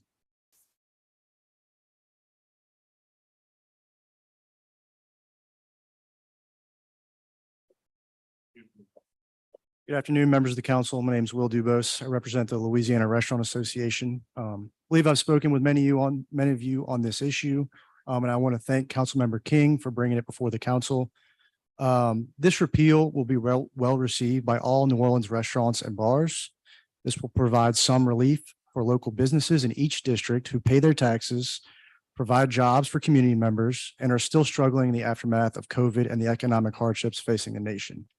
I think to answer the question why we need this repeal, it's $1,000 processing fee for what is essentially a $135 license. And at the heart of it, it's an illegal fee.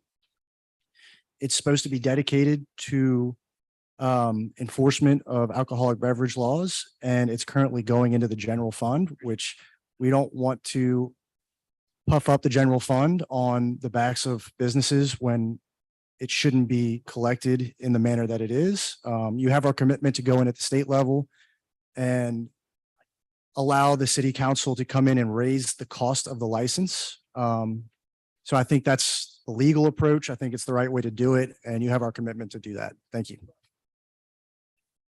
Thank you, Mr. Dubose. Any online comments? No online comments. Okay, at this time, make a motion to adopt.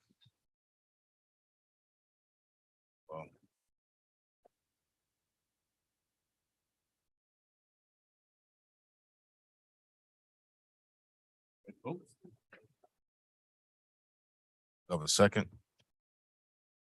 Second by Councilman Green. What, 4 yeas, 1 nay, 1 recuse. Motion is adopted. Thank you.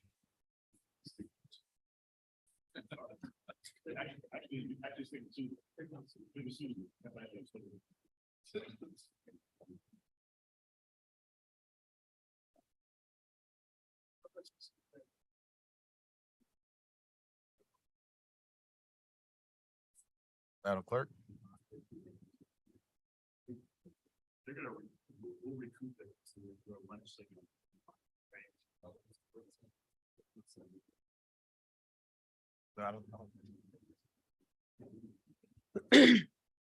We're at the bottom of the page. We have ordinance calendar number 34,014 by Councilmember King by request. An ordinance to waive certain fees relating to building permits necessary to perform non-structural repair of structures damaged by the tornadoes which occurred in the city of New Orleans on December the 14th, 2022, and otherwise to provide with respect thereto. And there is an amendment by Councilmember King by request. On page 1, in the paragraph beginning with an ordinance, insert the word structural and after the word perform and before the word non-structural. This amendment is to change the language in a preamble to be consistent with the language and intent of the ordinance. We need to vote on this amendment, please. It's been properly moved in second.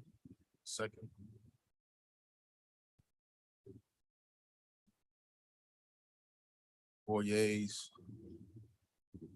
4 yeas. 4 yeas. We need another vote, please. That's 5. Okay. Are we voting on the ordinance itself as amended? Yes, after this moves forward.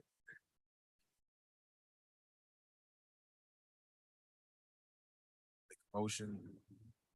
Second by Councilman Harris.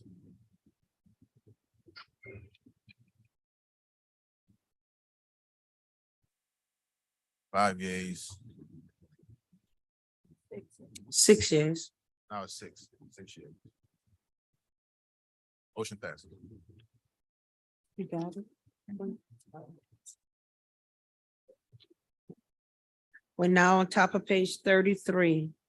We have ordinance calendar number 34,015 by Councilmember Thomas by request.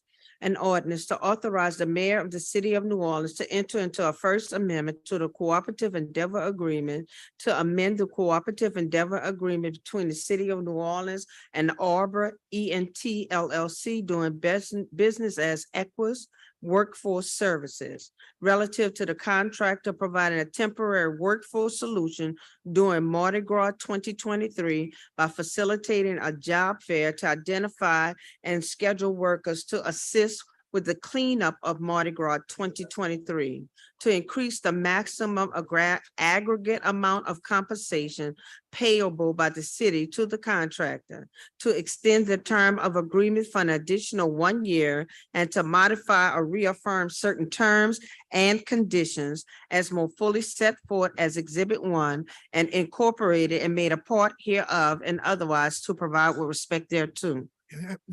Everyone knows one of the most massive efforts of Mardi Gras being one of the grand celebrations in the world. But the cleanup, how do we clean up? Who cleans up? It's been a challenge for workforce. It's also been a challenge to get people to increase payment, especially for folk who do that level of blue collar work. So the costs are more these days. I think the cleanup, since we're having an expanded Mardi Gras, and especially now that we know many of the old routes are going to be returned to, I think it's extremely important that we have the money there, not only to pay the people something that's worth their time or to attract people to do the job, but to make sure that the cleanup is as good as it's always been in the past. So with that, I move adoption. I do have a comment, Mr. Thomas, and thank you for your comment, but no, it's gonna be pretty straightforward. No controversy. There's nobody out there for me to be controversial with. And there is a DBE component. I just want to, somebody from the mayor's administration is gonna be watching, and also from Arbor, because I know they want to make sure that it passes. I just want to encourage them to, as they consider the job fair, to also consider helping the city to fill some of these long-term jobs that include in the sewage and water board, that include benefits, retirement, and also no less than $15 an hour, and also medical benefits. This might be an opportunity to talk to some of those who attend about the fact that there are permanent jobs within the city of New Orleans. And I just ask their indulgence. Arbor, you're watching, please incorporate that into the job fair. Thank you. Thank you, Council Member. Human Resources, consistent, and you're absolutely right. Move the second, vote your machines, please.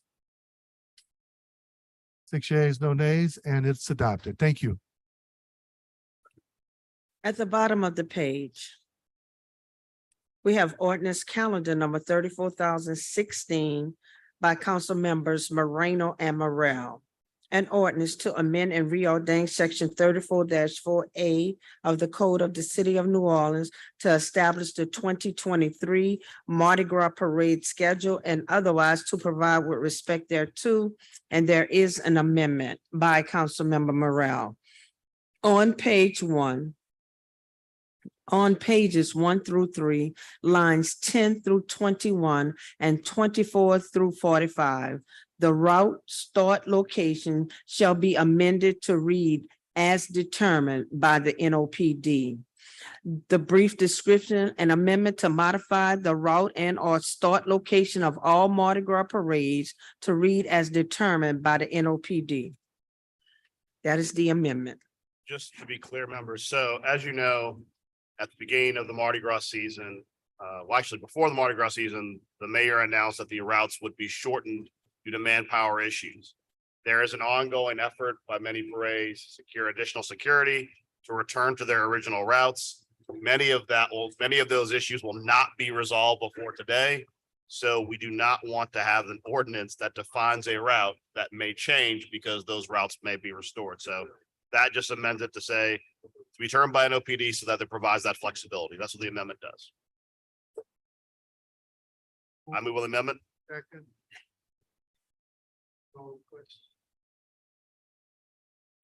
6 yeas, no nays. Amendment is adopted. Now to the underlying bill, members. We did not do one of these last year, I believe, because they were operating the previous year. Councilman Thomas has probably done 15 of these, but this is simply the ordinance that is required by the city of New Orleans under charter and under ordinance to establish which parades shall run during this Mardi Gras season. That's what it does. I will move on the ordinance as amended. I see no comments. Please vote your machines. 6 yeas, no nays. The Mardi Gras amendment is adopted. Happy Mardi Gras. All right. On page 34, Ordinance calendar number 34,017 has been deferred to March 23rd. Motion line over M 22-516 has been deferred to February 2nd. At the bottom of the page, resolution line over R 22-529 by council members Jeruso and Thomas by request, requesting that the below organization to receive Wisner grant funds and the amount to be awarded, the New Orleans Police and Justice Foundation, Inc., $1 million. That was incorrect. Matters being deferred, but I Mr. want this Burnside, to governmental we have a affairs, card referred to from you. Do you want to talk about it even though we're deferring it? For sent to governmental affairs. Wait, which one? Then you'll have your opportunity, sir. So again, this is one of those things that I read that's a little bit strange. I read it before. And if my memory of my reading it before was correct, it wasn't the December 2022 Wisner donation organization. It was the actual people who are going to get it, which now my brain is absolutely no good. Some sort of okay, this is horrible and embarrassing, but I'm gonna try anyway.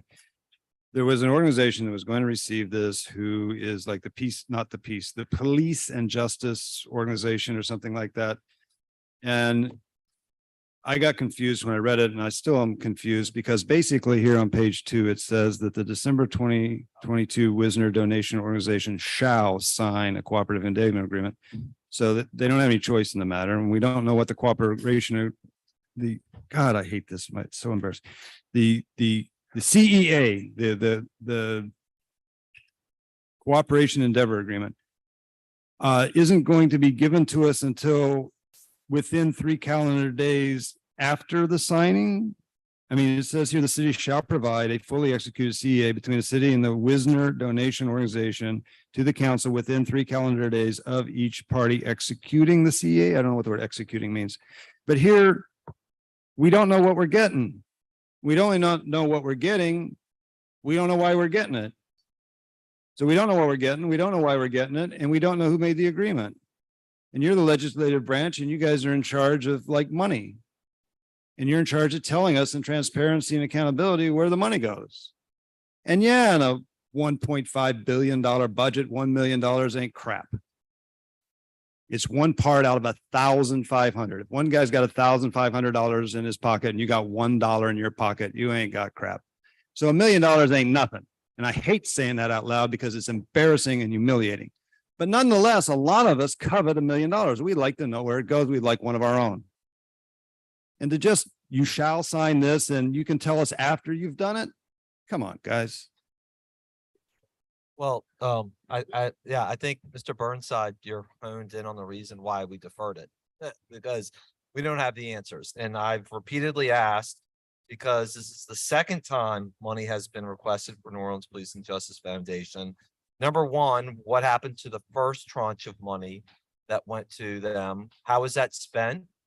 Is there still some in reserve? How has it been allocated? What is the return on that investment? I've not received answers to that.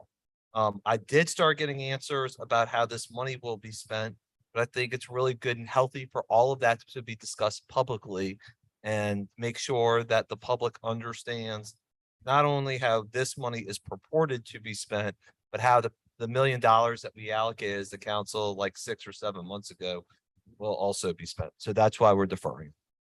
Points well taken. Okay, so we're deferring it to when? Okay. And I need to go back on ordinance calendar number 34,017 is being deferred to 3/23 and referred to the Governmental Affairs Committee. We're now on top of page 35. Resolution line over R 22-530 by Councilmember Morrell, directing the Department of Civil Service to submit its July 2022 police pay plan to the Civil Service Commission for consideration and implementation, and to report back to the City Council regarding the feasibility of the July 2022 police pay plan proposal and a plan for implementation. Are there any questions? Any comments? Here now, move approval. Second by Councilmember Harris.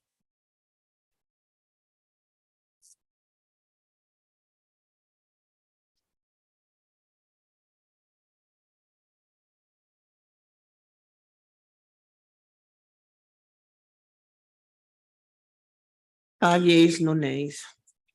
We have motion line over M 22-537 has been deferred to February 2nd. At the bottom of the page, motion M 23-18 by council members Jeruso, Moreno, Morel, Green, and Thomas, approving the amendment to the classified pay plan, police recruitment and retention pay, special rate of pay as adopted by the Civil Service Commission at its meeting of November 3rd, 2022, and amended on November 17th, 2022, in accordance with Article 10, Section 10 of the Constitution of Louisiana, to be effective January 23rd, 2023. Thank you, Madam Clerk. This item was discussed at the Budget Committee meeting, and we ultimately put it on the agenda today because of concerns with funding bonuses for NOPD current staff members so as not to act as severance pay to induce them to leave. With that concern, the administration has submitted to me, and I think all council members are co-authors of ordinances being introduced today that will take just but $6 million and put that into escrow. So that way, in case we need the money to help with the bonuses, it's there, but that it's not automatically funded. And I think Councilmember Morel, that addresses your concerns where we stand. So with that, I will move for approval.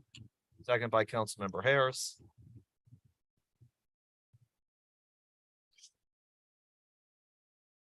Five yeas, 6 yeas, no nays. Thank you.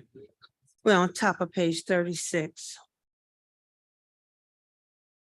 We have motion M 2322 by council members Moreno, Harris, and King, directing the City Planning Commission to conduct a public hearing to consider amending and reordaining the comprehensive zoning ordinance number MCS 4264 as amended by ordinance number 26,413 MCS and subsequent amendments to create a definition and use standards for electric vehicle EV charging station, to reduce zoning barriers for EV charging stations with the following consideration. Consider updated existing regulations in the CZO to increase opportunities for EV charging stations in appropriate zoning districts. Consider defining levels 1, 2, and 3 EV charging stations or other relevant EV charging industry standards when creating use standards and definitions. Consider requiring EV charging stations in any newly proposed parking lots or principal structures based off of national best practices. Consider reducing the required number of off-street vehicle parking requirements for developments that include EV charging stations. Consider limiting EV charging stations to zoning districts with existing auto-oriented uses, or consider ways to mitigate any potential negative impacts of this auto-oriented use. Thank you, Madam Clerk. I'm handling this motion since Council Vice President Moreno is out today. This motion directs CPC to hold a hearing and create definition and use standards for EV charging stations as a principal use. This will help cut the red tape for the addition of new EV charging stations around the city, while keeping in mind where these devices would be most appropriate. Here in New Orleans, we are particularly vulnerable to the impacts of climate change, so it's important to take steps like these to make New Orleans sustainable, but make those choices practical as well. So I'll move. Seconded by Councilmember King. 6 yeas, thank you. We're now on top of page 37. Motion M 2324 has been withdrawn. Motion M 2333 by council members Jeruso, Harris, and Green, establishing permanent polling location as the official polling places for the precincts within the parish of Orleans for future elections, including the upcoming March 25, March 25th, 2023, and April 29, 2023 municipal primary and general elections. I've moved for approval. Second by Councilmember King.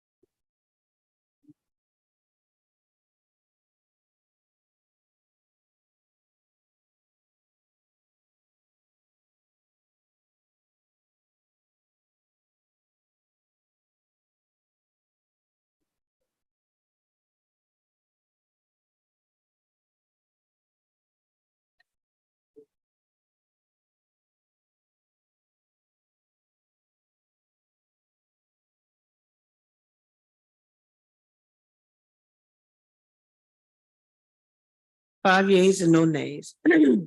We're now on top of page 38. We have motion M 2336 by Councilmember Morrell, requesting and authorizing the president of the council to sign a cooperative endeavor agreement with the Orleans Parish Sheriff Office for the provision of security services for the city council for the period of January 1st, 2022 through December 31st, 2022, for a maximum compensation amount not to exceed $46,399.63 per month, or $556,795.56 for 12 months. Are there any questions or comments? Yes, Mr. Chairman, I do have a comment. Actually, this gives me an opportunity to just make the comment that I was going to make under personal privilege. Yesterday, a civil sheriff's deputy was assaulted in this chamber. He happened to be someone who has decades of work with the police force. He was doing his job. He was assaulted, charges were filed, an arrest was made, and then charges were filed. I'd just like to emphasize to the public that security is important. It's also important to recognize that it's wrong for anyone to attend a city council meeting or to approach a city council member with the intent of committing disruption, and certainly not with the intent of committing an assault. Decorum has its place. The public is watching. I sure would like the opportunity to tell children to watch our meetings and not have to be worried about whether they're going to hear profanity or they're going to see people attempting to approach each other with the intent of violence. Yesterday was something that should not happen again. The person who engaged in that conduct should certainly be watching. It'd be also nice if profanity would end. We can get the message without having profanity incorporated into any conversation. The interruption and disrespect shown to fellow citizens must end. Law enforcement must be respected, decorum must be respected, and it's important to recognize that people who come to the council are welcome to come to the council. They're invited to come to the council, but that disruption does not have to be part of it. So to that deputy who works with me, who was assaulted on yesterday, I expressed to him my regrets that that action took place. And I hope that citizens who attend will recognize that there is nothing to be gained through disruption, certainly through debate and conversation, but nothing through disruption. Thank you.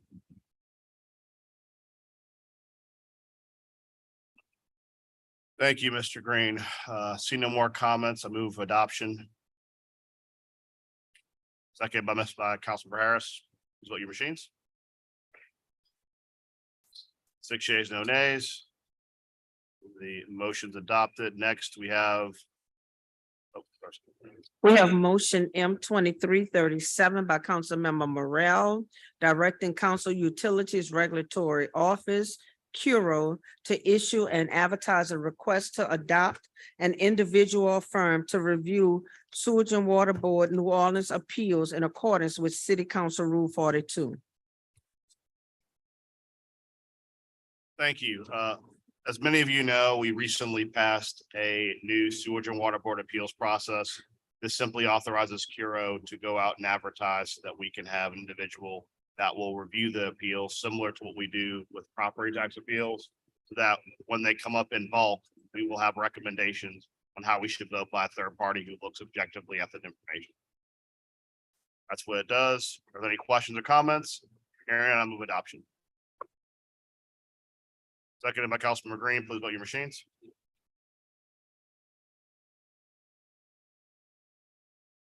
Five yeas, no nays. The motion's adopted. On top of page 39. We have motion M 2340 by council members Jeruso, Moreno, Morel, Green, and Thomas.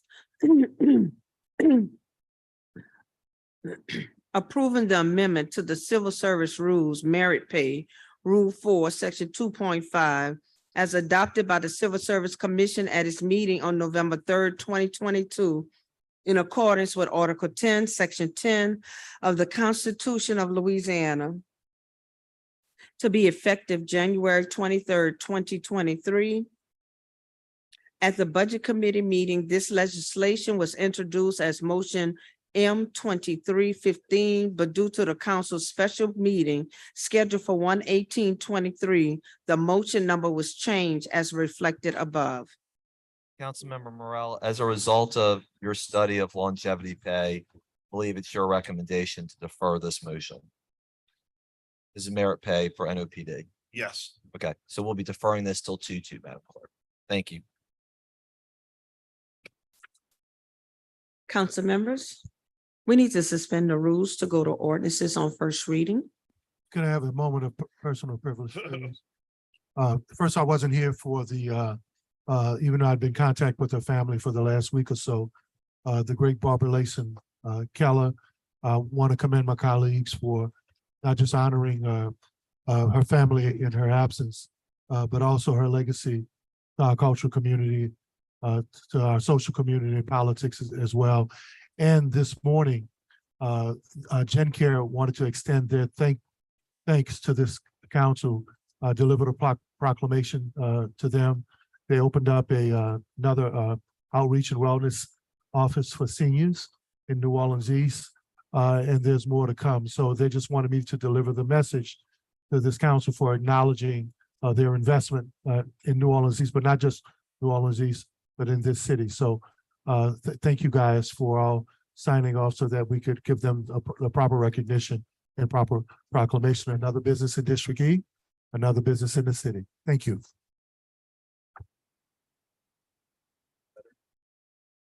All right.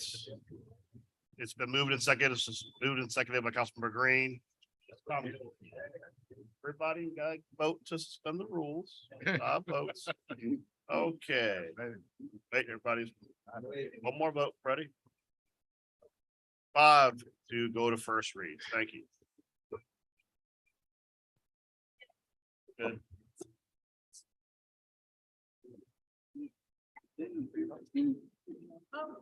Ordinance on first readings, ordinance calendar number 34,024 by Councilmember King. An ordinance to establish a conditional use to permit a hotel over 10,000 square feet located within the HMC 2 Historic Marigny Treme Bywater Commercial District, the Enhanced Corridor Design Overlay District, the AC4 Arts and Culture Diversity Overlay District, the Small Multifamily Affordable Short-Term Rental Interim Zoning District, and the Residential Short-Term Rental Interim Zoning District on Square 379, Lot X in the Third Municipal District bounded by North Rampart Street, Calarac Street, Henrietta DeLille Street, and Columbus Street, municipal address 1441 through 1451 North Rampart Street, 1104 Columbus Street, and 1115 Calarac Street, and otherwise to provide respect thereto, zoning docket 9122. Ordinance calendar 34,025 by council members Jeruso, Green, Moreno, and Thomas by request, and ordinance to amend and reordain ordinance number 29,272 MCS entitled an ordinance providing a capital budget for the year 2023 to affect the following change to the 2023 capital budget to de-appropriate funds from the Chief Administrative Office, the Department of Human Service, the Department of Property Management, the Department of Public Works, the Department of Sanitation, Mosquito, Termite, and Rodent Control Board, the New Orleans Recreation Development Commission to appropriate funds to the Chief Administrative Office, the Department of Health, the Department of Human Service, the Department of Park and Parkways, the Department of Property Management, the Department of Public Works, the New Orleans Fire Department, the New Orleans Recreation Development Commission, and the Municipal Yacht Harbor and otherwise to provide respects thereto. Ordinance calendar 34,026 by council members Jeruso, Green, Harris, King, Moreno, Morel, and Thomas by request. An ordinance to amend ordinance number 29-266 MCS as amended, entitled an ordinance providing an operating budget of expenditures for the city of New Orleans for the year 2023 to transfer funds from personal service appropriation to the 600 grants contributions and funds transfer appropriation within the Department of Police and Fund 4150, Federal Treasury Department, and otherwise to provide respects thereto. Ordinance calendar 34,027 by Councilmember Jeruso by request. An ordinance authorizing the mayor of the city of New Orleans to enter into a cooperative endeavor agreement between the city of New Orleans and the New Orleans Museum of Art for a term greater than 1 year for the public purpose of supporting local needs in the area of education and undeserved and underrepresented populations by supporting NOMA's many masters initiative in the city, as more fully detailed in the cooperative endeavor agreement form attached hereto as Exhibit A, and otherwise to provide respect thereto. Ordinance calendar 34,028 by Councilmember Harrison King. By request, an ordinance to authorize the mayor of the city of New Orleans to enter into a 5-year cooperative endeavor agreement with Acadian Ambulance Service doing business as a National EMS Academy to establish a course designed to prepare and train students as emergency medical technicians, subject to examination and approval by the National Registry of Emergency Medical Technicians, is more fully set forth in the form attached hereto as Exhibit 1 and made a part hereof and otherwise to provide respects thereto. Ordinance calendar 34,029 by Councilmember King by request. An ordinance authorizing the mayor of the city of New Orleans to enter into a cooperative endeavor agreement between the city of New Orleans and the New Orleans Council on Aging for a term greater than 1 year for the public purpose of involving the overall health and independence of local senior citizens and curtail a number of premature admissions into the hospitals and nursing homes at 2475 Canal Street, Suite 400, New Orleans, Louisiana, 70119, as more fully set forth in a cooperative endeavor agreement attached hereto and made part hereof titled Exhibit 1 and otherwise to provide respect thereto. Ordinance calendar 34,030 by Councilmember King by request.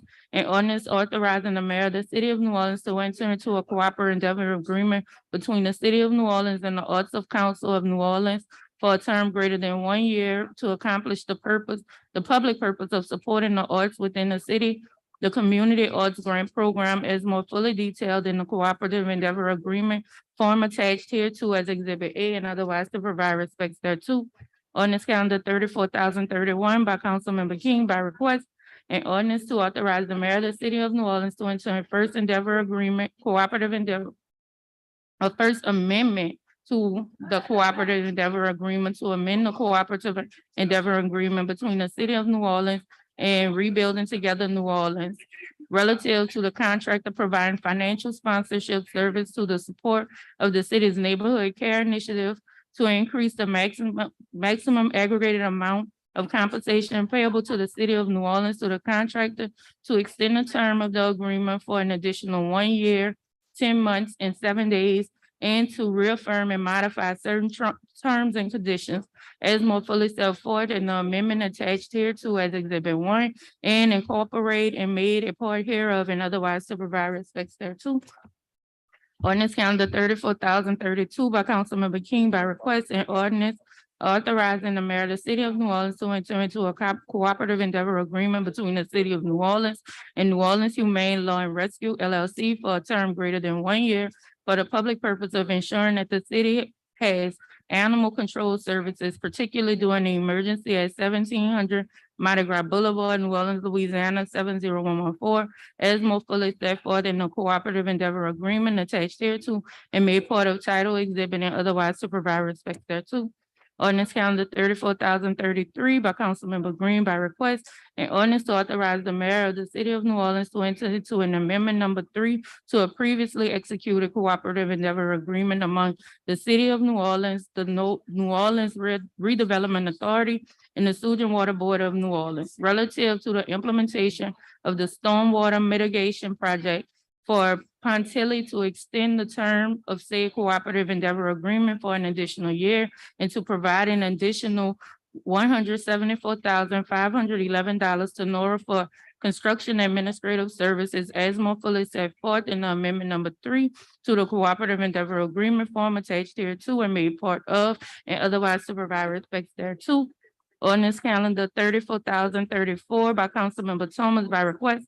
An ordinance of authorizing the mayor of the city of New Orleans to enter into a cooperative endeavor agreement between the city of New Orleans and the Orleans Public Defenders for a term greater than 1 year for the public purpose and assisting in the OPD and with providing legal service to indignant persons in criminal proceedings within the city of New Orleans as more fully detailed in the cooperative endeavor agreement for attached hereto as Exhibit A and otherwise to provide respects thereto.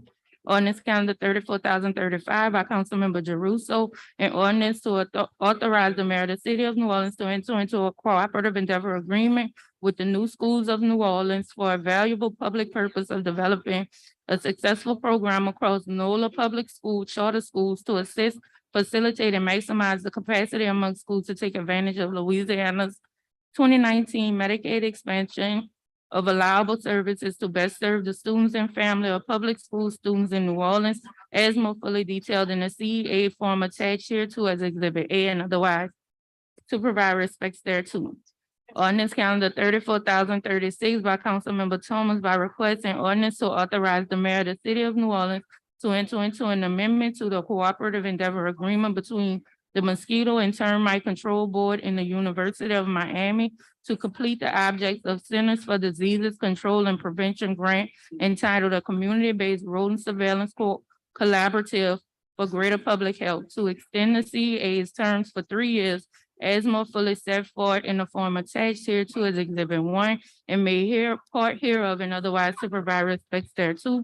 Ordinance calendar 34,037 by Councilmember Jeruso, Moreno, Green, and Thomas by request and ordinance to amend ordinance number 28,863 MCS as amended entitled an ordinance providing an operating budget of expenditures for the city of New Orleans for year 2022 to transfer within the general fund operating budget to various departments to cover overages incurred during the year of 2022 and otherwise to provide respects thereto. Ordinance calendar 34,038 by Councilmember Jeruso, Moreno, Green, and Thomas by request. An ordinance to amend ordinance number 29,266 MCS as amended entitled an ordinance providing an operating budget of expenditures for the city of New Orleans for year 2023 to appropriate funds to remit a proposed settlement payment to the Metro Estate and otherwise to provide respects thereto. Ordinance calendar 34,039 by Councilmember Jeruso, Moreno, Green, and Thomas by request. An ordinance to amend ordinance number 29,265 MCS as amended entitled an ordinance providing an operating budget of revenues for the city of New Orleans for the year 2023 to appropriate any additional $283,295,769 for intergovernmental revenues and otherwise to provide respects thereto. Ordinance calendar number 34,040 by Councilmember Jeruso, Moreno, Green, and Thomas by request. An ordinance to amend ordinance calendar number 29,266 MCS as amended entitled an ordinance providing an operating budget of expenditures for the city of New Orleans for the year 2023 to appropriate an additional $283,295,769 for intergovernmental expenditures and otherwise to provide respects thereto. Ordinance calendar 34,041 by Councilmember Jeruso, Moreno, Green, and Thomas by request, and ordinance to amend ordinance number 29,265 MCS as amended entitled an ordinance providing an operating budget for the city of New Orleans for the year 2023 to appropriate funds to remit a proposed settlement payment to the Metro Estate and otherwise to provide with respects thereto. Ordinance calendar number 34,042 by Councilmember Jeruso, Moreno, Green, and Thomas by request. An ordinance to amend ordinance number 29,266 MCS as amended entitled. An ordinance providing an operating budget of expenditures for the city of New Orleans for the year 2023 to appropriate funds to remit a purpose settlement paid to payment to the Metro State and otherwise to provide respects thereto. Ordinance calendar 34,043 by Councilmember King. An ordinance to amend and reordain section 1-3 to the code of the city of New Orleans to increase the default penalty for violations of the code and otherwise to provide respects thereto. Ordinance calendar number 34,044 by Councilmember King. An ordinance to add section 28-47 to the code of the city of New Orleans to require parking attendants in certain parking lots during certain special events and otherwise to provide respect thereto. Ordinance calendar 34,045 by Councilmember Thomas. An ordinance to amend and reordain section 162-1656 and 162-1669 of the code of the city of New Orleans to increase the total number of pedicab CPNCs to be issued to align section 162-1656 with the transfer of ground transportation administration to the Department of Public Works as established via ordinance calendar number 33-245 to update the code citation within section 162-1669 and otherwise to provide thereto. That completes ordinance on first reading. Those are all the ordinances on first. Everybody